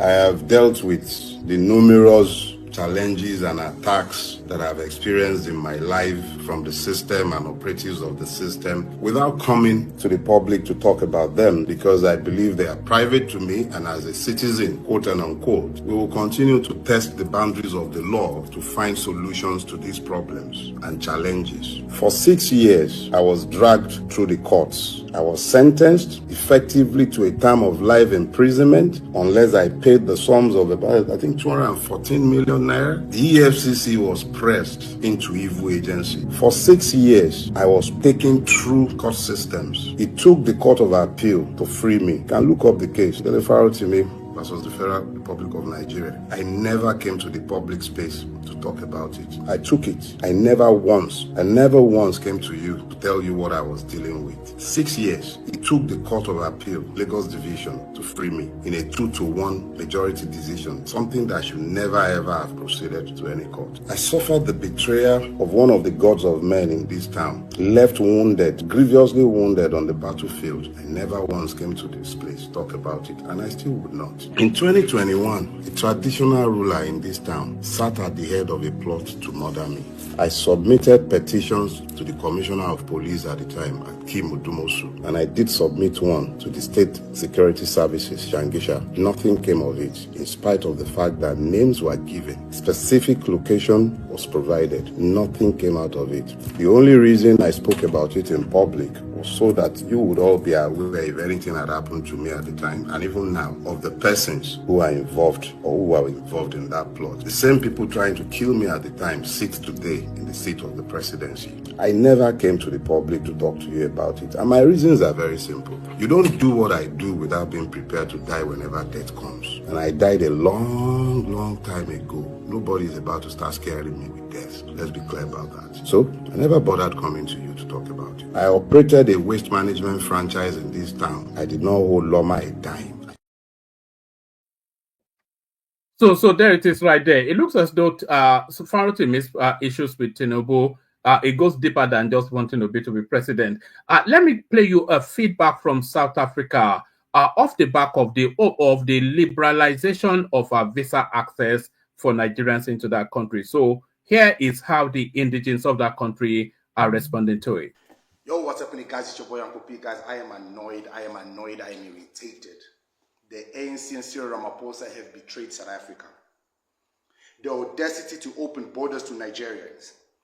Which company can you guys name here in South Africa that belongs to Nigeria, that is literally benefiting this country? How many businesses of Nigerians here that hire South Africans? Go to Bridge Street, go to Sunnyside, go to all these places. How many of these companies that Nigerians run, these cell phone businesses that sell stolen cell phones, stolen laptops? We all know that the police don't shut down, that hire South Africans. How many South Africans here name a Zulu person, a Tosa, a Venda, a Swati, a Pedi, a Twana, and Ndebele? Name any South African that needs or that uses Nigerian products that we need them in the shelves. Which South African culture needs anything from Nigeria that we need them so badly in Pick and Pay in Spa? Please name any of their products that we actually use now, that we need it so badly that we need to give Nigerians free access to the country. How does it make sense to allow people to enter a country without a passport, the need of a passport? That whole nation is a shithole. There are unregistered people in that country, over 100 million unregistered individuals. And you want to give these motherfuckers free entry into this country? The only reason the ANC is doing this is because they've lost power. They know that the black South African will not vote for them. Neither will they vote for the DA. The creation of the MK has shaken them and has made them realize that they've lost power. Now they are trying to bring in foreigners into the country in order to legalize these people. 5 years permits, multiple entry, gives these motherfuckers residency in this country. And these motherfuckers are going to start voting. And when they do, no matter what the South African decides, it's not going to matter anymore. This is what the ANC and the DA had planned all the time. I told you guys when they were digitizing these things, because they know Nigerians are good with scams. They knew they will enter into these systems and legalize themselves. This is all a plan. I told you they wanted to eliminate South Africans. They wanted to take this country. South Africa has a land mass of 1.2 million. Nigeria 900 and something thousand. With 230 million people. Therefore, South Africa can afford to take 100 million Nigerians and drop them here. They might even drop 60 million Nigerians in the next year. Look at how quickly they are trying to get into the country. The South African passport already has lost its value in many, many countries. A lot of countries are trying to get rid of foreigners. They are tired of foreigners. And South Africa opens borders to the worst type of foreigners in the continent, in the world. The one type of foreigners that nobody wants, Nigerians. You open the country to them? The fuck is wrong with you?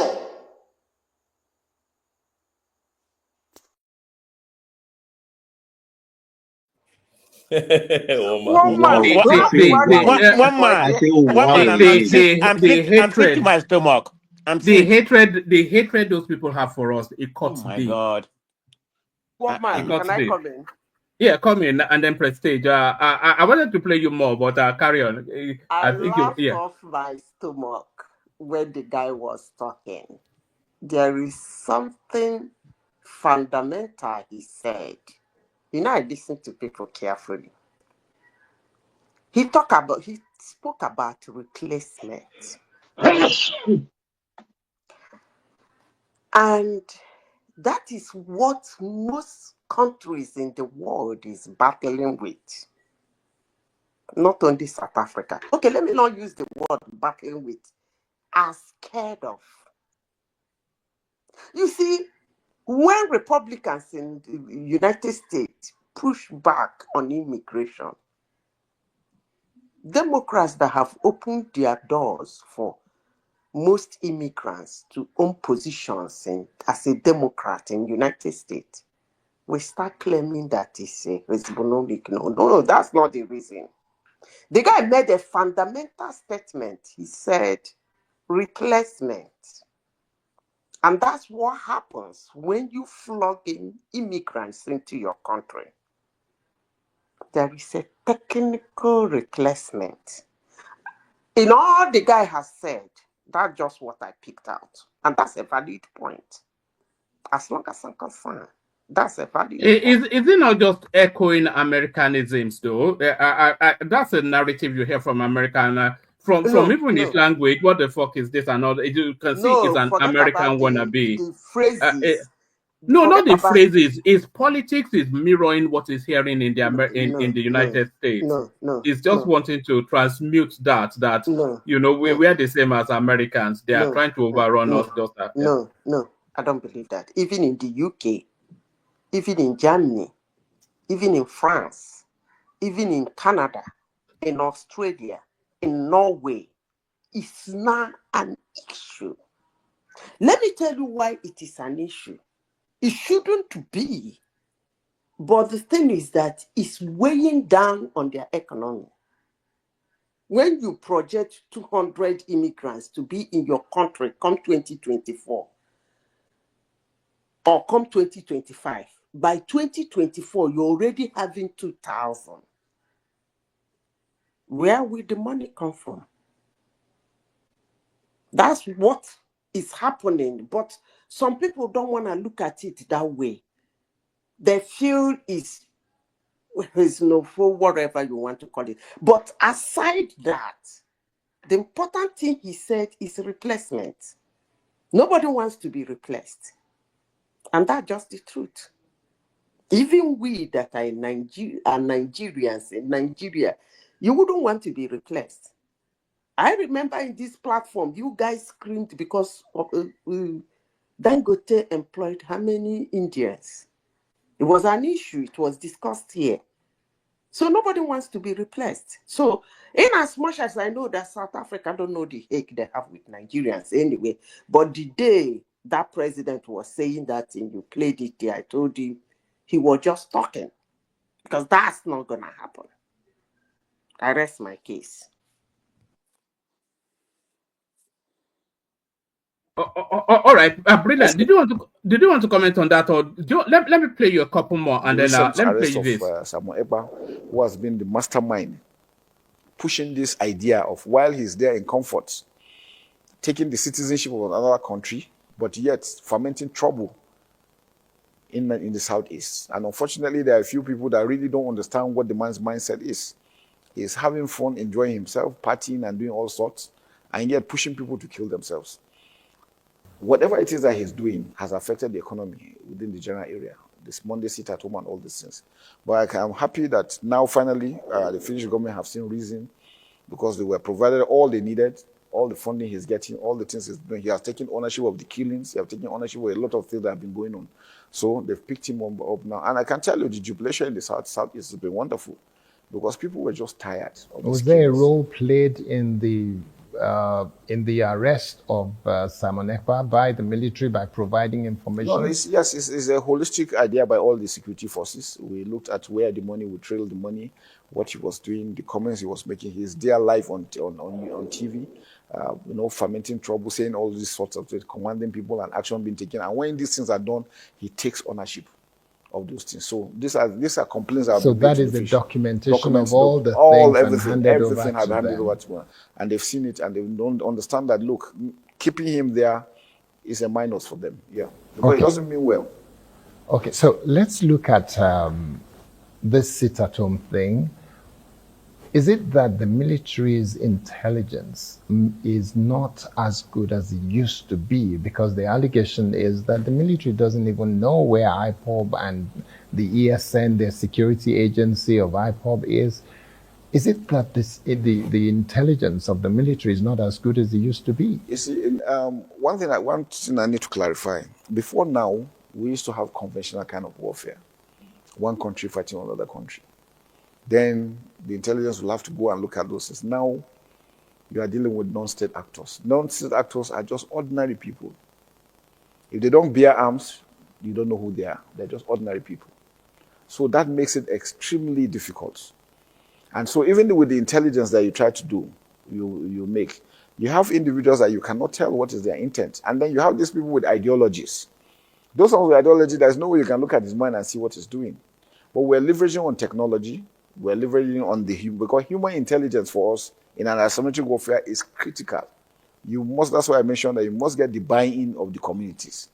If the communities accept them, it becomes more difficult. But if they don't, are realizing that these guys are just using them for what they want, and the communities refuse, it makes it difficult for them to operate. So it's not a matter of intelligence. Intelligence have been coming in here and there. Actions have been taken. But like I said, it's a whole of society approach. So that's the spokesperson of the Nigerian Army telling us the role that the Nigerian Army actually played in the arrest of Simon Ekpa. So apparently, allegedly, is that not the Chief of Defense Staff? Is that Christopher Musa? Yes, yeah. Yes, apologies. That's the Chief of Defense Staff. So yes, telling us the role that they played in the arrest of Simon Ekpa. So I've always said that the Nigerian arm was very deeply in that arrest. He shot because himself in a the lot foot. of Yeah. them was spied in the southeast. Yes. It was mayhem. So there's no reason for them to release him anytime soon, and I'm not sure that they will ever release him even. You can allow us to speak on that South Africa thing. No, carry on. You can speak on anything. I was just opening up. I thought I'm supposed to come in next. Yeah, come in, Ogbeni. Come in, Prestige, Ogbeni as well. Oriola has not spoken, so let's just do it now. Have the conversation just amongst yourself. Okay. Yeah. Let me speak beginning with this South African thing. Madam Zita, with due respect, you say something here. The word replacement. Okay. The angle I'm looking for him when they made that word replacement is a xenophobia, narrative they are painting. They are painting from the context of xenophobia. That's who South Africa has been, and that's who they are. I've seen more than this. One man. I've been reading a lot of comment coming from the South African space since Tinubu went there. You'll be so outrageous about what's going on. You'll be see, is this people black people or what? Are they in African? The kind of hatred they have. I'm not coming here to say what we did for them. I mean, everybody know about that. They hate Nigeria so much, it's not even funny. They are women, they are men, and everything they be speaking. So it's past replacement. And Madam Zita come here with this notion about try to do whataboutism about America. Madam Zita, we do respect what you're saying. What is happening in America is totally different. You don't have Nigerians going there through boat and everything. This is exactly what's happening, going through their border or something like without no proper visa or something like that. There's a lot of businesses in Nigeria creating there. That guy that was speaking was just making a false argument. One man, do you know that the owner of this is that the can business or whatever, a white man, the second richest man in Africa? He own is there a can I forgot in the business. I think he own a business in Nigeria. If anybody can recollect me, I forgot what is that a can business or something like that? The second richest man in Africa, which is a white man, own all the whole this in Nigeria. So we have a very good bilateral business with them. And that guy is here talking nonsense. This is why Africa is not moving nowhere. Just because of calling us the worst nation in the world. We're going over there to improve their economy because what Tinubu just, the agreement they had, I thought it was a limited visa. It's not all free for all the whole Nigeria, 60 million, going over there. That is what a typical xenophobia mindset is. This is the kind of mind they have. So South Africa, I don't know. What can we benefit from them? Can anybody here tell me if there's anything economically we can benefit from them? There's nothing. People are just going there, for business and some other things, to even do business. People with the South Africa can be all those Soweto Zulu people, they are very lazy. All they do is want to dance on the street. They don't want to take a proper job, get education, like other people do. It's just how the people mindset. I don't know if the apartheid do something to their brain. It's just like the black people here, they feel entitled in America. The South Africa own is on a different space. They need to wake up. They have got their independence. They have, they rule the country, for many, many years right now. They need to go back to work and do something, be productive. All they do is want free things, that's their problem. So anybody coming here to support them, but that's people's opinion. But I totally disagree. It's shame to South Africa. Man of prestige, let me help you further. Yeah, go ahead, man. These people. I'm so mad. If you remember Soweto massacre, I can't remember hundreds that were mowed down. There are some of them on tokenism that were recruited into South African police. They were the first that turned their guns on their people in Soweto. Quote me anywhere. And more than their people before the whites were shooting at them. It was a massacre. I can't remember the number now because I just discount them. You get my point? Like you said, waiting, what do they have to offer us? Nothing. Yeah, I've set my mind. Look, I said, what economically are we going to benefit from them? Go ahead. I'm sorry, Baba. Go ahead. So proud and empty. Nothing. These are people, that's one wear singlet now, tank top, will go and stand in front of a Nigerian doctor and say, you people come here to take my job. Can you imagine? An artisan telling a doctor he's come to take his job. They are stark illiterates. Well, I don't even know. Anyway, the president did that for optics. I don't think any Nigerian would take it, anything, because most of them there too. Yeah, like I was saying, but most of them has a free mind, this kind of mindset, like some of the Black Americans here, who doesn't want to go to work. Even I thought there's a work to pay minimum wage, $20, $15, whatever. They don't want to work. They want a free welfare. They want to have all the whole children so they can get free welfare, go live as free. This is what South Africa, population has become. This is where their problem is. So it's just a jealous of who Nigeria is. I mean, that guy was speaking. I was so mad when he was speaking. But anyway, so this is my own contribution. Go ahead. So this is my contribution. When I have some friends who are South Africans, some are Zimbabweans. So whenever we talk about this, what they usually tell me is that, look, the same way you have in Nigeria a set of generation that you call Gen Z, and some who are they are of internet age. Internet has exposed them, or they've been able to ventilate their anger or whatever, communicate also to the world through internet. But actually they are illiterate. They don't really know what they're doing. They pick information from the street and they run with it. They will always tell me, look, the same way you have them in Nigerian space is the same way you have them also in South Africa. So when you see them talking, don't think that is the position of all South Africans. In fact, I don't think that is the position of the majority of South Africans. It's just the position of some few ones I know who are very loud. They talk. You see them online. You see them on social media and co. But they are mostly the Gen Z ones who's they've been preoccupied with that kind of mentality, and they are so jobless that they're always on the internet talking and pushing this kind of talk. But when you relate with an average South African, you understand that South Africans still have this liberal way of thinking. I think they are even more liberal than Nigerians. That's the way I see it. They're more liberal when you interact with them.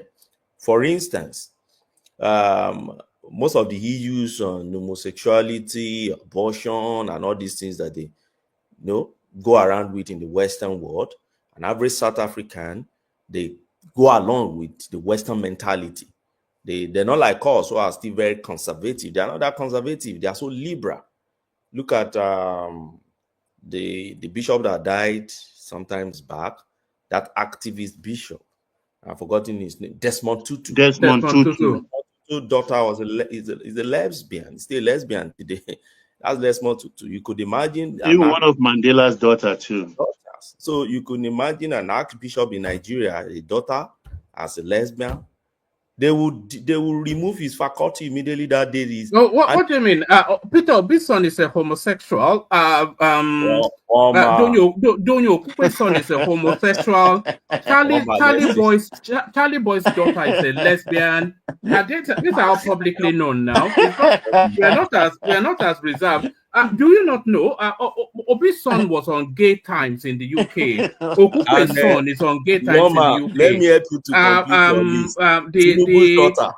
Tinubu's daughter is a lesbian. Tinubu's daughter is a lesbian in America, in New York. So we're not as One man they don't do now. I want to ask Benny something. Sorry, man of it. So I just want to land on this point. Okay.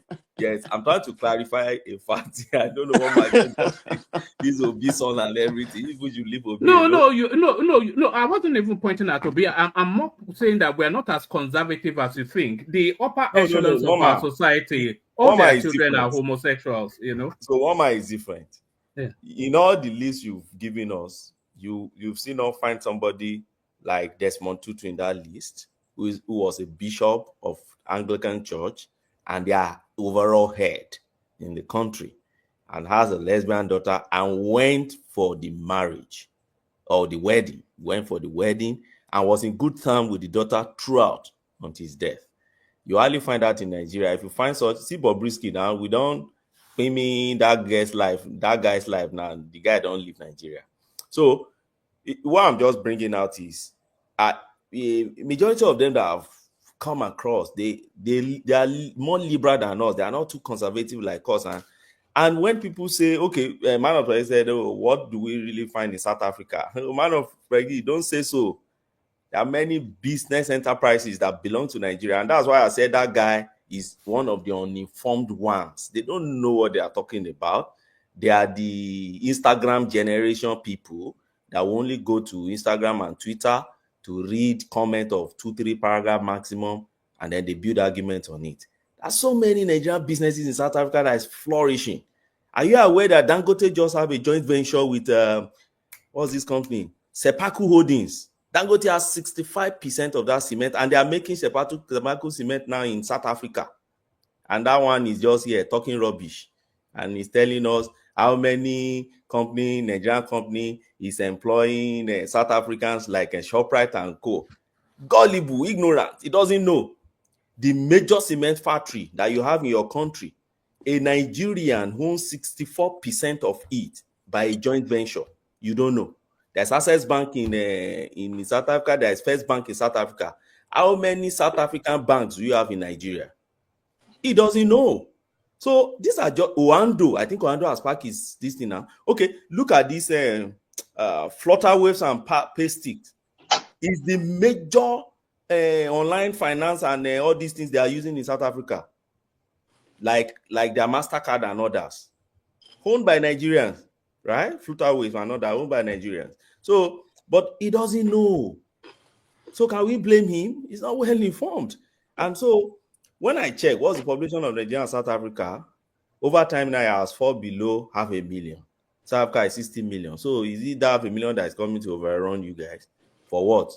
Do they even have a... So if you are saying they want to overrun you, by what way?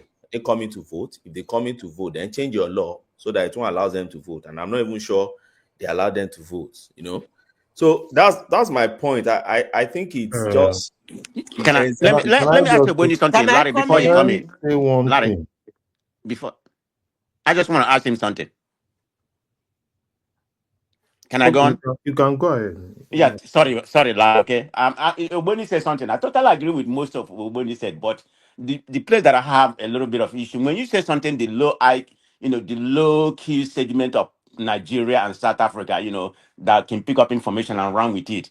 Okay, that may be the so, but that's like you said, it's a small population of that. But the worst Nigeria are welcoming compared to South Africa. In Nigeria with low information that we pick up something and run with it, but it's in Nigerian space. They're not going to discriminate to South Africa because of Nigerian mindset. That's just the way I'm coming. I kind of feel in a mindset we are different from them.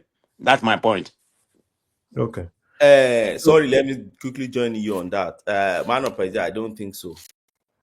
You remember during our last election, we took our Rofo out of Nigeria. We took it to the US. A mayor in the US shut down his Twitter because of us.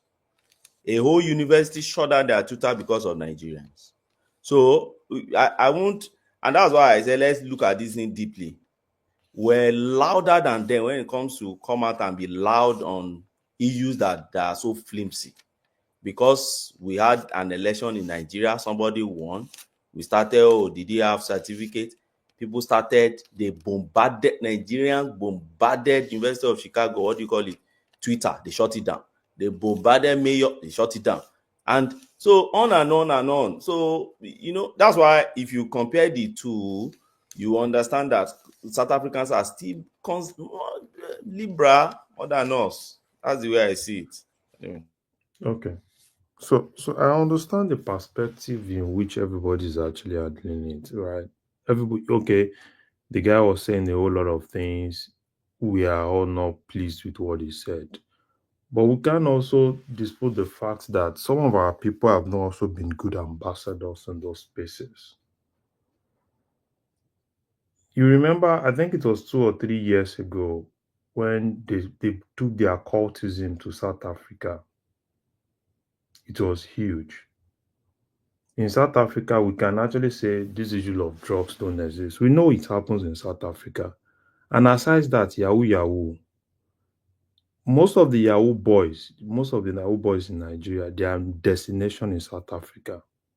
At the point they were in Dubai, immediately after Oshpopi thing happened, all of them moved to South Africa.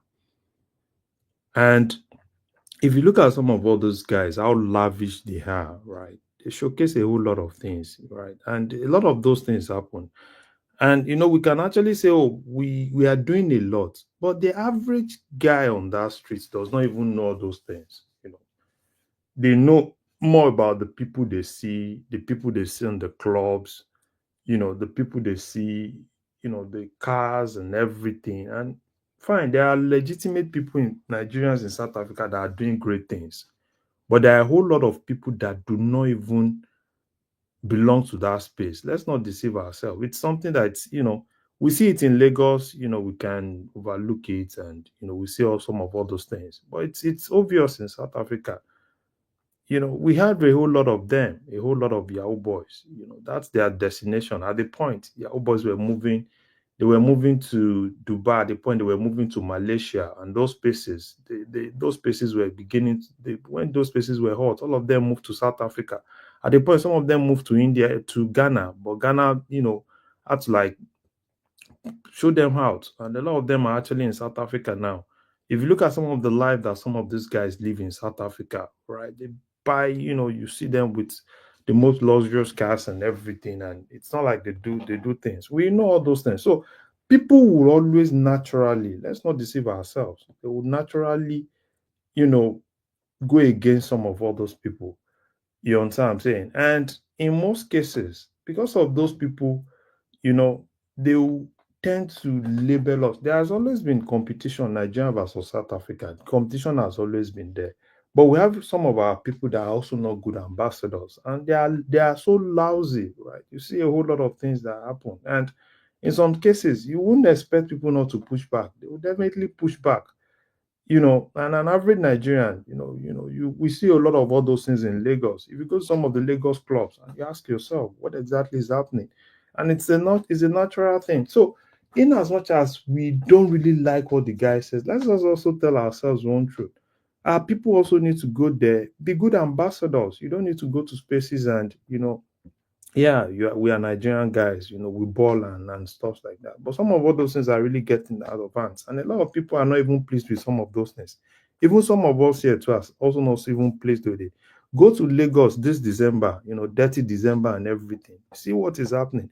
And most of the people, we all know it's not really legitimate money. It's a whole lot of things that actually happen. Personally, right, there are some things that have actually happened. Some things have actually happened to me personally that, sometimes it irritates me, even officially, right? I've been in a space where,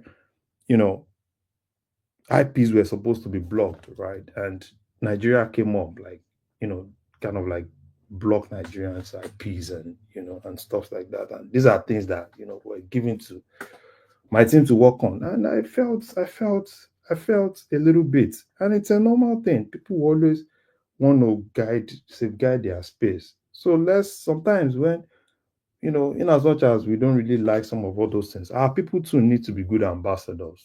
When you are in a space, when you are in people's space, you want to be good ambassadors. You don't rub things on their face. It happens everywhere. So when people push back, let's also understand that they have legitimate rights to push back. It's their country. They may not really like us, right? So, but it's still their country. It's for me. If you go to people's country, be good ambassadors, do the normal thing, be legitimate and stuff like that. So, but if you go there, you do some of all those things, you still rub it on their face. You want to showcase the big ballers. You see all of them. They're in South Africa. We all know them now. We call them big ballers. They come to Lagos sometimes, big ballers and everything. And what exactly are they really doing? They are top Yahoo boys that are based in South Africa. Even some of the musicians in Nigeria, they sing about them. Some of them that you've not even met before. We know them by name. I've always wondered about all this sudden money. There's one guy they call white money, and then another one they call him e-money, and then of course we all know Hush Puppy. and then Monfrey. So What about Shegun Opa? You know, so suddenly these people just land in the space, and we're talking millions of dollars rather than just your average chancellor that stole 10 million naira. You know, yeah. The way that those people spend money, man, it's a different. We are living in a different world anyway. So it happens, and some of those people, those are people they see on the streets. Those are people they see. They don't see the Dangote's investment. They don't see all those things. The people they see on the streets are the people they see in the clubs, right? The people they see in the neighborhood, right? They find the people that they kind of like start asking themselves, what do these people do? They ride the best cars, the best of the best cars, expensive luxury. They showcase the luxury and everything, and some of those people even know what they do. So let's, sometimes I understand we are Nigerians. We don't like some of all those things. We don't like to be disrespected, but people also need to be good ambassadors. You are visitors, no matter how much they like you. You are still visitors, and once they see some of all those things, they may not, they will definitely push back, and we can't even judge them for pushing back. It even happened even in spaces within Nigeria, within states. People push back. There's pushback and some of all those things. So it happens, And okay, even in Nigeria, I would say, right? Look at what has actually been happening with NDLEA, busting a whole lot of people, busting a whole lot of people, drugs and stuff like that. And these are things that happen in some of those spaces too. With people, they come to Nigeria, they build mansions, they go to South Africa, they also they do all sorts of things, they bring some of those things. You know what really rankles the South Africans from my point of view is the way they are taking their women. That's just it. They go on and take all their women. That's what really annoys them. No, for me, I don't really think it's I don't really think it's like that. It's not really the women thing, but there are a whole lot of things that are really happening in some of those spaces that even you as a Nigerian, if you're in some of those spaces, you won't even like what is happening in some of those spaces. I know some of them. I know some of them were really ballers. They say they were ballers in Lagos, and where exactly are they? They are all in South Africa. Most all of them left Dubai after the whole Hush Puppy thing, Uber thing and everything. They couldn't go to Malaysia at the point they were in Malaysia, balling in Malaysia, running things in Malaysia. Malaysia became tight. Everybody, all of them are in South Africa now. All of them, all the ones that the musicians, all those guys, they are in South Africa. What are they doing in South Africa? They run things. They come to now. Most of them are in Nigeria now, spending and everything. Go to obese party, or what do they call it? All of them are there. They spend and all those things. And these people see some of all those things. Even in the US, last week they put Nigeria as what do they call it again? Hot. Hey, that is hot something for cybercrime. Like, yes, that's Nigeria can now disrupt they caught about 17, and Nigeria was the only African country in that list. Yeah. But let me say this. Let me say this. Excuse me, can I interject you? Yeah, you can. Let me say this. You see, sometimes when things are happening, it's not happening to us. We seem to see it differently. But I don't see things that way. Our president, President Bola Ahmed Tinubu, went to Italy, France 1, France 2, France 3. Signed some MOUs that most Nigerians don't even know what is in it. And all hell was let loose. Even the man who spoke on this platform this evening was hammering on it. You could see the anger in his voice that a foreign nation is coming into Nigeria And some Nigerians on the comment section were reacting how France is a country that destroyed everywhere. And all of a sudden, the discussion shifted to South Africa.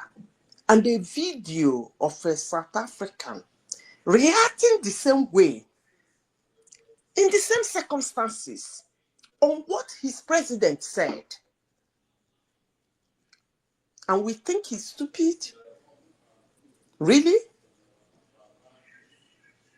There's a lot of things you can call a man, but you will not blame a man if he feels he's being replaced. And let me say this. You see that thing that guy is saying? He's not the only one saying it in South Africa. If he is the only one, or if he is the few that are loud, what is happening in South Africa from time to time, where they carry woods, chasing foreigners in their land, wouldn't be happening if he is only the voice of the few. But let me say this on this platform this morning. It's not the voice of the few. You see that thing that guy is saying? I will comfortably say that 80% of South Africans are saying the same thing. Call it ignorant, call it stupidity, call it anything, it doesn't really matter. But we have to understand that that's their land. And when you are in your land, you feel replaced, you have every reason to react, just as Nigerians are reacting. I rest my case. All right. Shall we hear from Oriola? You've been quite all the way through. I'm not sure if you're still with us. So, Oriola. Oh, my mommy. Look at that. You see, it piped in with a little voice just there now, but no. So I still feel that there's a deep-seated resentment towards Nigerians in South Africa, and I think it's all wrapped around us taking their women. That's just my own contribution to that. Does anyone have any thoughts about the Chief of Army Staff, Christopher Musta, telling us of the Nigerian contribution to the eventual arrest of Simon Ekpa? Yeah, may I say something? Yeah, come in to that space.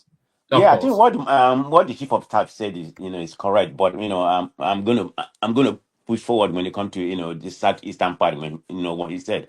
But anyway, remember what was narrated at I think 2002, 2001 or something like that. They mentioned there was a document by a certain nation. They didn't mention the nation. That means they've been cooperating with Nigeria, since that time. It was 2005. I've forgotten the particular date. That's probably about 5 years ago, something like that. I'm sorry. And it's not 2005. I've forgotten the particular date. So that means, the Nigerian government has been working with them for a long, long time. So everything that he said is definitely wrong. And like I'm saying here, I mean, all the thing they are doing is just an illusion, something that's not going to materialize. But let me pivot to what he said. That's why I wanted to comment when he said something about the Southeast. People are not cooperating. Yeah, that may be true. If you want to get intelligent, I don't think Nigeria has a good intelligence enough. But if you want to get a good intelligence, the military that they send to Southeast, I'm not saying there are some people in that part of the country that are not cooperating with them, but you have to treat the people well. The military, they send to the Southeast. A lot of them, I don't know how many percentage, they are not treating the indigenous over there well. Apart from the checkpoint, every area. If you see the way they abuse people, particularly in the villages or something like that. So how do you expect to get human intelligence when the people you're supposed to be getting intelligent, you're not treating them well? So it goes both ways. The intelligence has to be played properly for you to get good intelligence. I think there's a lot of good people that could have given them intelligence, but the military, some of them, I'm not going to say the military as a whole, some of the military are abusing their power, their authority. So that kind of submerge any kind of intelligence you're going to get. So there has to be a proper intelligence for them to gather, in order to be successful in that part of the country. This time on it, but I don't know if it's going to silence something. And I don't think this sit at home.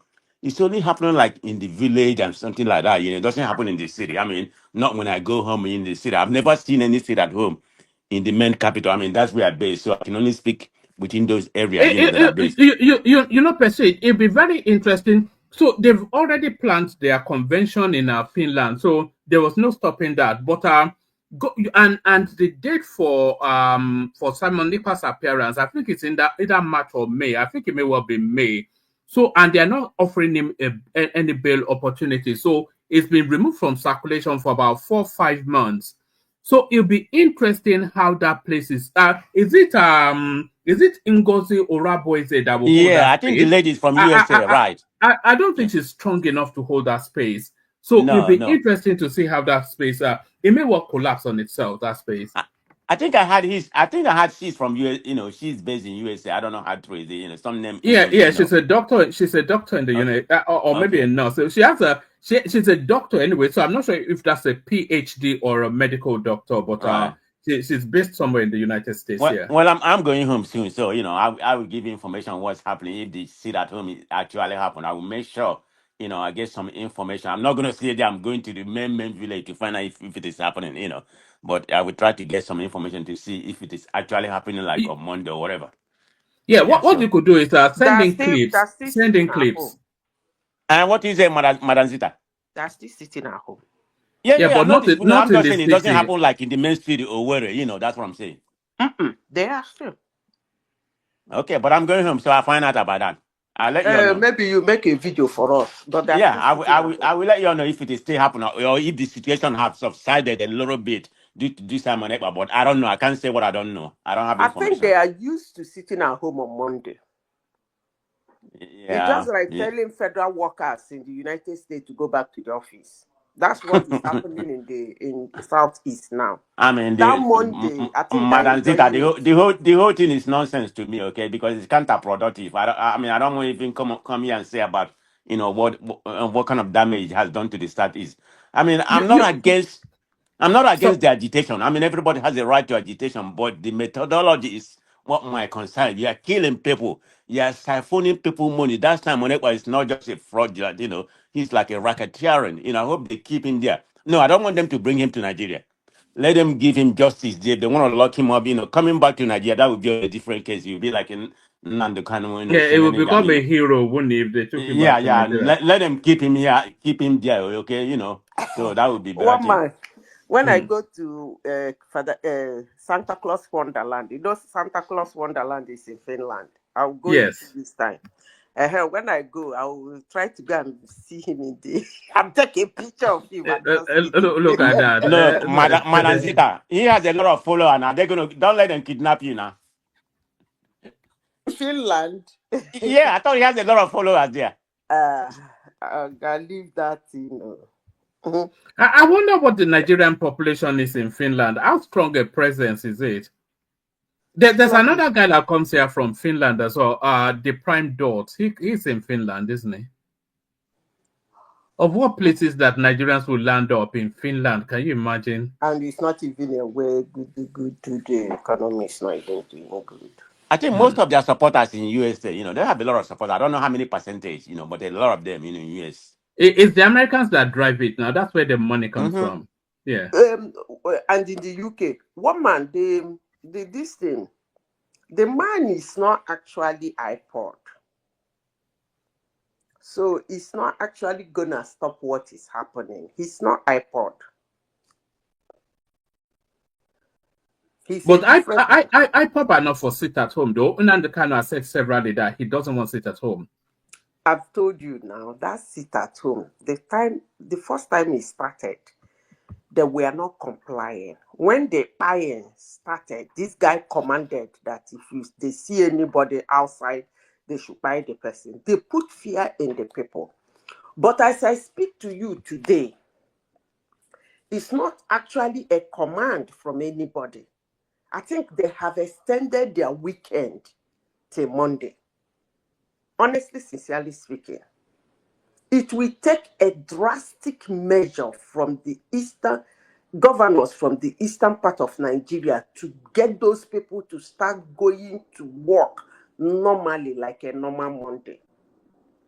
It has nothing now to do with Ekpa and the Nnamdi Kanu, I call the ESN or whatever.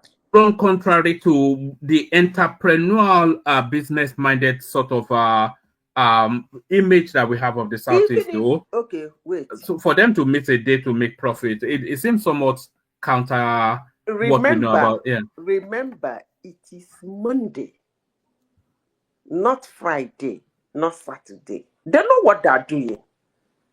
It is Monday. Monday for business people is not actually a busy day. If they have said sit at home on a Friday, it would have been hell on earth. But that Monday they shows is very good. It's a very good time. So that's why it's no longer in their hands. It's something they have acclimatized themselves to. So when they go to market on Friday, Saturday, Sunday, they go to church. When they come back in the evening on Sunday or Monday, they relax in front of their houses, gist, laugh. Tuesday, they start their life. So that's how they decided to live their life. You know what? And one man, I think I'm beginning to buy what Madam Zita is saying about this sit at home. Because if you really look at it, I mean, all this loss of economy, all this loss of the economy, back on may have been exaggerated. They may not have. I'm just speculating. I'm trying to buy what Madam Zita is saying. They are They not may not losing be money. losing that much on Monday because They're in not. America, there's a lot of businesses, that are not open on Monday, like the barber. They are open from, I think they're open from Saturday to Saturday or Sunday. They are off 2 days, so they're off like Sunday and Monday. So certain kind of business they're not open. Monday is not it's not like the busiest day for business. So like Madam Zita was saying, they have bought that in their brain that is not really necessary, regardless of the order to sit at home. That may be what's really happening. That's what is happening. Yeah, because it's not But everywhere you and see people them on killing ground people now. for that. I That have had people on ground. penetrated into their mind. It become a mindset of how to do business. But I Prestige, they've attributed the loss in that place to about 30 But that 30 trillion everything may be naira, 30 exaggerated. trillion. That may not be the case. The loss may be Wait. different, may be a different thing because of just nothing really You happening are in that very right. place. The loss is not on sit at home on a Monday. The loss is on reoccurrence of chaos in villages, in towns, the rampage. That's where the loss comes from, not on the sit at home on Monday. No. But when they look around, they cannot stop the chaos, the rampage going on in the southeast. They base the loss on the sit at. You need to see what these boys and the military are doing in the southeast. Sometimes a whole village we have to evacuate. So the loss is not on Monday. Mondays are very quiet. Mondays are it's just like an ordinary Sunday in a busy Christian environment. Simple. But the loss is not on that. Sometimes these boys enter the market, people lose their lives and property. So that's where the loss is, not on sit at home. They better say the truth. Yeah. Let me second that again. I can only tell because of the kind of business that I have. I have worry. Because I remember before this chaos started. Monday is not really a business. It's not really a busy day. Like we have people from Port Harcourt, all part of Southeast. Even Cross River. Whenever it's the weekend, they start coming Thursday, Friday, and they start leaving on Monday. So we don't really get that much business on Monday, and it's still the same. Although the business has dwindled because of the chaos going on. So that Monday stuff is just, it's not really, if my own opinion, if you really think about it, it's not what it's impending the economical, disadvantage to the South. It has to be the chaos and some other things playing that role. So I'm thinking, like Madam Zita is saying, they have brought that into their mindset that, okay, let's take Monday off. After all, it's not that much business, to go by. So that's, in my own personal business, that's already been happening before this, before this chaos happening in the Southeast to, to a different level right now. So One man, you see places like Nebuku, Izombe, Opuoma, that is behind Ubuta, and you talk about where the governor come from.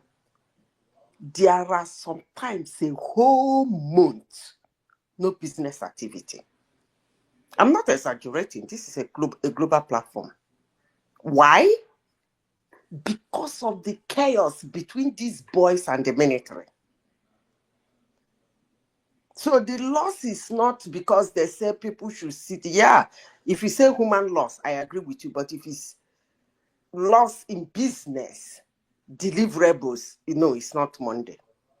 Monday is like sitting at home on a Sunday when a businessman has finished his business on Saturday and decides to sit at home on Monday. It's not the loss.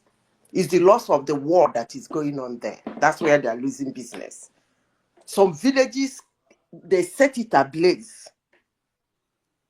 And those villagers cannot come back in like 3-4 months. Oh man, you don't know what this guy No, we see little This guy snippets did of a it. terrible thing. I'm telling you.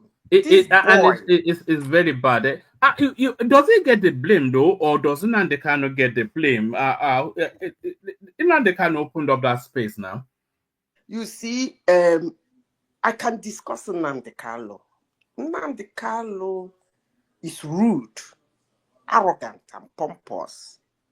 But Nnamdi Kanu was not this brutal. No. Sometimes I start to imagine whether this guy is a demon or a devil. Because if you see the way this guy issue out this command, he said, go wipe the whole place out. And those people will go and do it. And he will tell them to get him the video. They will get him the video of the mayhem they have come. One man, no. You can't compare this guy with Nnamdi Kanu. Nnamdi Kanu think he's mad. But this guy... Maybe he thinks it's video game. It cannot be... I mean, maybe he thinks it's video games that he's playing. I mean... One man, remember, Madam Zita, I don't know if you watched the video. And when he came to Dr. Damage show, one man entered there to ask him question. This guy is so arrogant. He just dismissed one man, say, don't talk to me, you're not a Nigerian, so you don't have right to ask a question. No, that's going back a while, isn't it? He did the same to me last time that he came, I think a month ago before he was arrested. I decided to ask him a question about this sit at home that is kind of productive. He just dismissed me, say, you don't even know what you're talking about. I don't know what word you come from. I mean, this is how this guy talk. He never answered my question. I was in that program. You remember Dr. Shidi, the man from Canada, now came in. I remember that. The guy is so arrogant, man. I want to go there. I want to go there and just knock him out, but I can't do that. Yeah.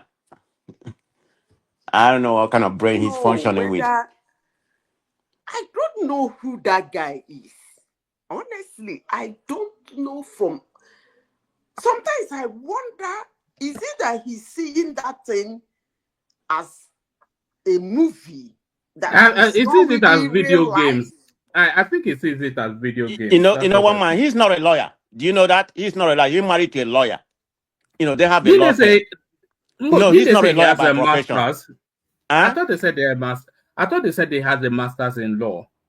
No, he's not a lawyer.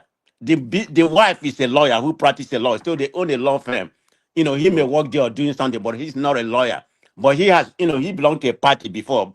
I think he doesn't belong to the party anymore. I don't know what happened. But he's not a lawyer. All this thing we are promoting on the show, he's not a lawyer but profession. I don't know what his profession is. The wife, which is a Finnish, a white lady, is the one that's a lawyer that owns a practice. So people start calling him a lawyer. No, he's not.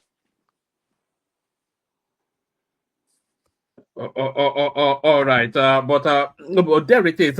We want to see who succeeds him now. All eyes on Ngozi Orabweze, who is now the new champion. Can you imagine? People living in La La Land or whatever they are. But anyway, that's them. So. Sorry, Zita, I was watching their convention over the last couple of days, and what struck me was the quality of people there. So the quality of people there were they were international people anyway. So you say only international people who have traveled there, but they were senior people. The average age was around about 55, a lot older if you looked at them just visually. And then there were doctors, lawyers, well-spoken people who have being in the international system for so long, so a middle class sort of backdrop was what I saw. And previously, I just thought it was just some rascally Chinedu in Abia State, but his audience, they are middle class. That's what struck me. No, you are right, One one man, man. you They are, see. they are not like rich for people who are not informed. You know, that's who they are, because they came online today too. I mean, I saw them online. So I think Ngozi was sharing it. I didn't listen, but I saw her there. So, One man, But one that thing, Ngozi, she's fine small. Let me see if I can bring up a picture. But carry on. one thing you will understand is that emotions ain't got no certificate, no degree. Neither does emotion have class and status. So if emotion do have all these things, Monica Lewinsky, we wouldn't have discussed it. So when you see people in being or their emotions being played with, you shouldn't blame them. That's why if there's any advice you will give to anybody or to your child, is they should train themselves to guide their emotions whenever they want to say or act. It's very important. If you don't, either the emotion will play you or somebody is gonna play your emotion. That's just the truth. And that's exactly what this guy is doing to them. Because one man, you won't understand, honestly. You won't understand. That's the new leader right on the screen right there. Probably an improvement on that's Ngozi Orabueze right there. Now, wow. Holy, Wait, but one man, Zita, yeah. man of prestige, do you think the way the guy in Finland was acting, any US citizen like Ngozi, who says she's the chief of staff, can do half of that and America will allow it? Why not? To be ordering people to be slaughtered? Listen to me. Listen very carefully. You see, the world of social media has become a game of money and viewership. If you say the United States, in the first place, which country owns the social media? All those apps that guy is using as a medium of communication to perpetuate that mayhem. Where is he? Is it not in the United States? The supreme leader of Iran, the Hezbollah, Hamas, and all those people, which app are they using? So why haven't United States even do something as little as blocking them? You see, I disagree with Baba, you let me because tell this you is something. terrorism we are talking about. Let me tell you something. I don't know how to put it because this is a global platform. I don't know how to put it, but the case of Semenekpa is not because he's in Finland. It's because Nigerians and the powers had had it up to their neck with him. And if this lady too, if he's doing what he's doing, the day Nigerians and the powers that be will have it up to their neck, it doesn't matter where she is. After all, the number one citizen in the world, the president of the United States, was yanked out from Facebook and Twitter. So it doesn't really matter. But the Hezbollah was still there. So it Wait, doesn't can I really say matter. something real quick? It does matter because you just contradict yourself. No, it You doesn't said matter where they We've are. been wait, waiting for let me you, land. Oriola. Yeah, Let let me him come land. in. We've been waiting. Oriola, come in, and You then just Zita. told us that Trump was yanked off social media. You have to realize that the social media have their own policy and the government have their own policy. So Trump's was yanked because people reported him. That's number one. And if somebody get reported and for example, if Sam Eppa or whatever his name is, if he's doing the same thing and the guy reported, every FBI or whatever, they will be on his case. So there's no way you can tell me that he can be anywhere and he will act the way he's acting, unless people like what he's doing. Remember the guy in London, the Nigerian guy, is a grandson? People reported him, and what happened to him? He got jailed. So we can't just say that he could be anywhere in the world and he will still do the same thing he's doing. He's only doing that because Finland supported what's going on with what he's doing. They supported Biafra. So because you have to remember during the the Civil War, they're one of the countries that supported Biafra. So that's the only reason why he could keep doing what he's doing. So that's what I Can I come in? No, yes. let me come in. Can I come in, Wait, Madam Zita, before you come in? Woman of Straight, just give me a second. Let me respond to Riola. You know, when I say something, I like people to listen to me very carefully. And let me repeat what I said before I interject you, Riola. I said, it doesn't really matter the country you are. If the powers that be and the people that be have had it up to their neck for you, they will act. I gave instances. But let me say this. You said it matters the country. The man perpetuating the mayhem in India today, just like Simeon Ekpa, is living in New York. And he's still using those platforms to call for that mayhem in India. Why haven't United States government picked him up? Odela, answer me. Yeah, but Because nobody reported. They haven't support reported that him. organization. If Right, they don't and support nobody that have reported organization, him though. they will kick And him out or arrest okay, him. listen carefully. I said that no matter where you are, it doesn't really matter. And I said, when the powers that be, what am I saying in essence? When you lose that support, they've had it over to their neck, they will pick you. Is that not what I said in this platform this morning? That's what you said, but can I say Okay, something? So that's what you said, what Madam. is Odrola saying? I Yeah. said, it Hold doesn't on, matter Madam where Zita. you are. And I have Madam given the Zita. example of the Indian man in New York who is doing exactly the same thing Simeon Ekpa is doing. And I A lot asked, of us don't why know did they about pick him. him? Okay. I don't Can know I come about the in, Madam guy. Zita? Can I come in, please? 1 minute, please. The guy you just mentioned, nobody knows about. I don't know about him. Maybe the people from his country knows about him, but they never reported him to the authority in this country. If they've done enough to report him, I'm definitely sure they would take care of him. Okay, I think it was Baba that brought this question, which is a very good question, and he posed the question to people in America, which is a very good question. Like Madam Zita said, you can perpetuate all this in anywhere, you want. After all, most of these platforms are owned by Americans. But what I'm trying to say, I side with Oriola point of view.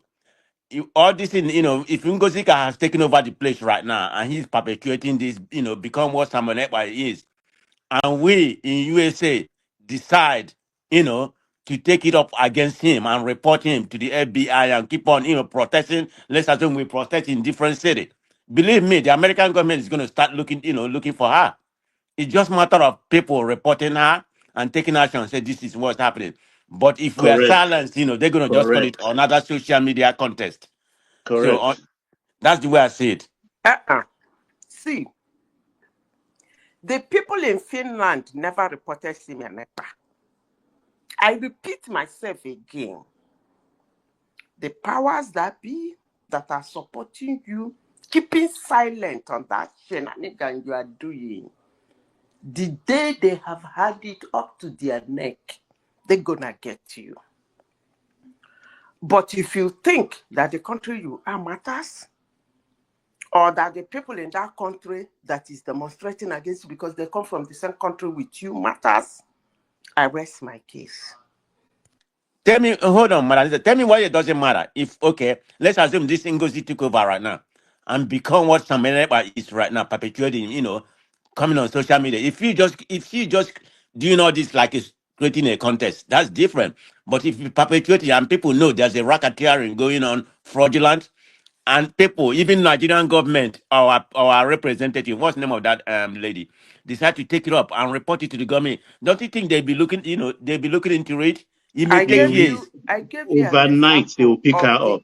Hold on. I gave you an example of the Indian man in New York. But I don't know about the Indian man. He has That nobody I'm know giving about you an that. example. Go and research about him. He What is the name? believed the same What's thing. his name? I'm freaking out on his name. Don't worry, I will, because I don't really like pronouncing those names. But don't worry, I might put it on the comment section, on the private chat. He is racketeering, and Indians in the United States have written. Even top governmental officials in India, even their here, their what I call it, ambassador here has written. So why are they not? Or do you want me to tell you what the United States government told them? I beg, Muna, leave me alone. No? Look, when it comes to that kind of politics, it's about interest. I don't know that of New York, but there is also his type in Canada. A few months ago, he was quenched, and Canada is taking it up, accusing India for perpetrating that as a crime. So if Canada is harboring one who has been quenched, and then America is harboring one, then you know definitely that there is much more to it. If America don't tolerate it, they will not accept. It's like saying Hamas will come and rent an office in Manhattan in New York and be operating there from. It's not going to happen. Yeah, one man, anybody. No, the point you're making is good, because if you really look at it from a from geopolitical point of view, if you have somebody like Ngozi, doing something of this terrorist or something bad in that form, American government will look into it, because I mean, Nigerians, they have interest in Nigeria, so they don't want anything to mess up with their own interest. They can't just sit idle and let somebody perpetuate something, that is going to defeat their own interest. Apart from that, that's just part of it. I mean, that's the way I look at it. So, I mean, people may have different point of view in that. I think the Americans will protect him if he was there. They don't. I think he would have been better off in America, actually. Who? Simon Ekpa? Yes. How? Can you explain that? Because Americans don't really care about Nigeria that much anyway. And, if he had American citizenship, then they would lean more towards him in the same way that he has Finnish citizenship. Just the example. I know that Indian person Twitter was saying, well, Look, what America, this is what how your America, Americans are like now. I'll give you an example. In the 90s, when this drug ring started, when Nigeria became a transit point, the DA in America told Nigeria that you may not be cooperating with us now, but your citizens will suffer for it, because they also will become takers in the process of this thing we are talking about. And this is 2024. Did it last within 10 years? Our people started sniffing, and a lot of miscreant now, nuisance, family has been destroyed because of this. So also it is with terrorism. America cannot tolerate it for long, because when you grow, for instance, in a state in America, started growing terrorist group, storming another country, giving directives, eventually it could start happening. Taking off, suicide bomb can be taken off in America. America is not going to stand for it. They can only tolerate it for some time. They have analysts. They will look at the projection. They have a way of looking at 2 years, 3 years ahead. And if they find out that will be injurious to their interests, they will take them out. They can even surrender them. That's how tough they are. If you think you are safe today, tomorrow it doesn't mean that they can pick you up and return you back to that country you are terrorizing. That's America for you. Yeah, I mean they revoke your citizen because there's I know of some some Nigerians that was involved in that illegal dealing at that time in the cocaine. I think it's 10 years imprisonment. Then after that they deport them, even after they have American citizen. So that doesn't really mean. I mean some of Nigeria that perpetuate something like that during the late 90s or something like that. That be going to Nigeria and bring cocaine here. I think it was cocaine. They put in their stomach or something like that. I know of somebody they caught here. Actually he's a brother to one of the big politicians in Nigeria. So they caught the guy here. He spent maybe not quite 10 years, but close to about 90% because he was federal prison. Then after that, they deport him, even with the citizenship. So it doesn't really matter if you're a citizen, let alone a terrorism. That's on a higher level. Yeah, exactly. Prestige. So that is the situation. So I just pity her. If she's in medicine, well, you should be careful, very very careful. And all of them that went to Finland, don't be surprised. All of there them was are documented. One man, all of them no, are documented in the the, hands of each and every countries within EU and America in their terrorism file. They have their the, pictures now. they They've will documented them. they will be documenting them as they were coming out of the airport. They have this facial recognition something now, so all their profiles are They known. took a risk. They don't even realize they are taking They a don't risk. know. They don't One know. man, most of them, everybody that went there, this is my opinion, they're on watch list. Because Exactly. this Simon Ekpa's phenomenon is worldwide and everybody knows what's going on. Simon Ekpa is in jail right now. Anybody that associated to him, they may watch them for many, many years, but don't know. They're in watch list. Go mark my word. Anyone that went there. Every one of them. You think Yeah. they just give them visa, they are happy with God visa, and they just cross and go there. Or if it's really foolhardy. I just shake my head that this is tomfoolery. You think you just go across 8 hours and the Pacific and just cross to the other side and think they don't know what you are going to do or who you are. They all now have files. All of them they are watching. They are on watch. They are watch. When it comes to issues like this, Americans don't take chances. Yeah, go ahead, my brother. Another angle. Don't you think, because I saw one of the video when they're doing the declaration, the majority of them, they're elderly. That's one of the things that I saw. I think they are holding on to something for so long, and that's how I see it. Like, they need to speak to someone. They need, I mean, I won't say therapy. They need That's how therapy. I You can see say it now. They need therapy. Yeah, That's what we're they're saying. old people. We've not had closure on Biafra yet. But Right. Oriela, there are some people in the 40s there that I saw now. So it's not like everybody's there 60, 70 or whatever.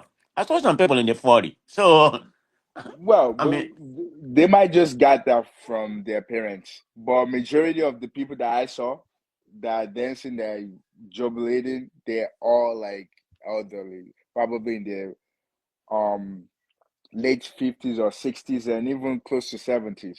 They're old. So they're holding on to something and they're passing it down. They're passing out to the young ones. I mean, everybody has this, and it's not just them. We all have some things that will pass down to us. Even it might be stereotype, it might not be true, but I believe that majority of them, they're holding on to something. And that's what they believe in. And they need to speak to someone. And if not, the next generation will continue from where they stop. And that's what's more scary, because we don't write things down. And the fact that we don't write it down, by the time it gets to 2-3 generations, it will become something completely untrue, like something out of that doesn't even make sense anymore. So this is a lot of is a lot of work that needs to be done, because if those people can hold on to things like that, imagine what the younger people now, what they think. And they're gonna have kids, they're gonna tell them the same story, and that will be going on forever. Who left you in charge of that child? The child is saying she's hungry. You are just rabbited. Go and give the child a snack. Look at Oriola. it was don't mind that. Yeah, I will. you don't know the tricks. Yeah, you have the snacks next to you. That's what I used to do. So yeah, or a toy. That's what I usually do. But no. How long ago? It's been well over 50 years now. And if we're looking at people in their 40s, especially within that space, that is to tell you that this thing has lived a generational loop and is still as popular as it was. So that's where the real concern is, that many people are still within that space. You would have thought it would have been people in their 60s and 70s, It's a on stage. phenomenon, woman. I don't Yes. understand. I can't put my head around it. You know what, one man, what you just said, is a very true statement because most of the people who are dancing to this tune, they are not even born, during the war. They are not even born, before the war. They didn't participate in the so-called Biafra war. They are not alive at that particular time. If you go to Southeast, most people perpetuating all this crime that actually believe fighting with the police. It's not the older people. It's the younger generation from 20 to 30 or whatever, 40. They the one, Who are like grandchildren? Who are like Yes. grandchildren of So those they no gone? story, like you properly said, no, there's no story that have, narrated the Biafran story, a closer to this Biafra. So it has been a filter from there, story to story. Everybody tell their own story. And the kids, the children, the next generation keep on buying that ideology. And the more I see it, it wasn't even like this when I was growing up. It has ballooned, it has increased. So it has It become a wasn't like phenomenon right now. And it's not dying anytime soon. it's not like this when I was growing up as well. No. It was just something in the back end of stories. You were aware of it, but nobody really. It wasn't anything of any. It No, seems it's to have been Nnamdi Kanu. it's been re-energized somewhat. No, it's Yeah. Nnamdi Kanu that this phase of Biafra agitation now is Nnamdi Kanu created. You remember after the Nigerian Biafran war, Ojukwu came back, blah, blah, blah, and all those stuff. It was Wazurike. Wazurike was not as was not a propagandist as Nnamdi Kanu. Nnamdi Kanu pushed a lot of narrative that only heavens know where he got it from, because he wasn't even born during that Nigerian Biafran war, let alone being a child to notice what happened. But all he was saying is what he was told and probably what he read in books.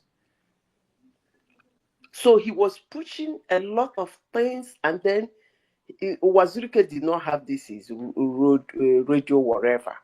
So he goes to that his radio, he says a lot of things, like enacting something. And that's what is causing this problem now. And if you call some of them to ask Is it still alive, right, Ralph Wazurike? I don't even care. He's alive. Masop, he's alive. Yeah, but why is it not coming to wrong commentaries on what's going on now? Why is it not No, once in a while he does. Once in a while he does. But my question is that is he alive, or we just hear that somebody must have say something? Is that a Look, you even have a propagandist problem something? with Is he alive? the governor of your state a few months back when he destroyed some of his properties. He himself, or just I don't know. He himself, someone. Mazurike, himself. Okay. Yeah, himself is alive. He has made his own money. You know that guy too printed pounds. Actually, So if he alive, where is he? He's in the southeast. He's in the southeast there. He's not coming out. He's in the southeast. So they can't get him if people believe that he's the head of people, propagating all this. I don't know. no, that Nigerian space. Mosop was not aggressive. Mosop was not telling. All they used to do in those days, they come out carrying Biafran flag, march in the streets, and that's it. Okay. They didn't have a radio station like Nnamdi Kanu. Nnamdi Kanu took it further down the road. He started talking and then enacted what has been buried in so many people. It's a pirate radio he used that damaged the whole thing. Yeah. Correct. Yeah. You are right. Then when they got him arrested, he mistakenly called this guy. And then when he noticed that the guy was something else, they tried to kick him out. Then it resulted to all this one, him forming his own autopilot and all manner of charms and chances these guys use is unimaginable. Hey! Do you think it's using native power, What? Samonekwa? Are you kidding? But woman, you supposed to know, say, I told you I'm from Uguta.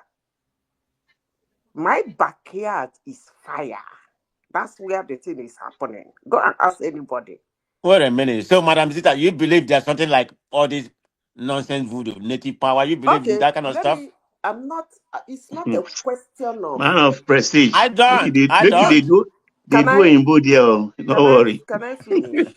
Can I finish?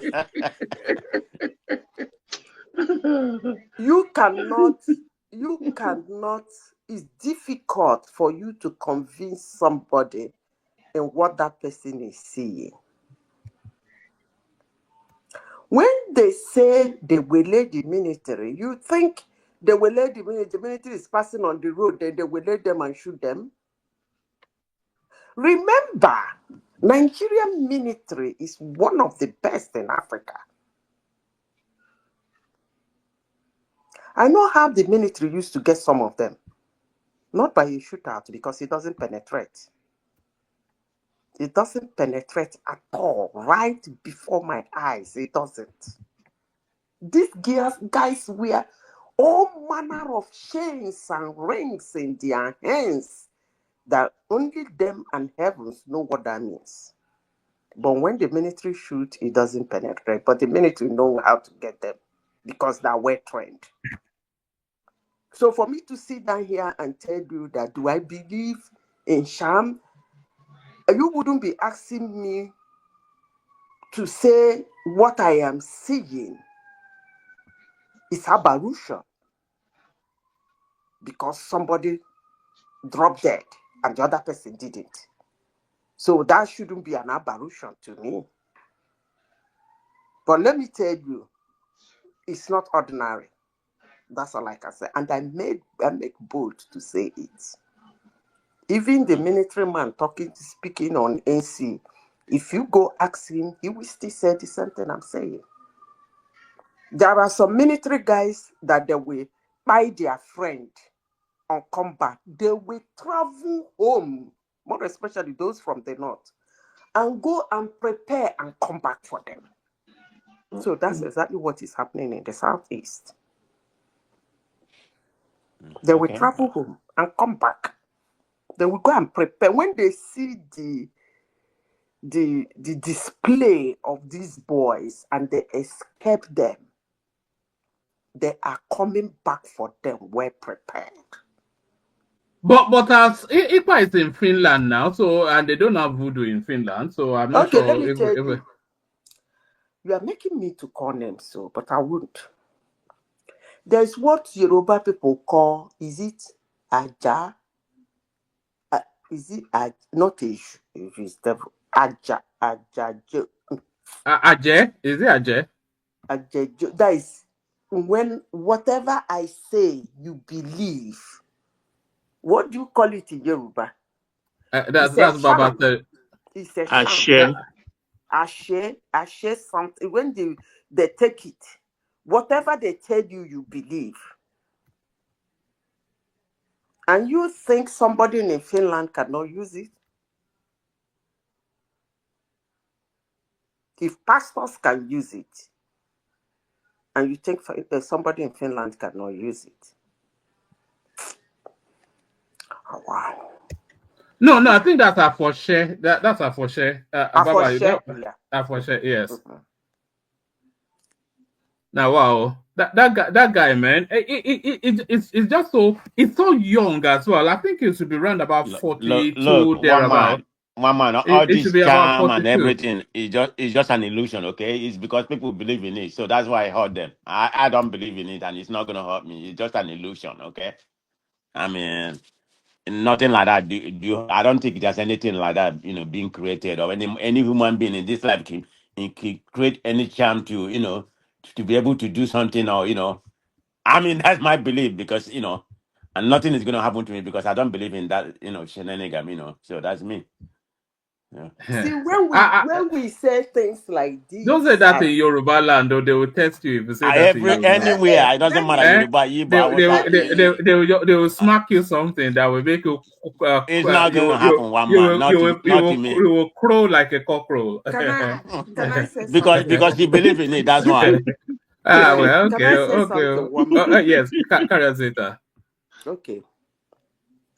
You see, when it has to do with Africa and Africans, we call it juju.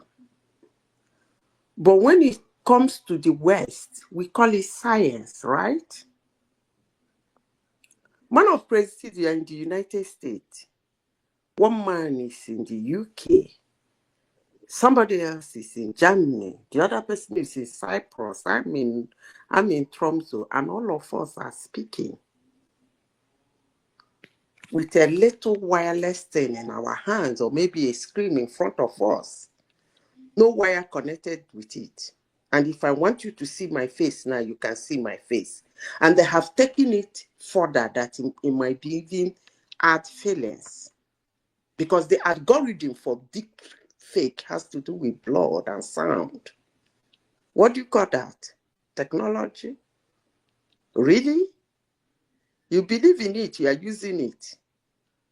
But the juju in Africa is a juju. Are you not saying the internet is voodoo? So this is where we are now. We are in the deep dark hours. The internet is voodoo, according to Zeta. And that's not what I said.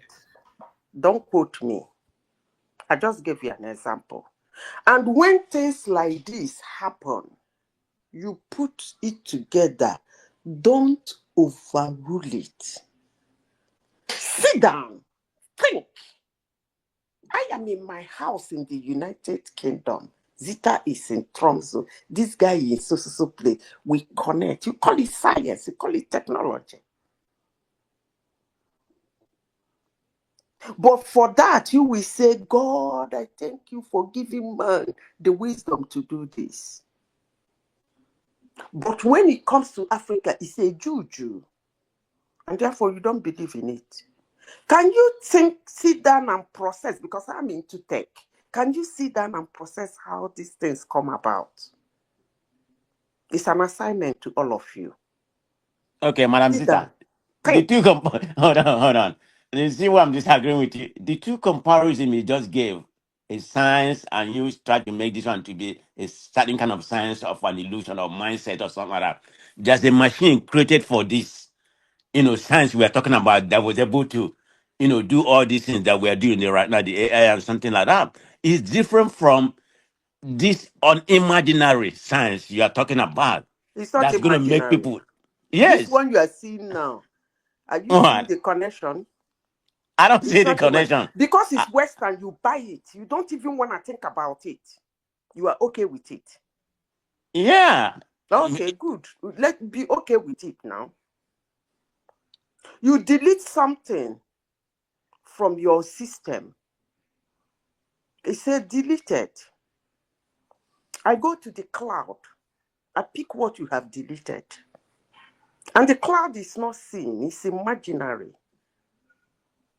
It said whatever is in the computer cannot be deleted. It is in the cloud. And what is the cloud? Somebody will look at you and say the cloud is Linux. And where is the Linux? He said it's an open source. Where is the open source? Can you show me? It is in the cloud. But it has a storage. Tell me what. Tell me. Storage. No, you are laughing. You know I'm right. Bros, leave that matter. I make you leave them. Okay, but I don't believe in the final. That was why I am. When before Job died, he tried to use homeopathy to heal his cancer. You see, I'm one of those that respect homeopathy a lot. Homeopathic medicine. I respect it a lot. Because if you put two of them side by side, the only difference is that one is very clean. The other one, they didn't make it well. They didn't try to. And that's packaging. So if you think the way the West package their own is good. But the only thing I used to tell people, when they argue with me like this, I would tell them, go and visit, take an excursion to an automobile industry. Please go to the engine section. Make sure you visit the engine section. When they drop the engine, make sure you watch how the engine starts.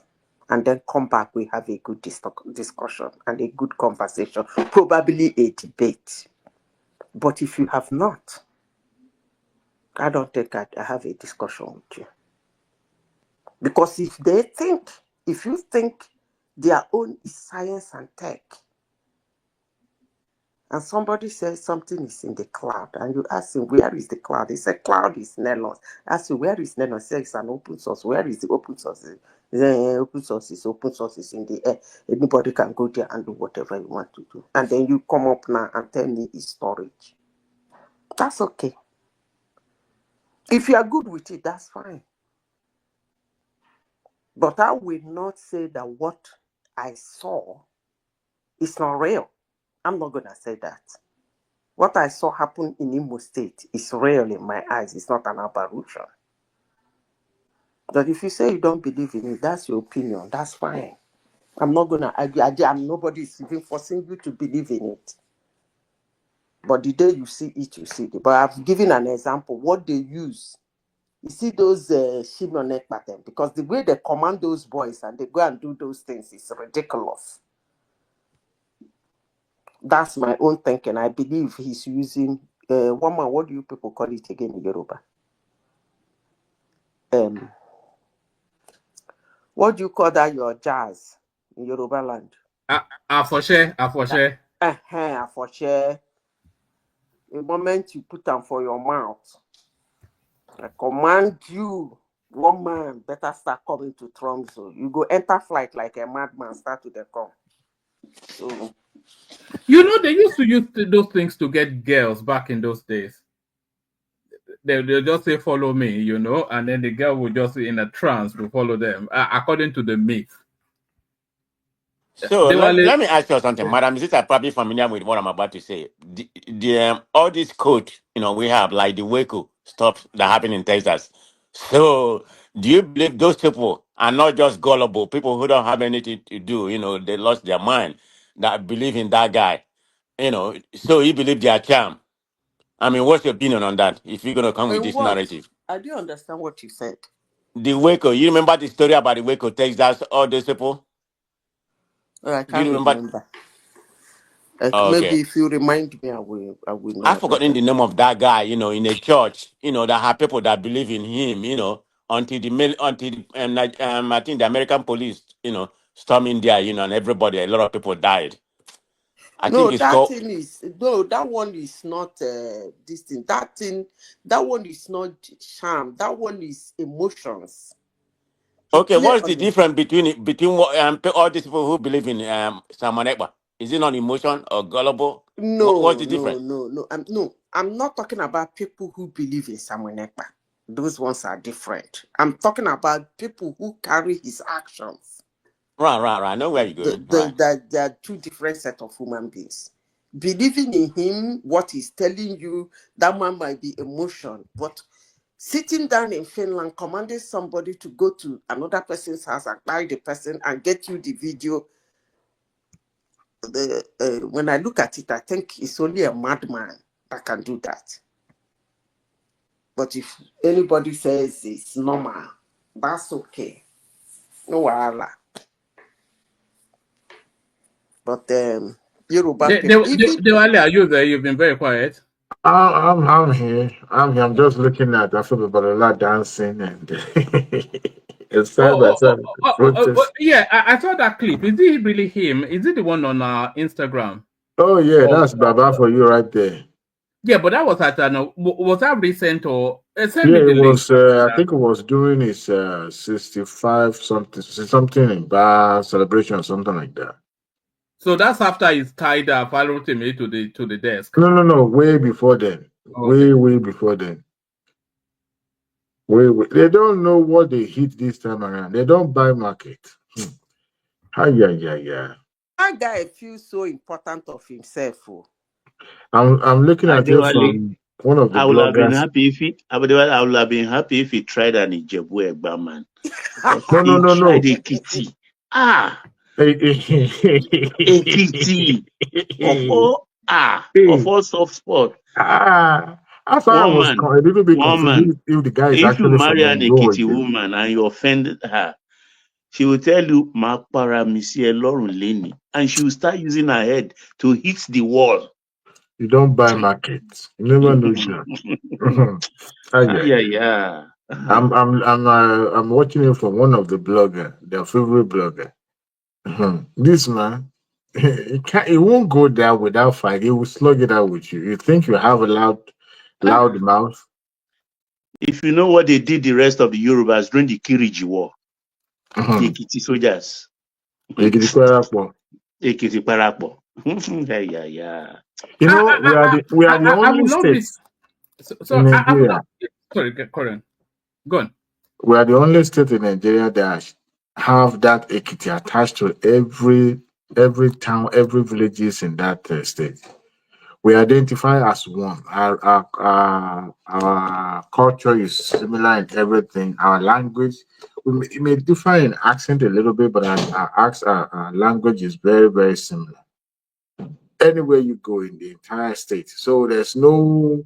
Oh, this is not my tribe. This is not that's not one. It's not no.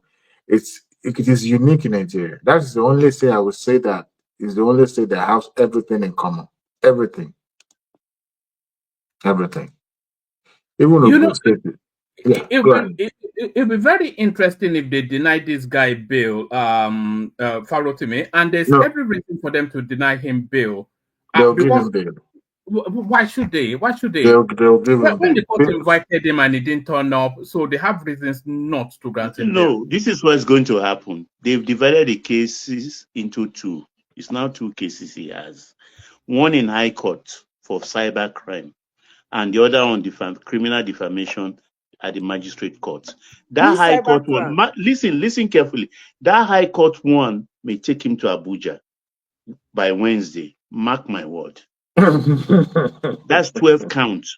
Cyber Which one crime. is cyber crime, Pico? Cyber stalking. Cyber stalking. How is that? How is that? How has he done that?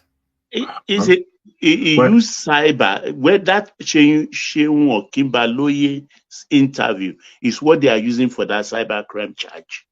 I don't understand. So what? I've read this has gone beyond Babalola. I say, mark my word, that's there not has his to be 12. some hierarchy, people in the government doing all this. The problem I have with the guy is that he thinks very highly of himself. Yes. The way he talks, always the other day, is he not the one that was calling for war and brimstone in Nigeria? I mean, when you do those kind of a thing and you feel like that, you might end up in the dustbin. He said, my intention is to destroy the Nigerian government. Can you imagine that arrogance? Wait a minute. I think it's just few of you here against him. More Nigeria are with him than, just few of you that's against him. Right? More Nigeria, you mean the southern young sharps? More Nigerians, that's all I said. More Nigerians. There's no more Nigerians. Than few of you that are APC. No, one that's why you're man of against prestige. him. You are making mistake. Look, I know I'm not making mistake. I know what's going on. Wait, man of prestige. People like me. It's just like if I've seen him 1 month ago, I've drawn his ear. Mine is not about seeing the end of him. You get my point? But I'm just an observer and knowing what will happen to him. That's what I'm saying. I'm not saying with relish or anything, but I'm just enjoying the whole thing. Why are you enjoying it? Is that because you don't like his narrative or or what he's been putting out? Look, wait. And I think you're wrong to say. Sorry, Baba. I think you may be wrong to say more Nigerians are for him. You see, the one thing I've noticed is there's a silent majority in Nigeria, but there's a vocal minority in Nigeria too. And that vocal minority it straddles all of the media spaces, social and otherwise, and they tell us Nigerians this, Nigerians that. But the silent majority, they don't come out at all to say anything at all. You don't One hear, man, if yeah. you so see when the you say the silent majority, are One they not man. are they not witnessing the same injustice in Nigeria? So One is it man. only the minor No, majority that are but they are not forming the same conclusions as you. they they You are saying should it's just they should yeah, but because that's from your injustice for own one is an reason, though. injustice for all. Hello, No, one man. no. So Good sorry, morning. sorry, the prime. You know, you consider it an injustice. Okay, let's take you and Nina as classic examples. You will consider what happens as to Pharaoh to me as injustice. I consider it as him getting his comeuppance because it's been in that space for months on end, year in, year out.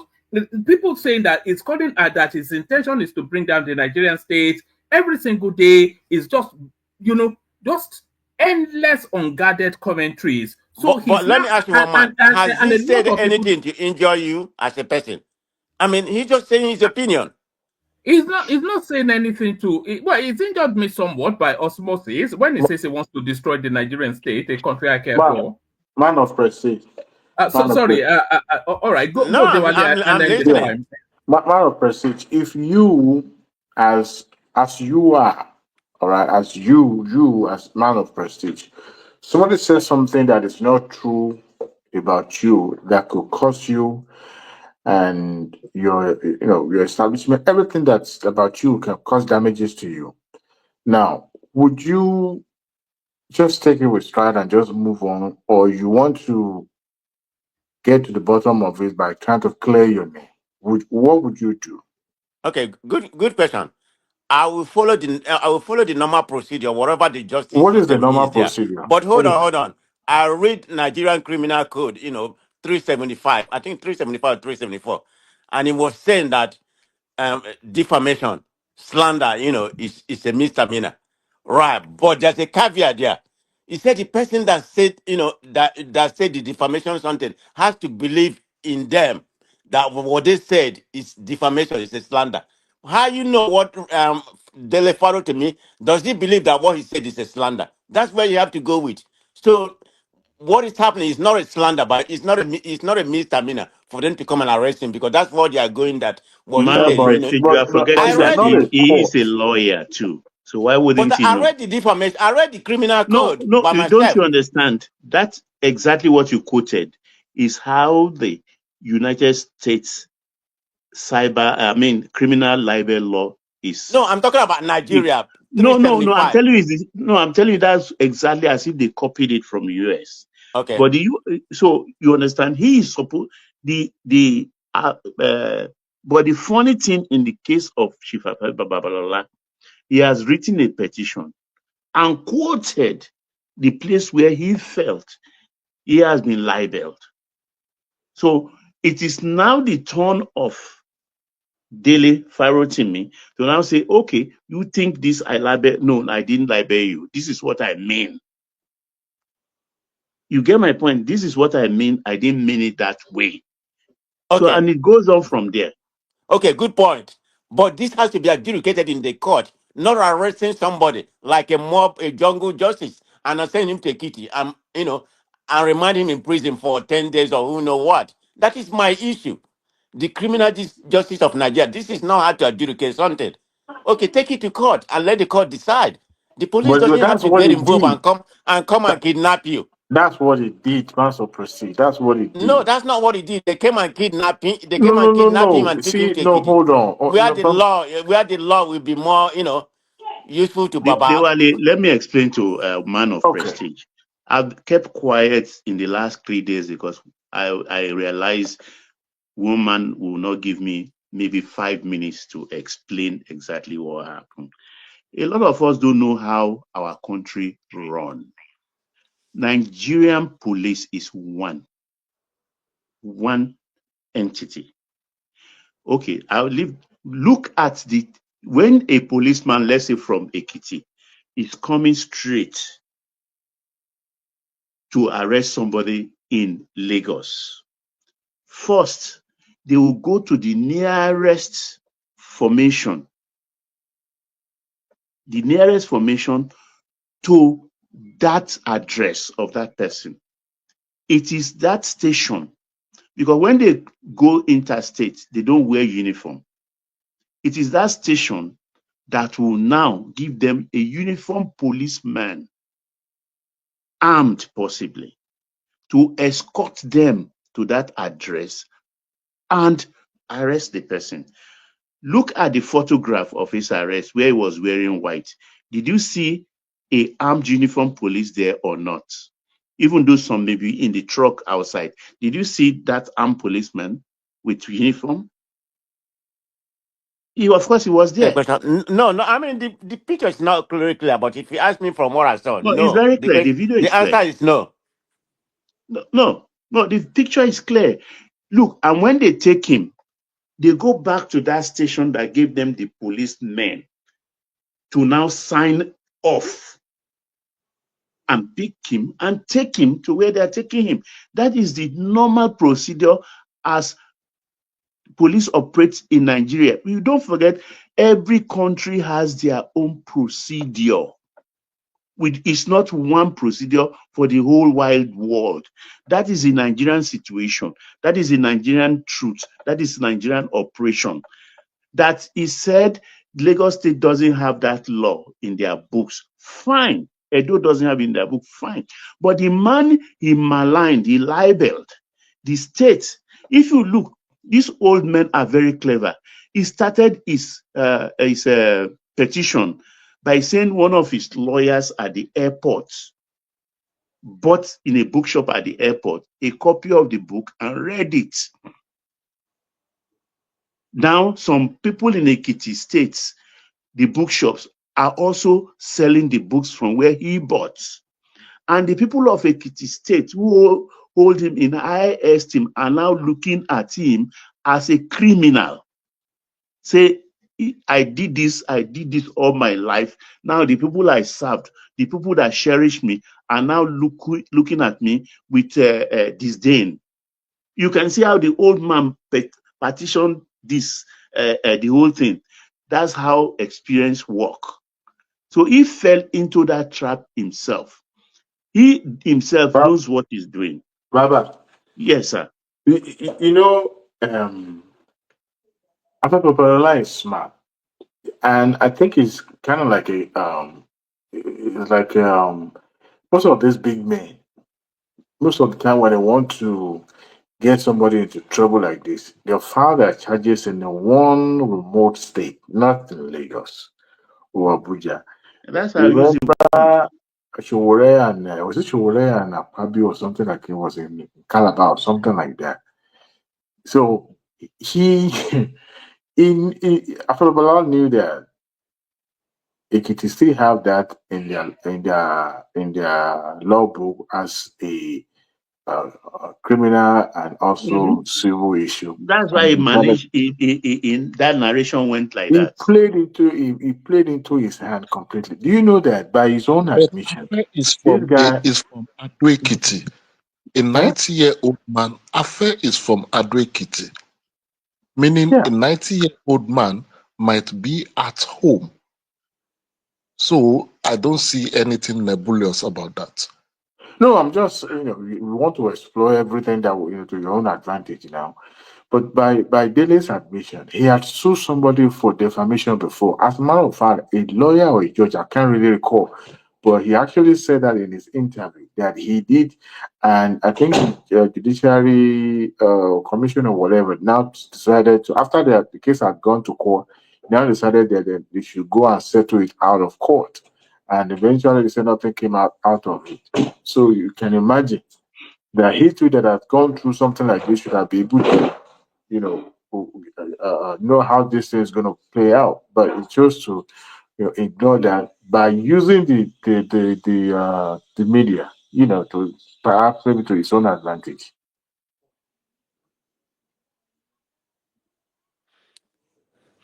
You see, this is the problem.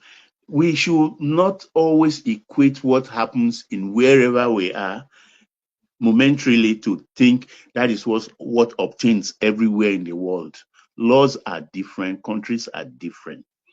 So naturally, like, say again.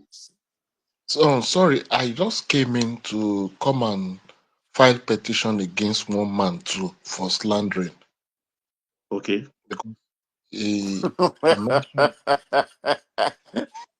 Who is this? This is the prime dot. He mentioned my Prime name dot. about 3 minutes ago. Yeah. He said Finland of all places, he was giving that narrative. So one man, where are you? He has Show gone to your sleep. face. I'm here. Finland. I was wondering why anyone would want to live in Finland, and I think Zita backed me up to say that there was no economy No, there. I can't live in the UK. UK is dirty. I'm saying Yeah, it but straight to you. it's a bigger economy now. What is this? Demarketing your country, prime dot. Can you imagine? You better take into European courts. Is there an economy in Finland? I don't know anything. You know, all those Finland, Maybe you need Iceland, to I move don't even around, see please. them as any country, you know. Maybe you need to move around, one man. It's just the same way Americans and UK people don't really move around. You can live happily. You will not become rich in Finland. That one is a fact. But at the end of the day, you will look at your life in summation. You will really be fulfilled. Like, okay, I came to this life. I lived properly. Yeah. Yeah. If you don't become homeless in Finland, for you to become homeless, you've made serious effort to become homeless. I don't think it's not possible. It's not because of the weather. There is so much social support, like every Scandinavian country. I know when people from UK and US come to Scandinavia country generally. Apologies. I just got a message from our guest, Chief. Show me. No. Show me next week. Otumba, not Otumba. That's next week. Akogun, Tola, Adeniyi. It says he apparently has been listening all the way through. It says I have listened to your beautiful and intelligent conversation so far. Must retire to bed now. So he says to pass that on to you that he has been listening. Just as well that we did not defame him. Yeah, we did. Imagine if we had some of our wilder people here. So, one man, it is not a jungle. Please take time to come around. You can see simplicity in basic. Sir, do you live in Finland? Yes. Okay. So that's it. It's quite a the image I have about a place like Finland is extremely white. One, and I'm talking white, not just even white people, but real white. You don't get whiter than Scandinavia, and they're white. So that's one, and then very boring too. I cannot imagine anything. I wonder what they have on their nails. I cannot imagine anything of excitement. Extremely cold, and then they only eat boiled stuff, boiled sausages, boiled potato, boiled this and boiled. I cannot imagine. It sounds like a life of misery. I think you find fun in violence and noise. Maybe you need some tranquility. So hold on. You just come here to get on one man. I'm on one man's side. No, Tell me okay. why you come to. Tell me why you come to. Tell me why you come to Finland. What? Tell me why you come to Finland. Hold on. Your own shot is coming. You both asked for it. You said, why should you come to Finland? When you're tired of people shooting each other, Finland has as much guns as people living there.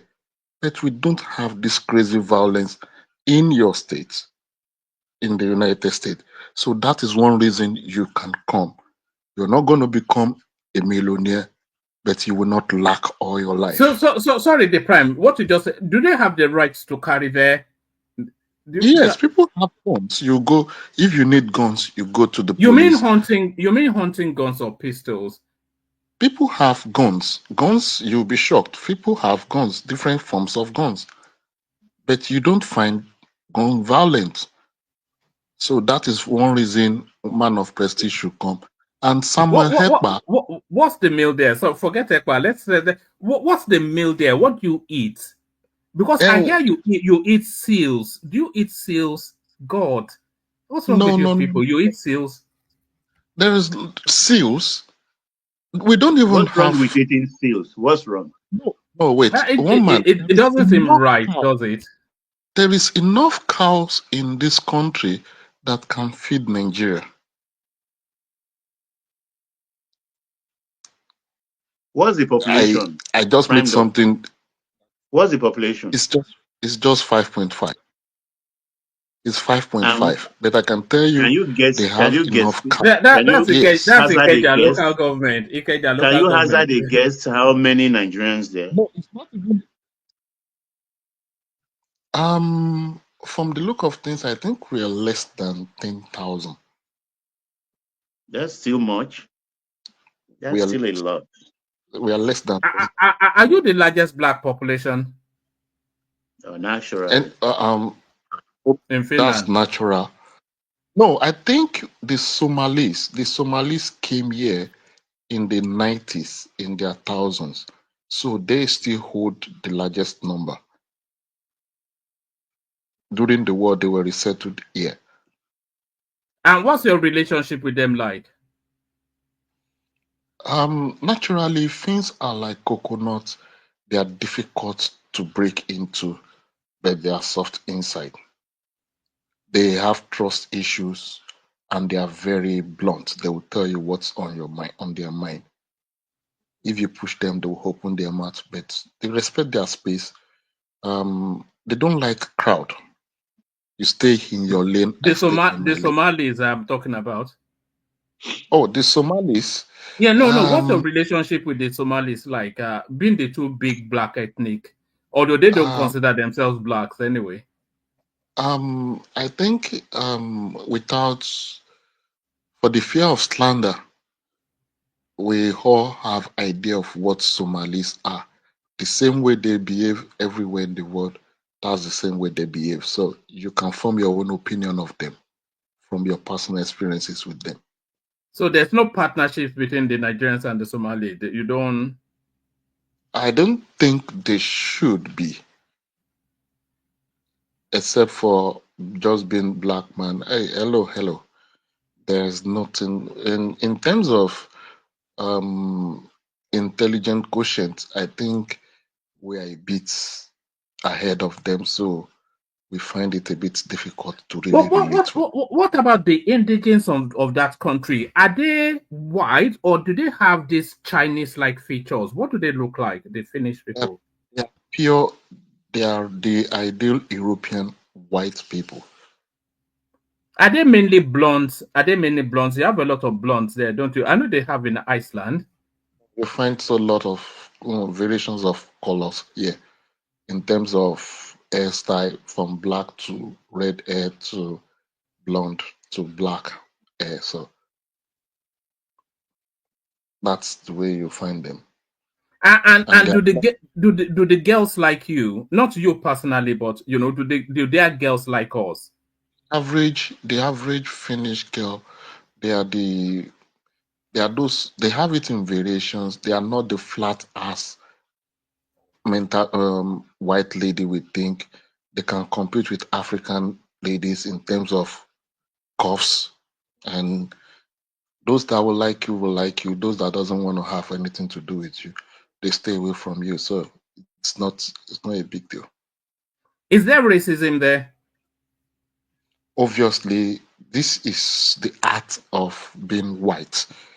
They are technologically also advanced.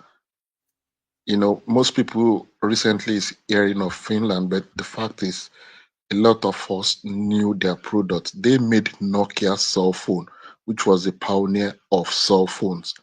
Nokia is a village in Finland here.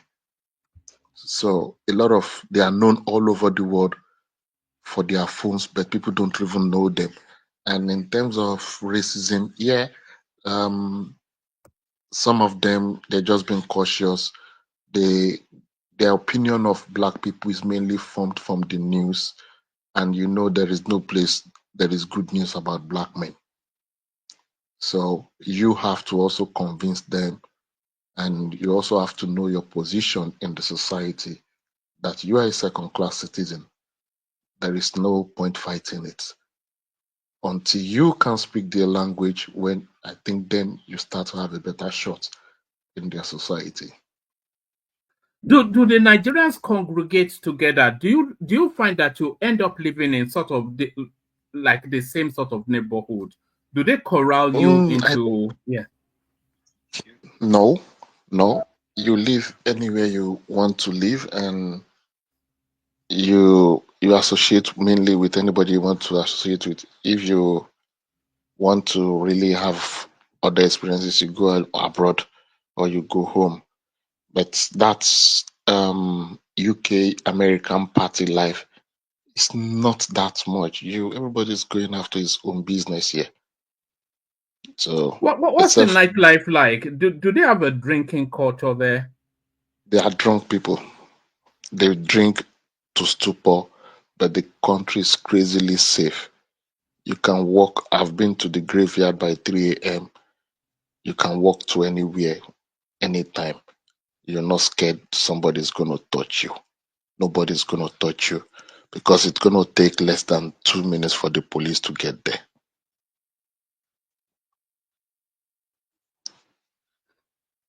Right. It doesn't still sound like an exciting country to me, I have to say. Oh, yeah, I understand you. When you were brought up in UK, so I was going to ask, somebody else wants to, but I was going to ask you about the food, but Prestige, you go first. Did you want to ask him something?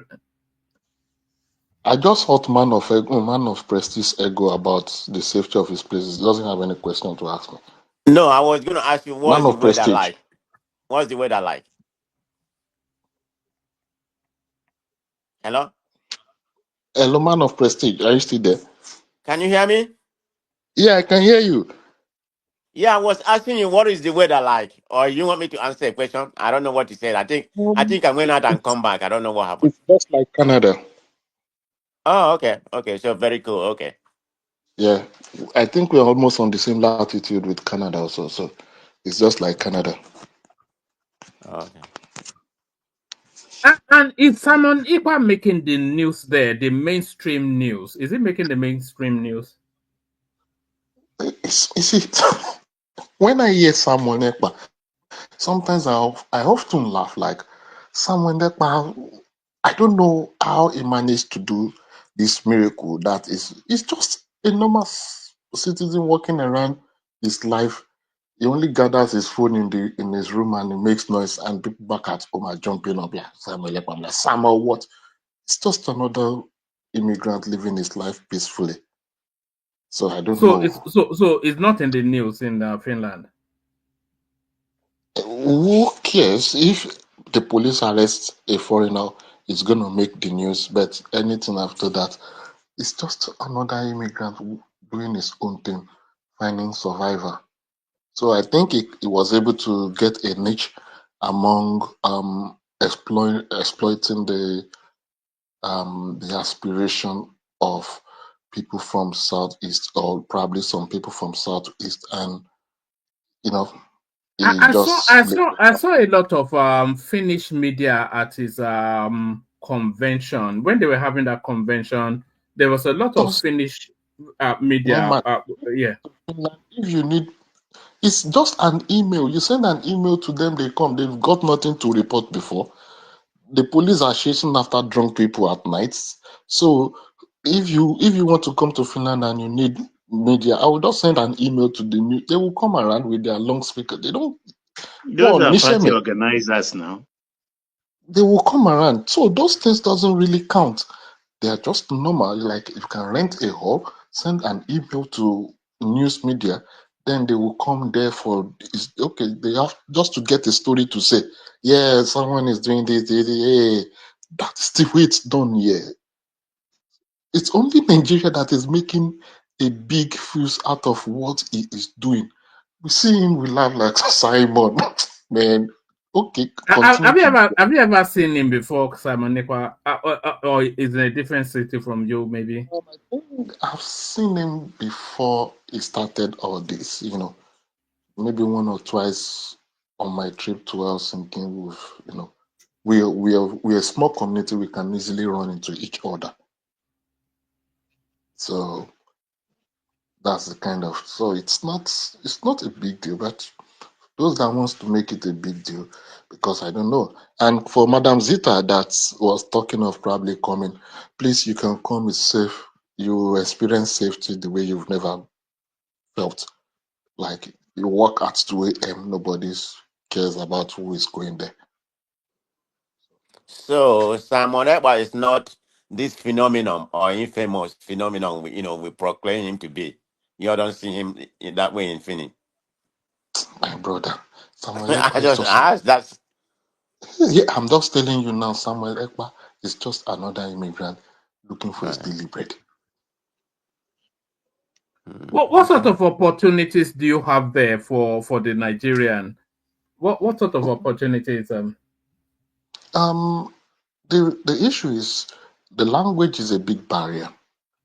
So many years ago, the education was free and the standard education, but right now is at par with United States. So you can the difficulties of coming over to the States or UK to study, you can study here, then leave if you really want to follow that path. In terms of you becoming studying here and you get except in tech, if you are good in tech and nursing, you have more opportunities. Otherwise, So are those the jobs that Nigerians are getting, or are they getting all these, cleaner jobs that go and wash plates? you get cleaner job as the lowest in the society in terms of skills. That's you need something to survive, but with that you can still get your decent life. You still live with your cleaner job. You're going to live in an apartment that you're going to make $5,000 or $4,000 to live in the States. So those are the kind of things you will find like, okay, and you still have healthcare that covers you.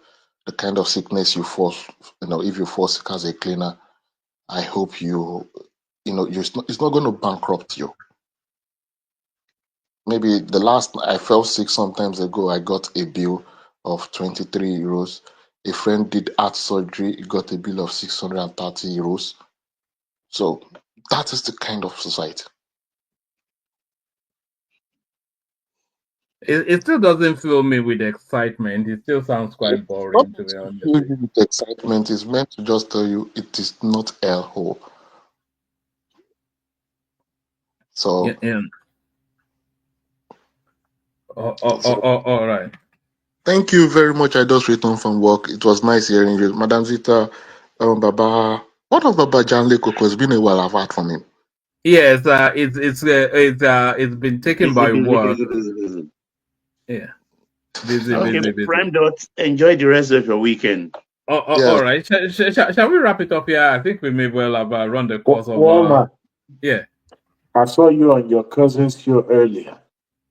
Yes, I just like to go and I could still hear them as I was walking away, still screeching and squealing. So occasionally, You know what? I needed to talk to one man. Let me tell you all, okay? When one man come there, he just like to rattle people and cause trouble. That's all he does. He be spinning, giving all these $2 this thing just to rattle people. I mean, that's the first thing he come. He call people here okrika and all that kind of mess. I'll be laughing, okay? But people who don't know him there, yeah, they make it so easy for me. I went on their screen. They get mad. Yeah. I mean, I'm talking about they will be furious, okay? I mean, you're a rabble rouser. Yeah. A real troublemaker. Very, very. Some people can't stand you on that. So, I'm actually surprised, because I thought everybody knew that. I thought the whole of the echo space knew that we are all just joshing around. But I But think one man, some how they people. supposed to know? Did they know you? Did they come to this platform? No, not even this platform. I'm talking about all the platforms. I thought all the platforms was all the same. I didn't really think anybody took anything seriously. We're just international people, just No, finding spaces to die. one I man, you are don't, mistaken. You are You are mistaken, okay? mistaken. You are mistaken. some people think it's actually real life. It's not real No, life. When we shut they the take it computers pers- down, who cares after they that? take it personal, okay? They have a disdain for you. I'm I serious. know a disdain, maybe a hatred, even which delights me a little bit. I have to say. Yeah, but, But all I do, I be chuckling, I be laughing. Eh, but eh. Wamba, what is the essence of a platform that would not tolerate a dissent or They opposing view? You, You you, know, and I think it's my presentation style as well because it's unrelenting and I like to hit it at them hard only it's because I know that's where their pain point is and they let me get away with it. If man, they just man of if prestige. they just play that Yeah. long, then I You will lose know, the but But they always Ademola, pause. you need to differentiate the platform with the no, no, people no, no, that no, come no, there. no, no, no. Hear me out. Hear me out. Man of prestige. You know, I used to frequent that platform before, right? Right? Okay. Uh, the owner of the platform is a good guy. He's a good man. Okay, no doubt. Uh, to even get Rudolph to even say his own opinion, in fact, you would try. But you see, most of the people that I want to say that the platform has been hijacked. It was meant to be a neutral, platform where people could come.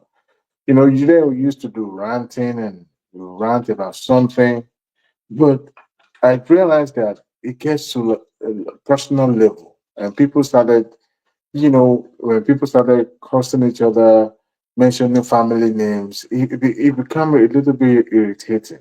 I'm super sure that even the owner of the platform too got irritated. But as it stands now, the platform has been taken away from me. It doesn't have control over it anymore. Because some of those people that tune in actually want to hear those things that those other people say. And anybody that is coming with a contrary view is no longer welcome. And it's unfortunate. I mean, people get passionate and emotional sometimes, but when it's now becoming so personal as if people are going to gain something from it, that's when it puts me off. Unfortunately, that's what it has become. When one man went there and it was, I don't know what he was reading. This guy, he was reading something now. At that time, their patient was running very thin because I it's like wasn't reading anything. he No, was reading. no, I was actually, people think I read stuff. It's just I have a brain, which will seem funny to you, but I have a brain and I have the articulation to express myself, and I just free flow. Sometimes when I click in, I just start to roll it. But as I was rolling it out at them, it was hitting all day. I wanted to go in there and cover all of the places that I knew they were going to propagandize about, which was around the Faroutimi one. So I went in early. I charted the whole story of Faroutimi up to where we are now. So and then I left. And then as I was leaving, they all came streaming in. I didn't even want to come in. But when I heard the man, you have to stop that man from coming here. And his fake way of speaking. Who talks like that? I was just, I had to go and wind it back to listen to it about 3, 4 times. It delight. When I come off here, I'll probably go and listen to it some more. Not even my own beat, or when I leave, the way they start to howl and screech, I really enjoy it. Okay, let me say something. As somebody who frequent both platform, one man, let's be very realistic, okay? I mean, people are different, and people tolerate things differently. I mean, I'm different. I can take anything, so it doesn't really bother me. And you can be very provocative, okay? Let's be realistic, because one thing you do there, you start by super chatting things before you even come in. People has already have this you know, have this I'm trying to find the word I have to use. People has already formed this opinion about you. and you're gonna come there and express different opinion that's very, very brash and everything. So when you come into the platform, everybody already hated you. So it doesn't really matter what you say, whether it's true or not. They're gonna form the same opinion. I think I used to feel like that about you before until I changed my viewpoint about us. Okay, I can tolerate you. So don't really blame them. That's just how it is. You are very, very provocative. So call it Yeah, what it is. I mean, but you may call it Prestige. a banter, but they don't see it that way. I'm being realistic. Yeah, but Prestige, that's what delights me now. I go there to have a little bit of fun, and my fun is that they take it seriously, so it winds them up. People, when you wind people up and you see them being wound up, you can't help but Baba, are you here? You can't help but wind them. If they indicate to me that I don't wind them up, I probably won't even ever go there again. But they make it so much fun for me. I can't help it. I know that if I go in there and I do a bit of and then they go, this guy is with his fake with oh god, it's just so much fun. I just say, every time I go there, I promise myself not to go there again. But sometimes when that window opens, I say, let me just go in there and wind them up a bit, and then One man, you start everything. You super chat. Okrika has gathered here. Here come yes now. what's the Biafra talking right now? Yes, It's not even the people from hold on. It's not even Did he the say people from that? the south. It's not even people from the southeast that take it to extreme. Some of them do, but it's people in Nigeria, southwest, south, everybody there that come to that platform. It's just overall people. Everybody taking the same thing against you like that. So it's not one side.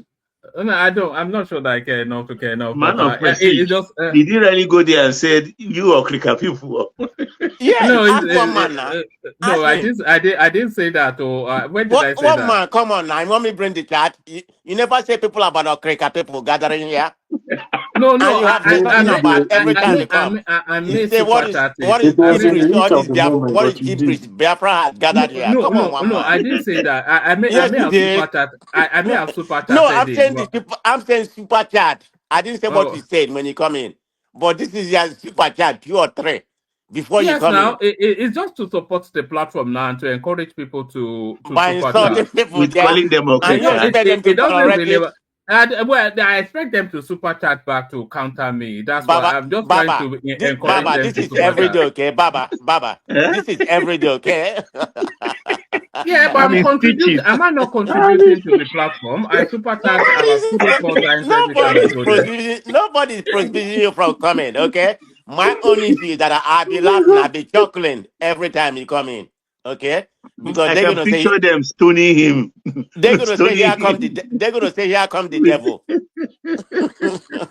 You Well, know, they just make it so much. I They can take imagine themselves that they will to, say, Arusi, he don't come again. you know, they take themselves too seriously. We shouldn't take ourselves as hey, seriously as one your man guys over and there. everybody here, one man, particularly you anyway. So I'm gonna try to see if I can convince my wife because whenever I go home, I'm not talking about the day I will go home, so I'm not speaking that. I'm gonna try to see if I can make some videos, send it to you. But you're probably not gonna see me until next day by God's grace.